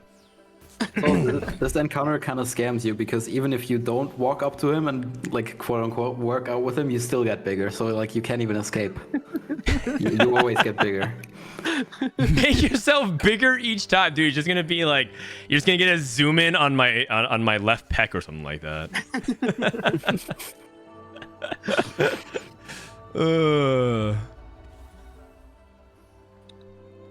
Actually, today was leg day, so my legs actually kind of hurt. Oh, Disso has 4 Rs and he's also holding 2 centers, so I think he's probably gonna go for the reroll line here. Yeah. The tattoo is pretty bad, but I think the comp is good enough to play, even if the tattoo is bad. Yeah. Man, I I'm think the getting more best dogged tattoos are again. probably the Senna ones. Lives from Wokage. Thank you, Precipice. All right, nice 5 streak for Dish Soap. Looking real large. I mean, this Gnar 2 is very, very big and hard to deal with. Senna 2 for RY. Oh, he's contesting. He's contesting. Oh, this guy's contesting. Yeah, Oh, he's definitely, right? contesting. Yeah, with 2 for Yeah, 1. yeah. The, He doesn't the have a serial now. bad news is he got his streak snapped. Hmm. Their sub spot is so much better, and he already has Gnar too, so... Although that's like pretty trivial because 2 for 1 snaps you into Gnar 2 really quickly. Yeah. I guess, yeah. This guy. Wait, what is this guy playing? Oh, just Bard? Bard with Stopping Spree. Yeah. Kog'Maw reroll. Why not? So, Probably not. Probably not. I think he's just gonna play tempo. I would be surprised if a player like Raiko would play Bard here with no Bards. Sappho's rolling? Janna. Yeah, it looks like Rageblade Archangels. Yeah. Is it really double Rageblade? It feels like double Rageblade is like kind of excessive. Oh, he's making He goes sure. Shojin. Oh. I mean, that's the same concept as double Rage Blade, just have her cast a lot. Mm-hmm. Like I'll be honest, like I didn't play this comp even once. Yeah, I don't can't know. really comment. I actually probably in today's games after I'll probably try to see if I can play a Janna game so I can understand her better. Mm-hmm. So I have to film the tier list today after this tournament, and like if I have no games on it, it's just all theory. So I'll have to. Yeah. 3-2 branching out. Well, Late game specialist. Wait, he can Pandora's trash to treasure. So he can like reforge and get an artifact Yeah, item yes. and then go for the one he wants. Full TG is so good. yes, it is. But Oh, Harm Assist? Oh, Harm That might be Assist. better. Item grab bag or Band of Yeah. Thieves, he can also reforge it as well. Mhm. He can actually do something really cool. Oh, okay. I was gonna say Oh, that he could do really? something really cool. He could actually see what the item is first, and if it's really good, play the item for like a round, and then when it's like a bad one, like I don't know, Reforge it. yeah, reforge it. So like, because you could see what the Thieves' item is on the on the bench, and you guaranteed get that. So let's say it was like Warmog's Stoneplay or something like that. He could actually just sell it and put it on his jacks immediately, and then reforge it later on. Yeah, that's actually a good idea. That's also like such a good value for a silver augment, right? You get a Aura artifact for silver. Yeah. It's essentially like just like a random. If this said give you a random Aura artifact, I think you would take it every time. Yeah. So very good. Triforce. Okay, Day6 looks like he's good spots. Coco. I mean, I think Treasure Treasure is still really, really strong. Most people seem to be streaking with it. Checking out Safo spot, he has six Jannas, 4 Nars, 6 Sennas for RY with a Toxin, and Juanmei with Triforce. Zoe. Oh, wait, that's interesting. Like Zoe and Diana, like that's not even bad. Like Diana, Ilawi, Zoe. Hey, it's And kinda cool. Diana. Yeah, it's kind of cool. I like this one.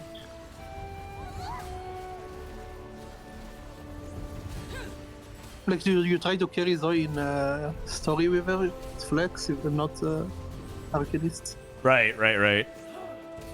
I mean, I think Zoe's kind of underplayed, but I think it's just one of those problems with 3 costs right now. It's just your tempo. You have to hit pretty fast, and he does have one of the augments to help him with that, right? 2 for 1 is exactly what it is. Yep. Oh, what the 2-star heck? 2 cost. 2-star 2 cost for the there's a Nar Nar. player? There's a Nar, yeah, there's a 2-star Nar. Oh no, that's so bad for Dish Soap if Arway gets that. I think Dishop's probably playing tempo. I'd be very surprised if he commits the reroll. Oh, he didn't even go for it. Yeah, he didn't go for it. He Oh. probably needs items. Wait, if Dish Soap gets this, it's like, it's crazy. Wait, if this gets this is crazy, yeah. Probably need Wait. to deny, right? Okay. Oh. Oh, okay. Ging Okay, took it. Ging took it. Like if this one got it, it was like insane. Oh, alright, went for Senna 3. Oh, I forgot that he had six Sennas. Ooh, wait, it's already Senna 3, it's so early. Do you just push levels then? Is this enough to start playing for tempo? I don't actually know Probably because not. you like the front line, right? Yeah. Okay. You have to keep rerolling and make the most out of your prismatic augment, I think.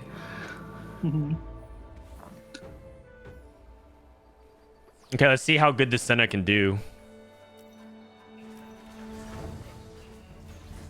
This is the 2 of Toxin, right? The Untail one? Yeah. Yeah. Yeah, that one is, like, it might be the best one, I think. Yeah. This one is so good. Because then you don't need to build Untail as well. Yeah, and you get a bunch of extra bonus damage also. Yeah. I like it a lot. I do think that Cian really likes the bombardment one on Kai'Sa as well. They've used it to fast 9 twice yesterday. Yeah, it's very good. Yes. Juanmei rolling down a little bit. Has Zyra too. Or You why? probably take the Ilawi first, right? Yeah. For the one. Yeah. You're still pushing level 7. They still went 7. Oh, we got 7. Oh, he's pivoting. Yeah, it No, makes it's good, sense. It feels so bad to play contested reroll from ahead like this when you're streaking. Yeah. I mean, he can just fucking fast 9, right? Like, he's not gonna reroll anything. There's really nothing wrong with just play. Like his items are so generic. You can play it on almost any type of 4-cost comp. Like these items on like a Kane 2 or Lee Sin 2 are so good. Yeah. Even a Silas. Oh yeah. Oh, this Silas unit is so fun, and he's so good as well. Okay. Disso with a 10 streak, looking good. This up is in a pretty good spot, right, in the tournament? Yeah, he's second in points right now. First place is Juanmei by 1. Second place he's tied with Rico. Yeah. March of Progress champion duplicator is Ging trolling. He should ask me for tips next time. Learn to play the game. Wait, what? Yeah, I don't think Ging needs your advice, but he went to Worlds like 4 times already. Who said that? Let me see. All right, Disso not pushing levels quite yet. All right, it's hard to see my screen right now. That's a little like nasty that you can like constantly reforge the artifact you don't want with a new item, and you don't consume the reforger. Yeah, I actually like that interaction. I think it makes the augment much more interesting. The fact that reforging a complete item doesn't actually, like with an artifact, gives you more options. It also makes it like a lot more like skill expressive, I guess. Mm-hmm. Like you think what items I should leave, what items like I should reforge. Yeah. Yeah, but it's also more fun too. So it's a combination where it's like I think it's just a net positive. Maybe it's too strong, but I think it makes it fun. Mm-hmm. Fun, skill expressive, strong. I think it's a good combination. Like when you take this augment, I don't think you should make all of your items on artifacts. Like I think Morello is still like pretty important, and like if you're playing it with Kane, you probably want the Edge of Night if you don't have a Zonias. Like you need to think which items you reforge. Oh, everyone's dancing. Everyone's dancing. Holy shit! Look at the core strength on that thing. It was just straight up doing gymnast flares. Okay. It's the make everyone bigger into dance. Yeah. Okay, you guys, I have to go feed my cat. Raptor, you're in charge. Be right back. Oh, Manka W.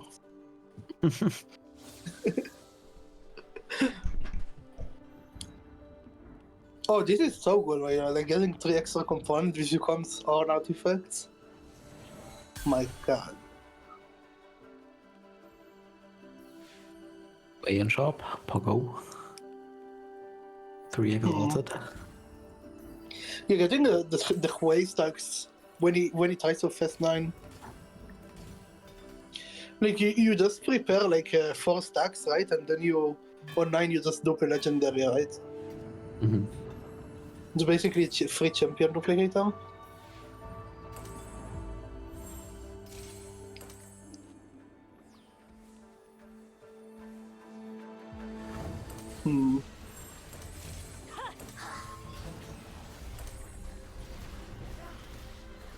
Those Huey items are also insane.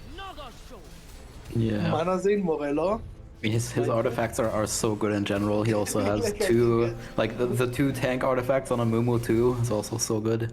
Yeah, and then the Justified's probably like you Wukong and like actually like you can carry every 5 burst. Man, like this is like in a prime position to win this game probably. Yeah, he's putting Kane on the hex, so probably gonna try to go for Kane too. Mm-hmm. Okay, I'm back. How's the roll down? Oh, he hit a Hui. You can start stacking the Hui for a champion duplicator, basically. Ooh, Soraka 3. Oh wow. Oh, Juan he's Mei very is, close to Zoe and Diana. He's one yeah. off, basically. He has heavy hitters as well. Wait, that's so cool. Bat chesting. Janna 3. Combat custom. How much shielding is this Janna gonna do this game? Or this fight rather? Not a lot of Oh, AP. he- He has oh wait, he has combat caster as well. Yeah, combat custom. Man, this Janna is doing work. Yeah, Stana's kind of a menace. Oh my god. Okay. Oh. Wait, that's... Yeah, what the fuck? Also, don't look now. RY ever since hitting Senna 3 streaking. So also the lobby HP is so low. He's 2 off now. He's basically 1 off now. Component extra component. Yeah. Straight up an Umbral emblem for Dasik if you want it. 9 Anvil. 9 Umbral. I've never seen 9 Umbral top 4, but that's because I've only seen it once and it died. I've never even seen it, so Dasik ignores it. Straight up death cap. How is Yeah. Dasik doing? 4 Reaper. I mean he's pretty close to a loon, so he just Yeah, goes for he's the not even death cap. close to Yone though. Okay. Yeah, that's true. You probably want to try to hit the loon without using the dupes and then use them for Yone later. He does have a cane to help him like stabilize though. Oh, Philios 3 for King. Not hitting. Juan Mei looks a little bit doomed if he doesn't hit like Yeah. next round. Yeah. The Failure Street comes. This is Juan Mei versus Aphelios 3. King is also one off Thresh 3. If he hits that, he's like super strong. He's not that strong right now because his front line is a bit lacking. So maybe Juan Mei can actually scam a fight somehow. Oh, Never mind. No, he can't.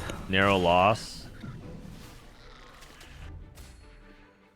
I mean, he at least has until Raptors to still hit, so maybe he can like save a couple Yeah. placements. I don't know. So yesterday we kind of talked about it. I think oh nice, another win for Dish Soap. I think the Dragon Lord aspect of it, I mean, obviously if you can hit a Rakan, it's very, very good. But I was kind of thinking whether or not the Dragon Lord variation would actually be kind of good because the stun is pretty valuable for the Janna as well. Just good. So I wasn't sure. I do think this build needs more more innovation, I think, or more optimization. Yes, for sure, for sure. Have people been going more for Invoker yesterday and today, or? Oh, this I one thought- tried to play it with Invokers, right? Oh, I don't Oh, think I okay. saw someone play for Invoker, Janna. He didn't do well, but Yeah. I think someone tried. I think just tried playing Invokers. It went okay. I think Salvyyy played just straight up like Story Weaver 3-star everything, and that worked as well. And now we're seeing a Dragon Lord variation from Safo. man, this Zoe is so good. She's good. It's just his front line just like doesn't last long enough. Like, I think Zoe 3 will probably like stabilize him. Oh, their sub actually rolled. Yeah, he did. He rolled He's to holding 20. a 2-star Yone as well. Yeah. Briefing basic. He also is holding. He also has a Kane 2 now, I think. Oh, so maybe he's playing. King Like copy. Yone's can pair, but yeah, Yeah, you play Yone on this board, right? You he just play. open cells. You play Yone on this board because you play. Oh, that's true. That's true. Royal and Reaper. Yeah, you actually play it. Makes sense.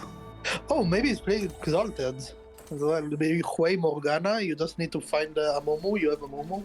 Yeah, then the Momo Lissandra fits nicely. That's pretty cool, like to play Exalted.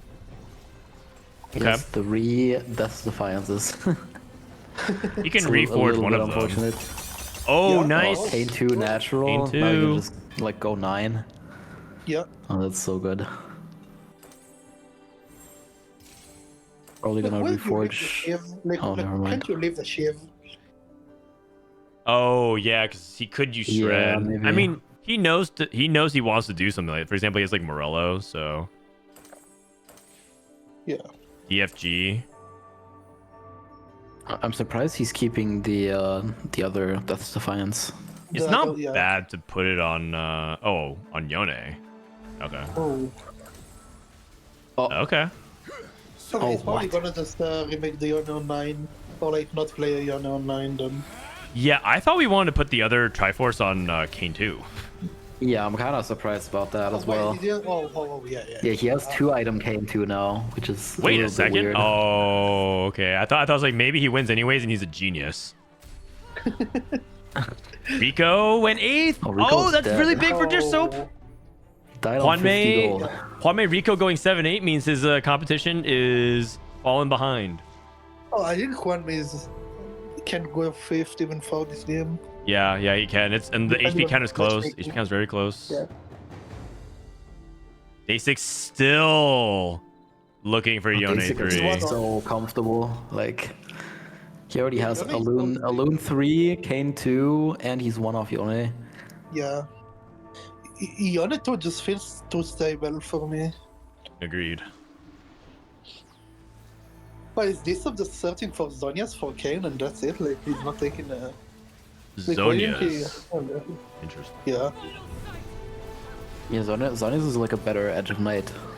yeah. Also, Yone's still doing work. Like, you saw him eliminate the back line there. This is not a bad loss, even if he does lose. Oh, the way? Wow. You can kill Diana. Plus 2 HP. We take those. RY loses. Starting to fall off a little bit. 3 loss on this. Mm-hmm. Oh, this body is pretty good. 7 fated, a failure 3 treachery. Yep. Getting the bonus damage on Fated with the Syndra and Ophelio, so getting 30% bonus damage and 75 AD. 317 AD. Wait, It's well, actually- what do you even make this Nautilus for? For level 9, I guess. Maybe You like can- porcelain you doesn't can- matter very much, but I think it does. No, it does, right? Yeah. Oh, this Yone is on the back line. Also, like, I'm Okay, never mind. almost a better unit than Nautilus. Yeah. Okay, easy Yeah, win Nautilus here. only casts once if he doesn't have like super insane tank items. Yeah. Oh, this Janna. Juanmei Oh, went Janna's 7th. dead. Oh. Coco's dead is too. also dead, but I think he takes less damage, right?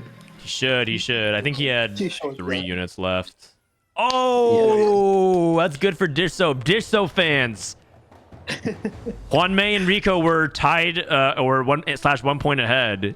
Big opportunity for gains for Dish Soap. Big opportunity.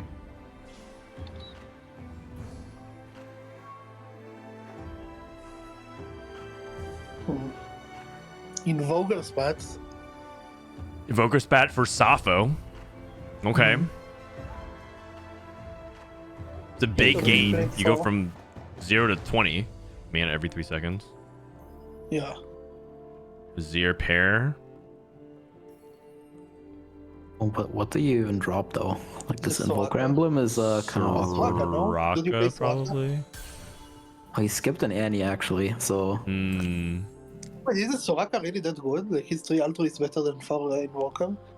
I mean, 15 extra resist for the whole team is pretty good, but you do have Unified, so it's not like you don't have a little bit extra reduction.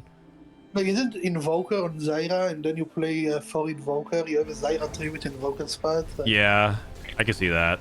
That sounds really good, actually.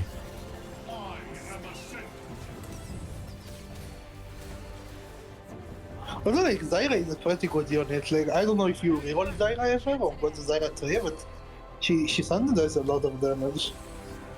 Oh my god. Dude, there's so many like small things alive for Janna to pick apart. Oh my god. Dasik hasn't even hit, and he's just like he's so comfortable. Yeah, Well, the unit- Alune is unit really is- good for sure. There it is. There it No, it's is. just over. There it is. Oh, Kite is sending the new video is up. New video up. Learn fortune and stop going eighth.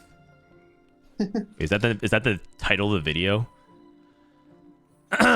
Yeah, I released a fortune video, but if you guys want to watch it, that's my first video on set 11.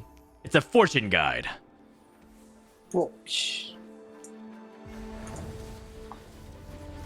No, like Unit 2 is probably way too stable. Like, probably needs to be nerfed.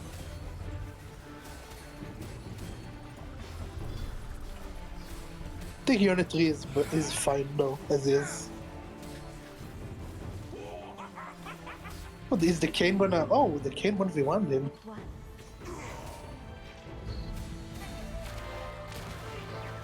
Oh my god, no one died.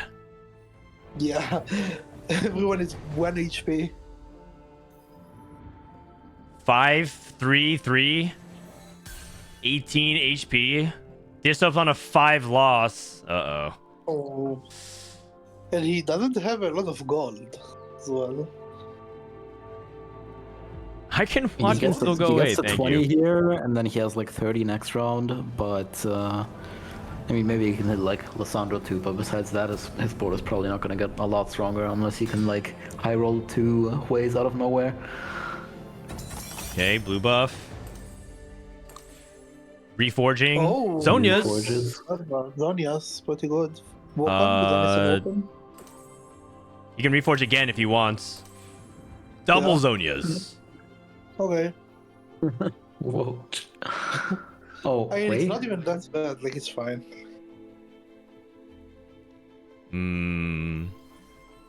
So Zonia's Wukong, I guess. Zonia's Wukong, Zonia's Morgana, and then the other item on Galio. Oh, he didn't Oh, hit Lissandra is either of fine. them.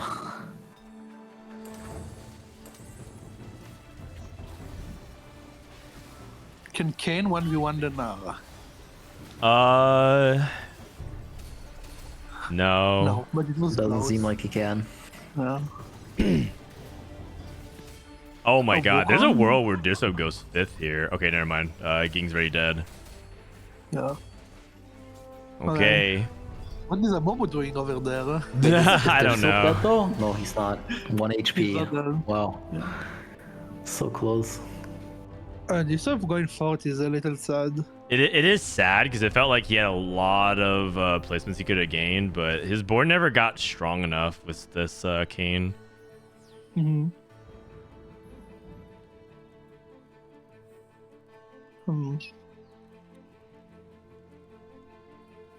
Safo did end up taking out Azir, by the way, and going for Wukong to Rakan too.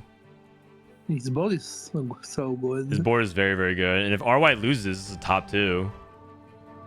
Disso might be able to squeeze another 3rd out if RY takes a worse loss. I could see a world where Disso maybe kills enough to lose by fewer units.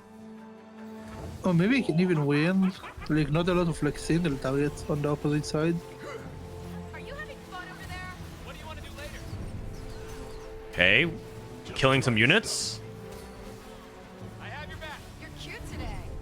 This doesn't look too good for Disop though. Yeah. It's taking a little Wait. too long to break Kill the front line. more units. Kill more units. This reminds me of our Oh no! There's so many lives. There's so And many he's lives. getting destroyed. Everything is No! Oh, dude. Oh wow, it's so close. Oh man. 15, 17. That's rough. Janna shielding. Yeah. Yeah, everything just gets a shield. Yeah, and Dasik just wins the game on 50 gold, above 50 HP, Yeah. like a beast. Hey, look at this dummy. Yeah, this dummy is unreasonable. Like he even had the True. faded to link with the sets. It's Yeah. just it's like too perfect. Actually, he links the dummy. I just dummy. realized that it said as a dummy link to the set. All right.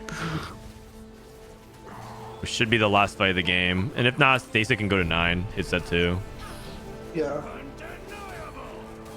Janna, another top 2 performance though, at least. Might end up doing better. Yeah. We'll see. Oh, Oh, wait. Janna's onto the Elune. Oh, this fight looked really good for Safo. Okay. Oh my god. I mean, Dasik isn't capped though, so like he can still go 9. He probably sacks these I do it. 2 rounds, You need to maybe deny. even. You need to deny. No, you need to deny this, Re- David. He's letting him have No. it. 4 Like, you know altruists. what's the difference between 3 and 4? Like, it's so Oh my god. It's 20 more, right? Ye- 20? big. Yeah, for the yeah. entire team. Yeah. Oh, kinda and a lot. remember, he's a shielding comp, so this resistances goes a really long way. Yes. I think it's a really big misplay to let him have it. For a blue buff on Kindred, is that what we did? Prioritize. No, there is no way. There is no way. I think he Okay, was just business. busy. He didn't make the decision fast enough. Oh man. He might actually lose now. Yeah, I'm pretty sure we lose this. Yeah. I think the last Sappho is fight was very already favored now. pretty one-sided, and he also didn't really get stronger on this level 9. Yeah. Well, frontline You is just crumbling. Can't get through. Like, you just can't get through. No, yeah, his Wukong is too tanky. Yeah. That was beautiful, baby. This reminds me of All right, Hey, is this Sappho, the hope of Spain keeping himself in it. I think this might put Sappho in like top 2, top 3 points. Oh.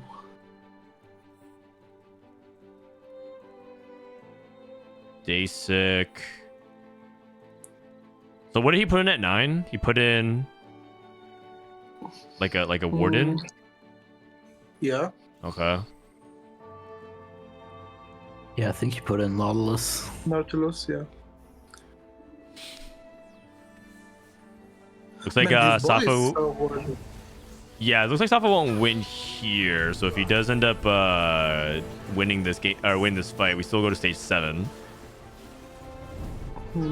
Yone working. Yone's just stuck. So it's really up to Lune to execute everything. It's like everything just gets shielded. Like, you can't kill anything. Yeah. Oh, This well, fight, oh, never mind. I was about to say it looked better than the last one, it but did, not really. but it's just man, it's just a little bit not enough. I think he has to hope Still that gets a guardian that sword. Yone he has to kind of hope that Yone goes on like Zyra or Janna. I think that's like the only way he wins. Yeah, you probably need to position you on the same side. And, like, hope he jumps on them. You're doing great, honey. This reminds me of our first day. Stick to the plan. We have a plan. Is that what Rakan and Zaya are saying? Yeah. Yeah. And they say it on every cast. Like, it's actually so annoying. I mean, they're trying to show TFT players one of the most important things in relationships is communication. Oh, nice. That too. Why Guys, do you free think lessons. TFT players need relationship advice? They're, Like, I don't think. Trust me. They need relationship advice. Believe me, man. I've seen these TFT players interact with their significant other. Believe me, they need it. Oh, blue buff for the Wukong is a big buff. For Sappho.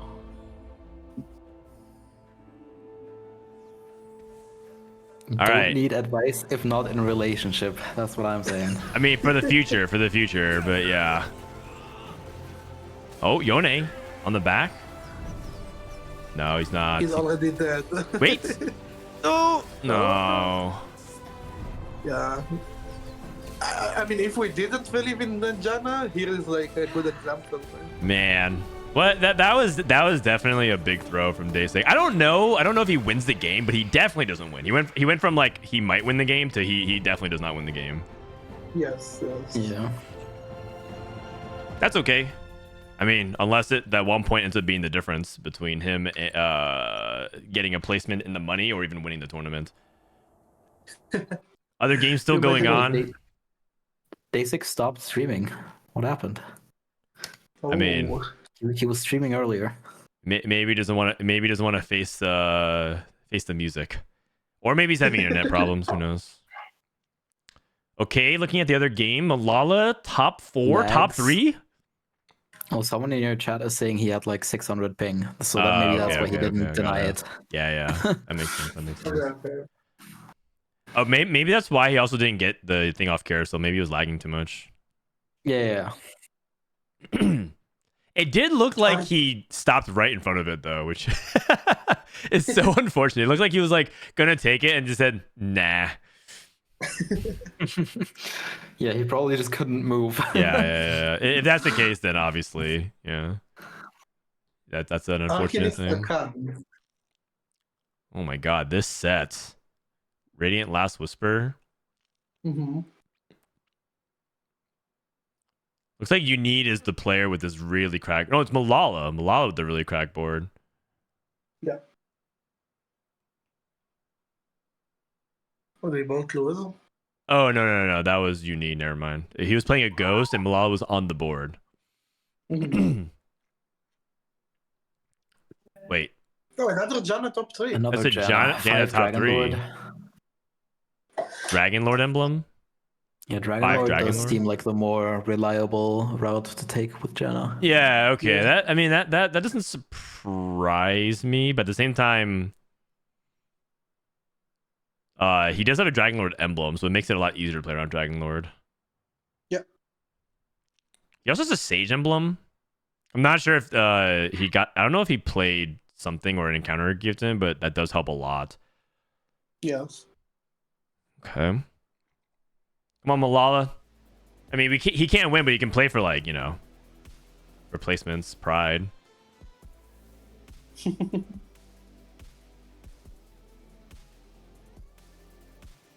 Looks like he's losing though.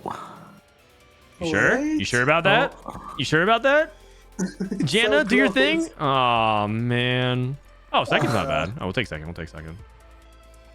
Nice. Yeah, I mean, that's using good. his board looking so cracked. Oh, they're saying you need is a fortune cash out.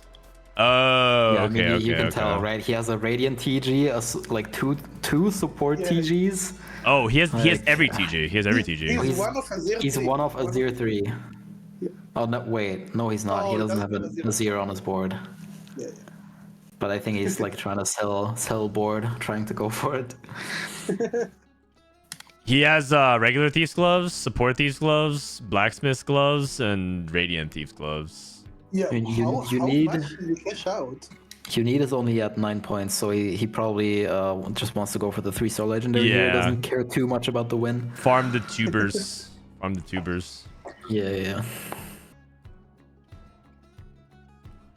Are you changing your hair color soon? Nah, I'm sticking with my natural hair color. Wait, Salvyyy, show Unid. Hello? What is he rolling for? Annie 3? It might. Maybe it's just trying to deny. Yeah, trying to deny. Time and- to and- not, dude. I would just let him have it. Like at that point. Oh, it was 95 luck cash out. Chat is saying. Okay. Yeah, 95 is more than 10 loss. 10 loss is 75. My God. That is really good. Wait. Wait, He Janna. already Oh, he's sold- sacking? he Oh, wait, already what? sold the board. He You already just- sold board. Oh, he sold his He's board just for dead. legendary. Gave Malala. Oh, okay, got it. Well, you know what, chat? If you need tips on how to play Fortune, there's a really It's a brand handsome new guy set in on TFT. YouTube who actually shows you how to actually play Fortune.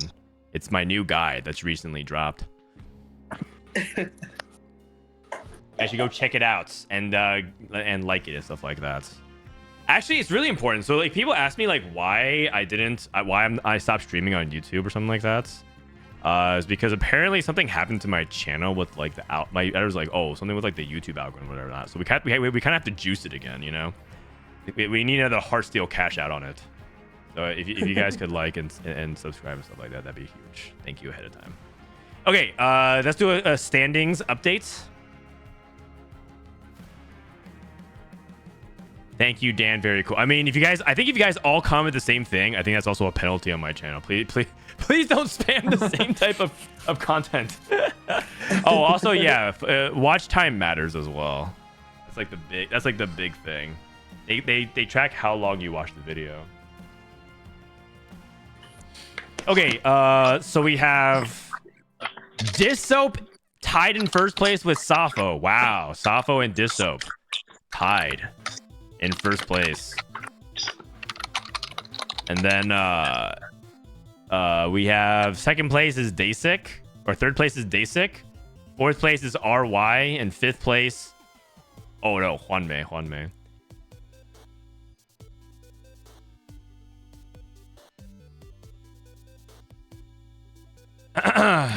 Okay, so Dissoap is 2 points ahead of third place right now.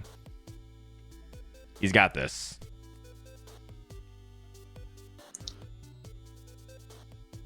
The standings are in order on the final tab of the sheet. Oh, you're right. Dissoap, Safo, Dasic, Juanmei. And RY, Ging, Rico. It's anyone's tournament from 7th place up. From 7th place up, it's anyone's tournament. Oh wait, nope, wrong lobby.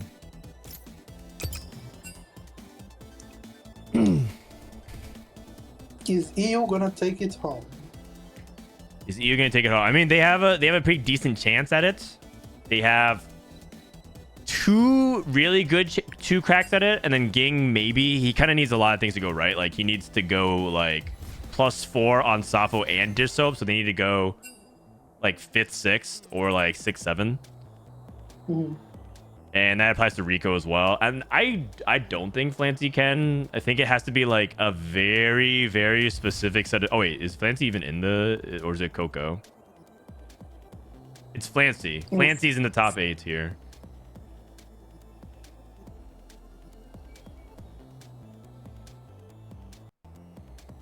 We watched every Dasic game. I mean, we're watching Lobby 1 for the most part. Lobby 1 is always top 8 in points. So we're getting ready for the last lobby today. Interesting that they don't make one final lobby with top 8 for the last 2 games. I mean, that's kind of nice for Coco. He gets to keep playing. He doesn't lose out on tiebreakers.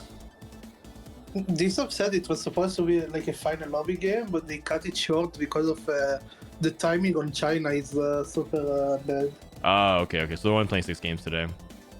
Okay, understood.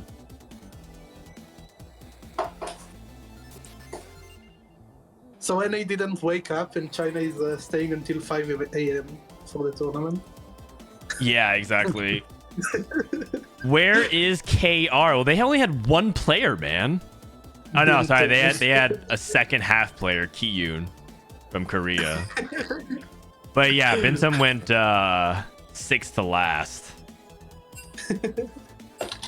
19 points. He tied with Brazil. Yeah, not great for Bintum. All right, here we go. Final game, you guys. Final game. Why did Setsuko and Soju not show up, by the way? I don't actually know the They didn't reason. wake up. I'll give you 2 guesses. It's either they didn't wake up or they wanted to play something else instead, like Valorant. Man, you are psychic. No, I think Soju specifically said that he didn't feel like well practiced for the tournament, and he would have played if he felt like he was in better form, but he just contrary to what I'm saying, like Soju doesn't want to get harassed all the time 24/7, and he just knows that if he shows up, he's gonna do poorly, and then he's just gonna get harassed. And also he doesn't want to be the reason why NA gets flamed. He's like, Dissoap is gonna do well, Setsuko will do well, which he didn't even show up. Malala will do well, XYZ, and he's like, yeah, NA would get torched or get flamed. Soju didn't want to not do well and then see his whole chat say he's back, Pog. Influencer mode. Man. I know, Soju did grind PBE though that day. Like yesterday. He Yeah. did, yeah. After this, I might catch up with like what's happening in the Fortune Favors, but I might just play some in-houses as well because people said that in-houses looks like they haven't even started. Okay. Okay, here we go. Final game. Let's go, Dish Soap. Crab rare.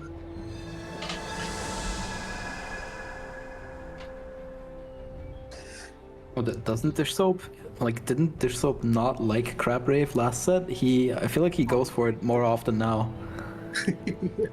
And maybe it's because He hated it, so like I'm kind of surprised that he's favoring it more now. I mean, is he though? He's actually on support or 3 champions. Oh, it's true, but I mean, I saw him stand on it yesterday though. Okay, got it. What were the other? But I think context matters. What were the other choices? Oh yeah. Oh, that's true. I don't remember that. Okay.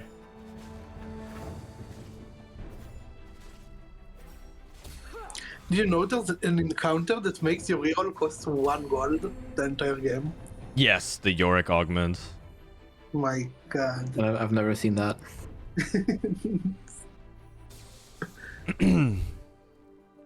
Oh, it's the 6/1 cost exalted.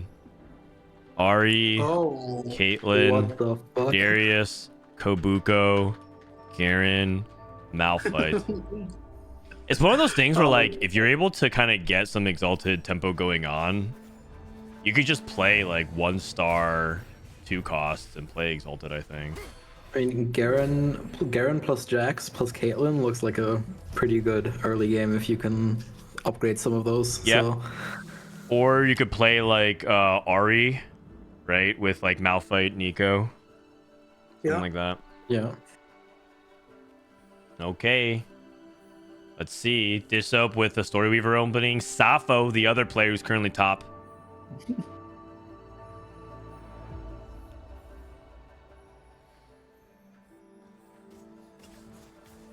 How many people starting off with Exalted right after the gate, though? People are aiming for it. Okay, we got 1 RY. Tasik 2. 3 people with Exalted. Oh. Wait, our way also has 3 upgrades. Yeah. Oh boy, this is Juan May. Branching out, Featherweight's best fence. This is a silver. Fucking featherweights reroll all the 1 cost. Featherweights, reroll all the... Play Yeah. 5 Exalted Featherweights, reroll. Oh, fine vintage. Yes. Branching out. Oh, whoa. Dasik, sharing is carrying. Dish Soap, Band of Thieves, Tempo, Safo. Man, no love for the fine vintage? Man. I mean, it's such a fun augment, but... Yeah. Ink Shadow. Shadow, Flancy was switching gears. 1, 2, 3. Maybe fishing for Fortune? Yeah. Silver Spoon. Okay, we got all the augments. Okay, what is this opener? Caitlyn 2, Yasuo 2, Ari 2. Exalted. Exalted, yeah. Oh, man. This is nasty. This spot is so good. So he starts off level 5, and he's going to be pushing up. This dude's going to be like fast 10. Yeah. Okay, probably And not, but he's in a really, really good spot. Just up wins. The nice thing about 2-1 Exalted is it lets you level to 5 on 2-3 without Oh double my. bumping. Sorry, go for it. The nice thing about Exalted on 2-1, it lets you level to 5 on 2-3 without double bumping. You're right. Yeah, no moves. It's so expensive though. Yeah, 4 free rerolls. But you can use his duplicator, Oh, yeah. He insta made that. Okay. I mean, Mumu2's And pretty good. Oh, wow. Dasik. Clancy. Rico made Nico 2. Or like Oh. Nico Mastery. Wait, is this the one where the rerolls last? Yeah, Or it are lasts they only for until this round? Oh, okay, gain okay. free rerolls, and it says last until used. Okay. Going up against Juanmei. Sniper's emblem on his branching Oh, out. Snickers is pretty good. Yeah. Yeah, we have Caitlyn as the potential exalted that he wants to link into. He can also just play Ashe. He has sword and a bow. Yep. Everyone is playing Exalted in this lobby. Not just soap. Okay, not everyone, but Not yeah. just soap. But yeah, Ging hits Senna Senna 2. Juanmei his level 5 with Exalted. Exalted. Safo. He's another player to pay attention to because of his point standing, but no. I think Ging's playing Stone Play. All right, Dish Soap. It's gonna be hard for him to 5 streak if there's so many level 5 players, but he does have a Mumu too. Senna took Kalim too. He's a little dangerous, but no front line. He rolled Biss on Mumu. He can't lose. I mean, okay, so Mumu 2, I mean, it does feel like Mumu 2 is pretty good if you have items on him, but TG is like, it feels like kind of inconsistent. So if he rolls like this again against a stronger board, I feel like he might lose. Yeah. Yeah. But 5 streak here is really big because like other people are ahead of him in terms of the exalted count, and so they're like up every turn they're able to get exalted values. So him making it up through streak gold is really important. Mm-hmm.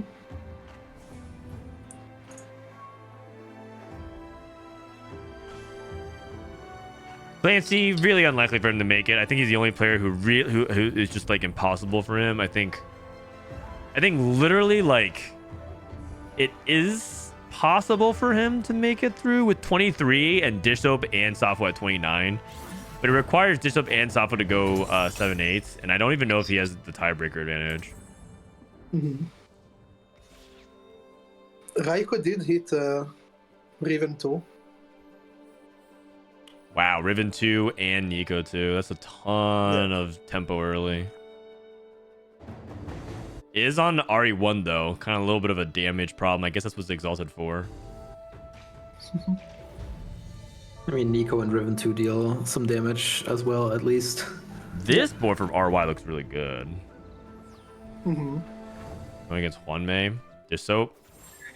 Dish Soap versus Raik. Oh! Rage Blade and Mumu. Oh, I did an RE1, so Yeah. probably win. I think their soap should win this. Yeah. Like, Mumu is so much sustained. Honestly, Rage Blade on Amumu is not even that bad. Like he casts faster again. It's definitely not that good. I mean, it's better than Hurricane. That's true. That's true. We'll take it over Hurricane every day of the week.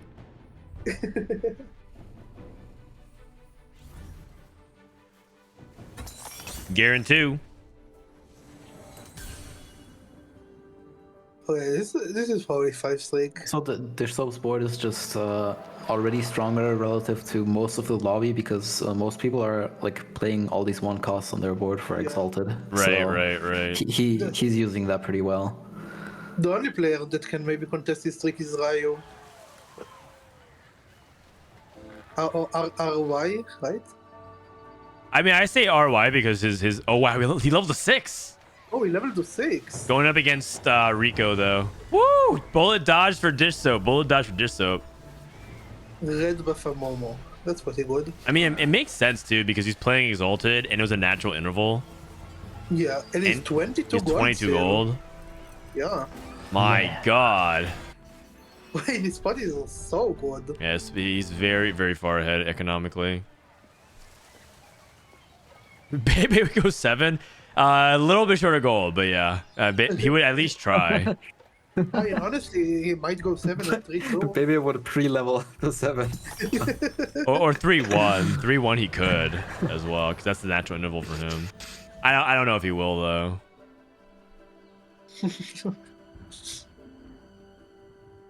Baby still play TFC? I don't think so. Man, it's sad. I get sad when I think about Bebe. I feel like Yeah, me too. I feel like he was like in a really interesting spot for a while with like how he would like kind of be this mouthpiece between Korea and the West, and then he kind of like had the milk drama, and then he kind of made a bit of a comeback with Worlds casting in the Summit, and then like yeah. And then it went out of control. Yeah, and then he went eighth, and then he went eighth. It's like I thought he was like a pretty good caster as well. Like he had a really sympathetic aura and all that, but then then the Twitter stuff started. yeah. The demon came out of the battle. Yeah. Okay, RY can go 7 here and make 10 gold, but I don't know if he was gonna do it. He has too much gold to lose. He has too much. You go from 40 to 10. You lose 3 gold per interest. You're still making Exalted. Disso versus RY. This is potentially tournament winning defining. The Bramble roll is so good. Brambles, yeah, better than Rage Blade, but against the AP damage, you kind of want something a little bit better. Okay, this up wins. Yes, sir. That's my PP. All right, Dasic.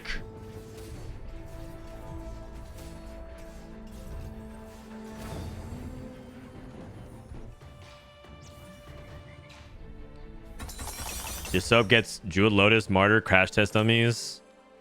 Good generic augments. Yeah, generic augments. Nothing too crazy. I don't know if he's feeling like Jewel Lotus is good enough. I do think that it's he rolls Arcanist Crest. Ooh, I don't think he has he has Last Whisper. It's definitely not Arcanist then. But Jewel Lotus with his Last Whisper is kind of interesting. Okay. Crash Test Dummies. I'm a little surprised he rolled Martyr before Lotus, but yeah. This is good.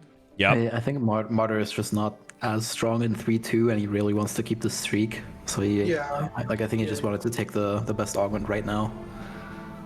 Kwame went slamming, by the way.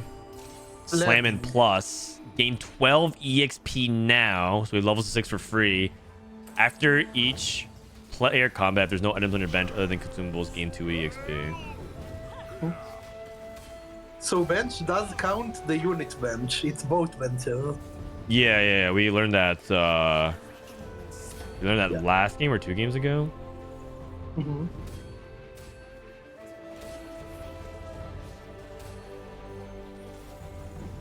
Rico able to get this win here. Dishope still on the 100 HP streak. Dragon Lord Duelist Lee Sin. Man, this oh wow, Dasic and Flancy went to 7. Flancy saved his rolls, ended up hitting Bard 2. Epoch. Oh, Dasic is playing Bard? Maybe he also could just be playing just generic AD like Ashe Kaisa. Yeah. I mean, after someone just hit Bard 2, I don't know if you still want to play Bard from the spot. Probably not. Yeah, I feel like Flancy almost like has to play Bard from this spot. I feel like Dasic doesn't have to play Bard. Also, Dasic it doesn't play contested. That's just kind of his thing. This sub does lose to Ging. Yeah, Ging very strong. What is Ging's board? Nar. Okay. Kind of a big loss.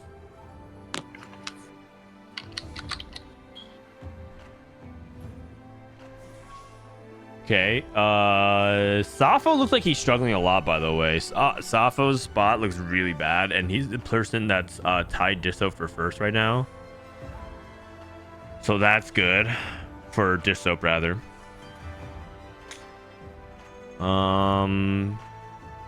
Everyone's still playing Exalted. Juanmei. It's a loon. He's getting ready for kind of a roll here. It's a Sniper alone. Ashe. Mumu pair. And a Nautilus. Yeah. He could roll. He could definitely continue to roll. He wants to see if he can hit Philios 2 or something. Or Sniper. Okay. I mean, he doesn't have it paired though. I'm kind of surprised he didn't just try to go level 8 from that point. But I guess he is at 50 HP, so Yeah. it's pretty risky. Oh man, Software Spot does not look good at all going against Juan Mei. Let's watch Disso's fight. Going against Dasic. Man, it looks like a lot of people are kind of playing this AD line.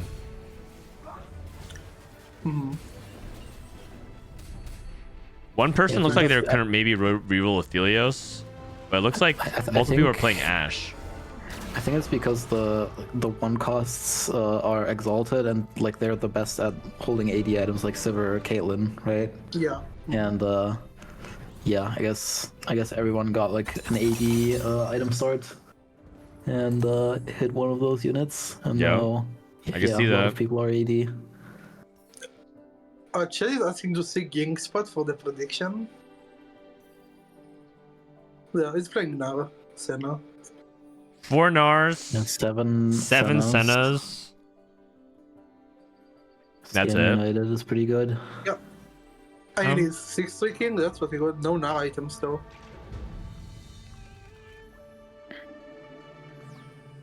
It's also a bit of an unusual setup with like Gargoyle, Aatrox, solo frontline. I don't think Yeah. I've seen that yet. It's it doesn't look like it's strong Gnar setup because Gnar doesn't have any items. Yeah, he's focusing Yeah. more on the Senna side of the And he's going for Rageblade red buff Senna. Not exactly a conventional Senna setup. Oh, the Senna targets the Soraka. Looks pretty good though. Oh, I mean, didn't 7 win streak. the fight. Nice. So loses again. 42. Okay, so Disho's been saving his rolls. I feel like a lot of people have used their rolls, right? You look around. Juan Mei uses rolls. Yeah. Lance uses rolls. But Disho and Ging have not used their rolls, I think. Actually, Ging did as well. Ashe and Aphelios are going to be so contested in this lobby. Yeah, King big is time. actually holding some Aphelios as Right. well right now. Yeah. Oh, never mind, Smart. not anymore. Okay, well, he was definitely holding one at least before, but it is smart because if you know 3 people are wanting to go for it, just holding as Aphelios 2 is so punishing everyone else. Assuming it doesn't it cost you anything. So items are a little rough. No, I guess they're fine. Can slam again, so. Yeah, you can same Ginsu. You could go for Gunblade as well. Gunblade and then like what, Runons? I don't really feel like that ties it. I mean, those are Samira items from set 8, the hero augment one. I think that would be a bit low damage if you went Yeah. for Hurricane and Gunblade here with Last Whisper. He has like no real damage item then.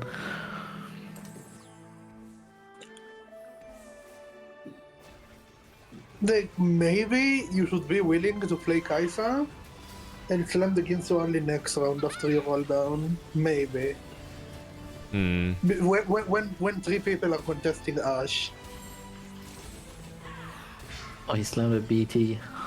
Yeah, he slammed with it. I mean, BT's not even that bad given how much backline damage and splash there is. Okay. Maybe he's trying to play for Irelia as well. I've actually been seeing quite a lot of BTs on Irelia. Oh, Oh, interesting. interesting. And is it good? I mean, I don't know honestly. I haven't played that much Irelia. I think if you get to 2-star, it's probably like really good. It's kind of like a Prismatic. Gunblade on a backliner. Oh, But yeah, I'm man. not sure. And your recruit is just solid, right? Like, it guarantees the Ashe too. Yeah, exactly. And he is You can also maybe Wait, one Ashe? eyeball Irelia too. Come on. Just another Ashe. The other white lady, not this one. This Morgana's more like the gray lady because she's ghostly. White lady. Dressed in white. Come on. Orin pair. Okay, is that it? We're done rolling. I think Maybe maybe he like should have like rolled more and faster because like everyone's rolling this round for Ashe, right? Yeah. Oh, there's a dummy with 2 lockets. Someone has a dummy with 2 lockets. Yeah. Oh, as a call to chaos. Yeah. Wait a second. Yeah, Reward the detective is 3x fine, locket training dummy. Wait, But it only It's has the two. text, it's the text. It only One, has two. two.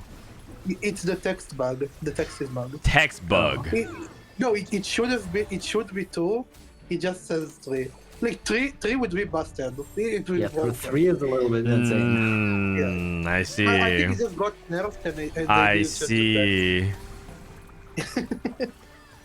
Dude, I got 3 Hall Crushers yesterday. Like I would prefer this dummy so hard over 3 Hall Crushers. Oh, big hit for Hwanmei. Big hit for Hwanmei. text. Ash 2. Oh, Okay. you didn't put the shotgun on Ash. You put it on Wait. Sakura. Dasik is playing around Actually Bard. carrying Bard, yeah. they He think only he's has playing Bard. 1. Oh lord, that is not good. He's good. He's playing around Bard, Sappho, 4 Aphelios, 1 Ash. Everyone is Ash. Everyone's No, Ash. no, Everyone's like- Ash. Ging Re-rolling 1 for off Aphelios. of Caitlyn 3. Pre-rolling for Aphelios in a lobby like In this this is lobby? a little bit sus. Yeah. Because Yeah. like everyone's gonna hold Aphelios before they have Ash, right? Yes. So, I mean, Dishop's holding Aphelios as well. Disop is holding Kane, right? Because you can dual carry Kane with Ash. And you have a BT already. Yeah, and this is really good for Ging, who's playing for high tempo. Mm-hmm. Oh man. And Daisy is carrying a Bard 1 on stage 4. I mean, he's gonna get the 2-star like soon though. He has it on the way hex. I've heard Dasik say multiple times that he thinks Bard 2 can just, like, go top 4. Oh, A spatula. Every porcelain spots. 2 full porcelain spots. Okay, points wise, Dasik needs to get +3 on Dishop and Sappho, and so does Hwanmei. There's And so Sappho's got going another eighth. Mumu with a porcelain Yeah, emblem. Disop got That's a really with the good. porcelain spots. Okay, okay. I think he already had 6 at least, maybe even Yeah, more. yeah, he had 6 Momos, yes. One for Mumu That's the 3. 7th one. Kane 2. Kane 2, that helps. That's not Oh, bad. porcelain Kane? Porcelain Kane is pretty good. Yeah. I can see it. I can see it. Gets the Reaper in.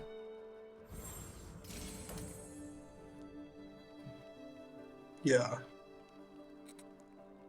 I Okay. mean, he could still miss though is the thing, because like everyone's holding these units. Right, and right. He has 7 Amumus and only 1 Ash, which means he kind of wants to use the Duke for Dude. Ash, but then how are you gonna hit the Amumu? Hwanmei's Yeah. spot is looking really It's good. also- Oh my god.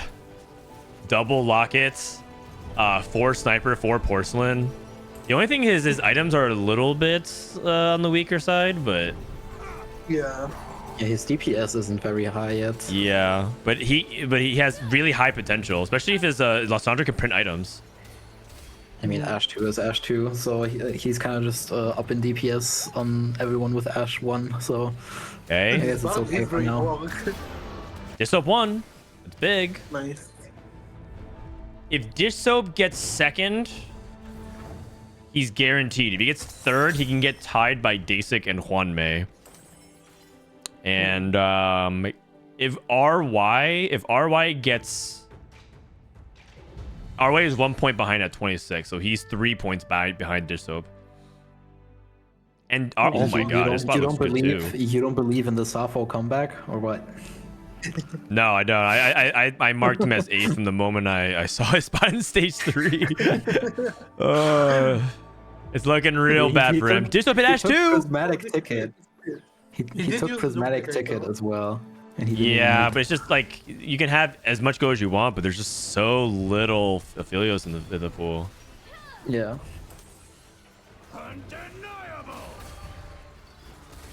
Yeah, I think real in the failures in this lobby might be Oh, this Kane. suspicious. He got a Hodge from what, Ornn. Ornn? Yeah. Yeah. Oh, he loses though. Oh, that's a Bard bit. two. Bard 2 is a beast. Hwanmei is charging up. I feel like it's Hwanmei, RY, and Dish Soap, and or Ging. I actually don't know how good Ging's spot is right now. Pretty far off now. Yeah, I feel like Ging's gonna get fourth this game, but I'm not sure. Maybe the spat changes something. Dryad Emblem, What's maybe. that? Yeah, Dryad, I guess. Maybe. Yeah, probably Dryad. Dryad. I mean, the spat is better for most other people than for Ging, though. Yeah. Like Ghostly is accepted, I guess. Yeah.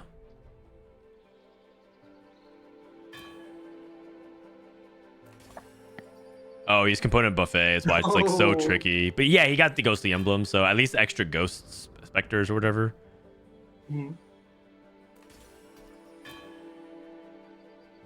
Okay, you have Dryad if you want it as well. Oh. He just doesn't wanna go Oh. for any spot. Yeah, just a dead spot. Got it. He wanted to prioritize the items. Okay, Aphelios 3 for Sappho. Going against Dish Soap. I mean, he's not gonna be level 8 for a really long time, so Ghostly Emblem doesn't really do anything. Yeah. I thought Dish at Soap least it isn't- like releases a couple of ghosts.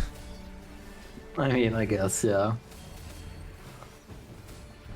Man. This chain is just unkillable. I feel so bad for Sappho. But wait, Aphelios? Oh, hold on. Hey. Oh, I think he wins. The Gunblade, yeah, he wins. Oh, Oh my god, Oh, and so Dish Soap close. loses. That's so big. Wow. Ging hit Aatrox 3. Never mind. Sappho comeback. That is not good for Dish Soap. Dish Soap actually took 2 losses. He should be in the 40s. And as a result, he took 2 really narrow losses. And if Sappho dies, he also... I guess he's not holding any Amumu's. Who's holding... Is anybody holding Amumu's? Juan Mei. probably Juan Mei is probably, yeah. He has I think 3. Juan Mei wins the game, personally. Mm-hmm.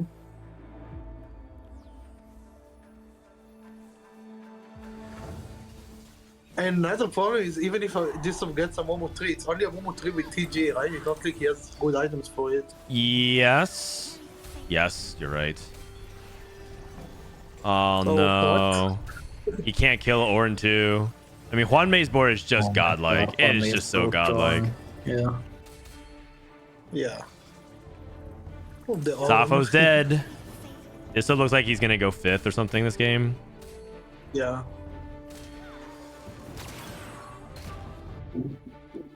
Sag.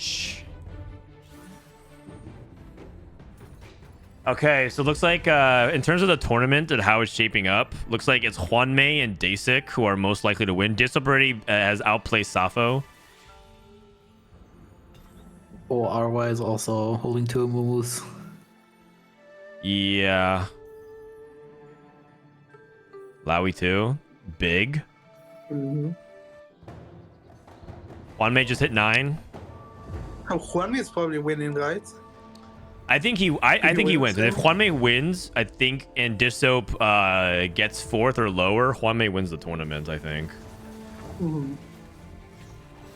That is currently the barrier that they have to overcome for the rest of the lobby. But I'm pretty sure Juan Mei wins the game at the moment. He's my favorite to win the game. Yeah, mine too. For Sniper, for Porcelain, this Orn is crazy Oh, good.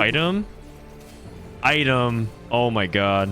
Oh, Wait. Oh, he lost. Lost. He did lose. Okay. Pardon. Disop lost again. Disop is 1 HP. No.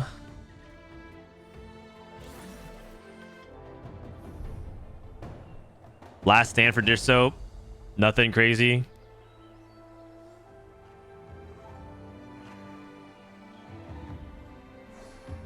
Dryad Emblem. Oh yeah, Dryad Emblem, I guess, if Ging was making a Dryad Emblem, but kind of useless for him otherwise. Yeah. Damn. Man, I'm down for them to play 5 games next time, so that way Dish Soap ties for wins. first. Oh, I just realized Dish Soap didn't have anti-heal. That's probably been a Okay, big problem. Oh, Lissandra. Oh, Lissandra? Pretty big. It is much better, yeah. I mean, we're playing for prize money here at this point for Dish Soap, finishing top 4. I mean, this front line is still a bit underwhelming. Yeah. Good Amumu item though. One off Amumu 3. If he can hit that, Oh he spikes really man, hard. Oh, this is a hard fight. hard fight for sure. Ash is gonna be stuck on this this Aatrox for a while. Yeah. This is Lissandra. Oh no! What was that? Oh, he got The sniped. Caitlyn weave the needle. Oh man, the dagger. Oh god. Oh man, that was brutal. Wow. And Daisy also has a pretty good ward rate. Maybe Daisy can win. EXP costs 1 less this game, minimum 1 gold. Okay. Top 4. Okay, so Dish Soap is out. Safo is out of contention. Rico out of contention. It comes down to Dasik, Hwanmei, Ging, and RY. I think RY can at best tie, and he needs... Actually, no, he can't anymore because he needs Hwanmei and Dasik to have both the bot forward. So it's basically Hwanmei or Dasik to win the tournament. Ging can't either. Oh no, he can. If Ging goes first, and then Hwanmei and Dasik go third, fourth, but I don't think that's gonna happen. We'll see. This is Dasik. Oh, set on the Aatrox is pretty good. Wait 2. Oh my god. Oh, This Caitlyn is crazy. Yeah, the Caitlyn is going crazy. Oh my god. FSN Saber in the wait. house. Oh, he wins. Where's Oh the my Caitlyn? god. Caitlyn this. Someone tell Saber he'll quit League of Legends again. Okay, oh man, I don't know what's gonna happen anymore. I mean, I'm pretty sure Hwanmei was still favored. He just ended up losing that one fight, but we'll see. Ging is 25 points, 2 behind Hwanmei. So if Ging goes first and Hwanmei goes second, Hwanmei wins the tournament. This Lissandra is very scary. Oh yeah, he has Lissandra too.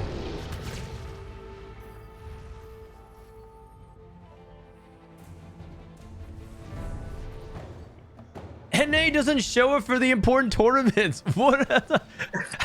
Man, you have a lot of balls to say that right after we just won the world championships a week and a half ago. Oh my god. This is such an important tournament. Before the set is even out. So important.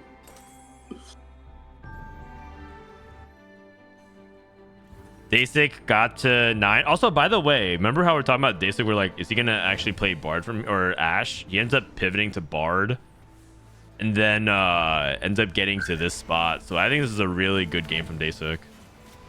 It looks like it might just be a 4th, but I think this is another really good performance from Dasik overall.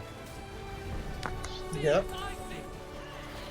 Like, he played very fluidly all tournament long, played a lot of uncontested lines.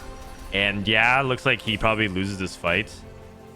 But overall, I think he should be really proud. I know probably he wanted to win, but... Okay, Hwanmei and Ging and RY. So I think the only thing that stops Hwanmei from winning the tournament is if RY goes first and Hwanmei goes third. We're at that point. Hwanmei wins the tournament if he gets first or if RY goes third. Which would be really cool. I mean, Hwanmei is largely considered to be the most accomplished CN player of all time. And for him to like win a tournament of this caliber, in my opinion, I mean, this is like a field that is harder than Worlds, in my opinion. We're missing a couple of SCA giants, right? Like Tidal, for example, couldn't make it. Yeah. Sorry, APAC. But this is like one of the hardest tournaments to win in general. It is if everyone is taking it seriously, right? I mean, I think a lot of people are taking it seriously. Yeah. Okay, I don't think Ging is winning the game. Yeah. This is RY's position. Looks like he is losing to the Ghost. And then if he does... Oh, that is not a good sign. Oh. Any interviews? I mean, the only person I can interview is probably just Soap.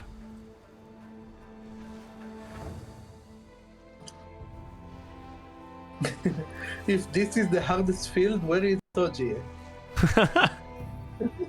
He's watching at home. In the comfort of his own queuing bed up where he wants to be right now. Don't worry, he'll show up for regionals. He'll show up for regionals. I can't promise what he'll do for 3 months, but 3 months from now, mark it. 90-day countdown. K3 Soji will be back.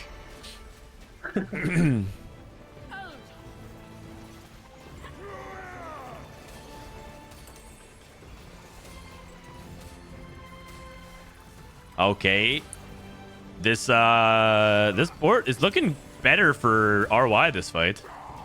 His front line is holding. Oh, the teapot, the timing. Oh.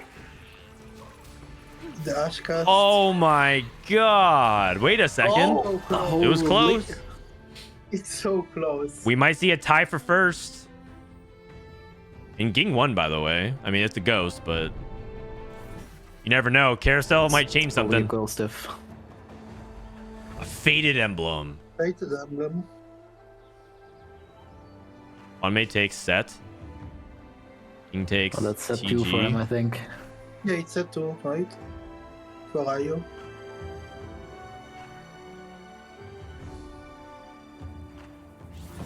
Guard breaker. RY versus Gang. One may on Oh, it's on not set break. 2.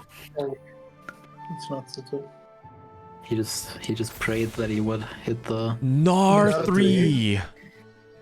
Does that change anything? I mean, it helps for sure, but does that change the results? Oh, it can. I think Gin can win versus RY.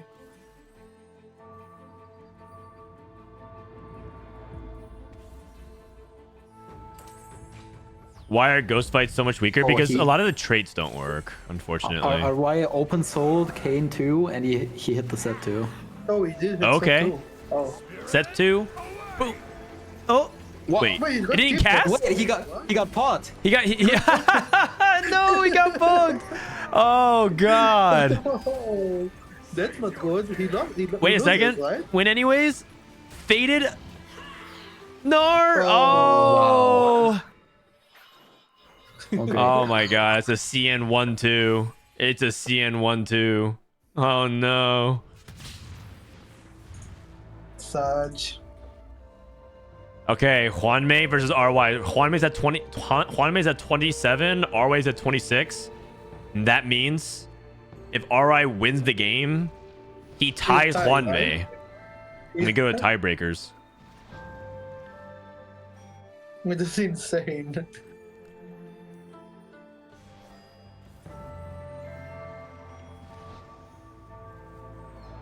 Juanmei not getting full locket value. Kind of. Oh, he's trying to have Set hit the dummy. He's trying to have Set go against the dummy.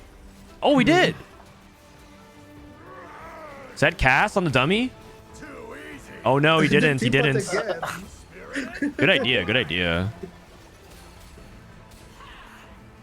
This fight looks very 1v favored. Yeah, Juanmei Yeah. looks like he's got it so far. I don't think Syndra Oh, can the pull his Syndra is back. getting- No, Ornn's not even dead. Okay, That's okay. too much. It's GG. Ow. Juanmei wins the tournament. Classic. Amazing job.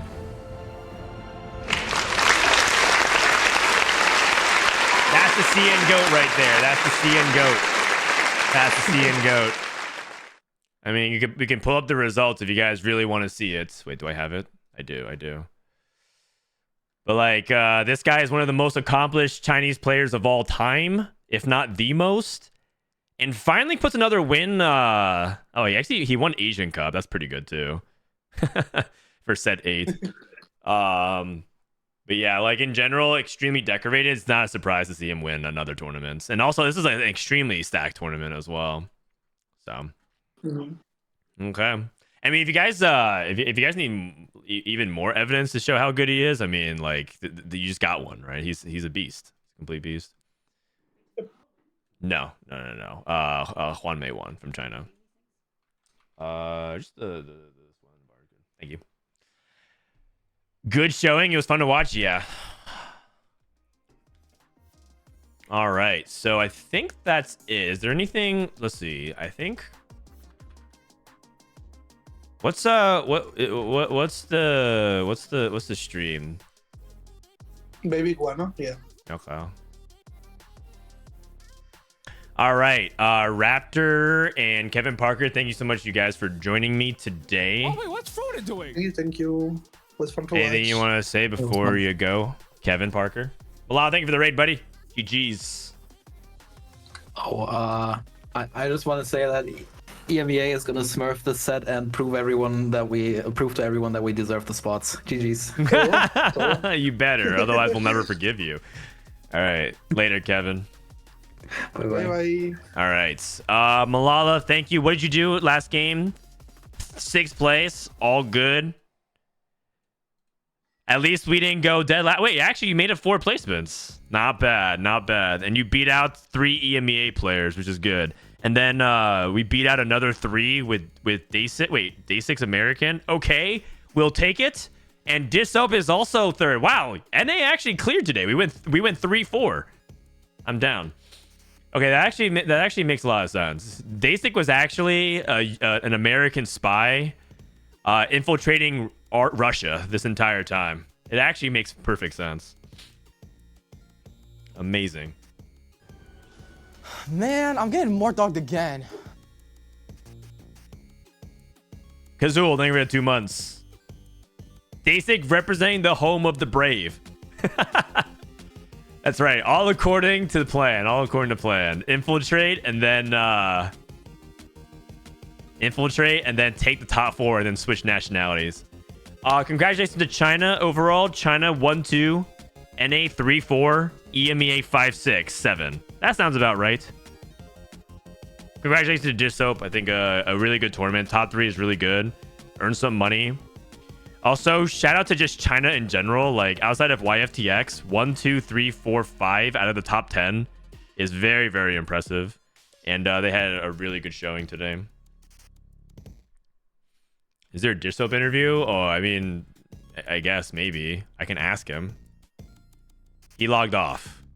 Okay. No. The answer is Disop logged off. What was the prize pool? It was like 1,500 for top 4. He was very sad. Yeah. I won't interview him. Usually you want to interview people after they do well, but like losing interviews, you gotta like if you the general rule is if you do losing interviews, you want to give them some distance first and then let them talk about it instead of like the immediate losing reaction. But Mort Dog, thank you for the raid, buddy. Hope you had a good stream. I heard wait a second. I said that I was supposed to read something after this tournament. We just finished. More dog viewers, we just tuned in and we saw Cien go 1-2 and then Disop went 3rd. And then as you guys know, one of the most patriotic TFT players out there, Dasik from the USA, also went 4th. And then, oh, what did we have here? EMEA 5th, EMEA 6th, EMEA 7th. I mean, it's pretty good. Top 8's not bad. It's not as good as the 3-4 finish from USA though. More dog interview, nah. It's Sunday. He doesn't even follow his own scripture, and on the 7th day he rested. No, he didn't. On the 7th day he played viewer games on PBE. And then China went 8, 9, 10. So that is the results. The tournament meta in general, I posted, if you guys are wondering about the tournament meta, this was what I posted yesterday. Let me see what changed from today. Today Syndra seemed better than Lilia, although Lilia had a lobby where she went 1, 2, 3. Timo looks like he's worse. Janna looks like this is correct. Aphelios did okay, but he's really contested. I mean, honestly, it looks like it's still kind of the same. Kaisa ended up underperforming today, which was kind of expected. Tristana performed okay as well. I think it's for the most part this is like looking correct. Juan May interview. I mean, my Mandarin is not very good. I don't have the ability to interview Juan May. All right. So thank you to the people who organized it. Oh, this is my I posted a fortune video. Some people were asking me when am I gonna post any set 11 guides. I did. I posted a guide to show you how to play fortune. I show you the loot table. I walk through a gameplay. I walk through how you're trying to approach it. I also tell you how to play Exalted, but like don't play this unless you are an expert at the set or you're a masochist, and then I show like a game of me playing it. I'm pretty sure this is correct. I can do in the future if needed. Yes. All right. Thank you, Clement.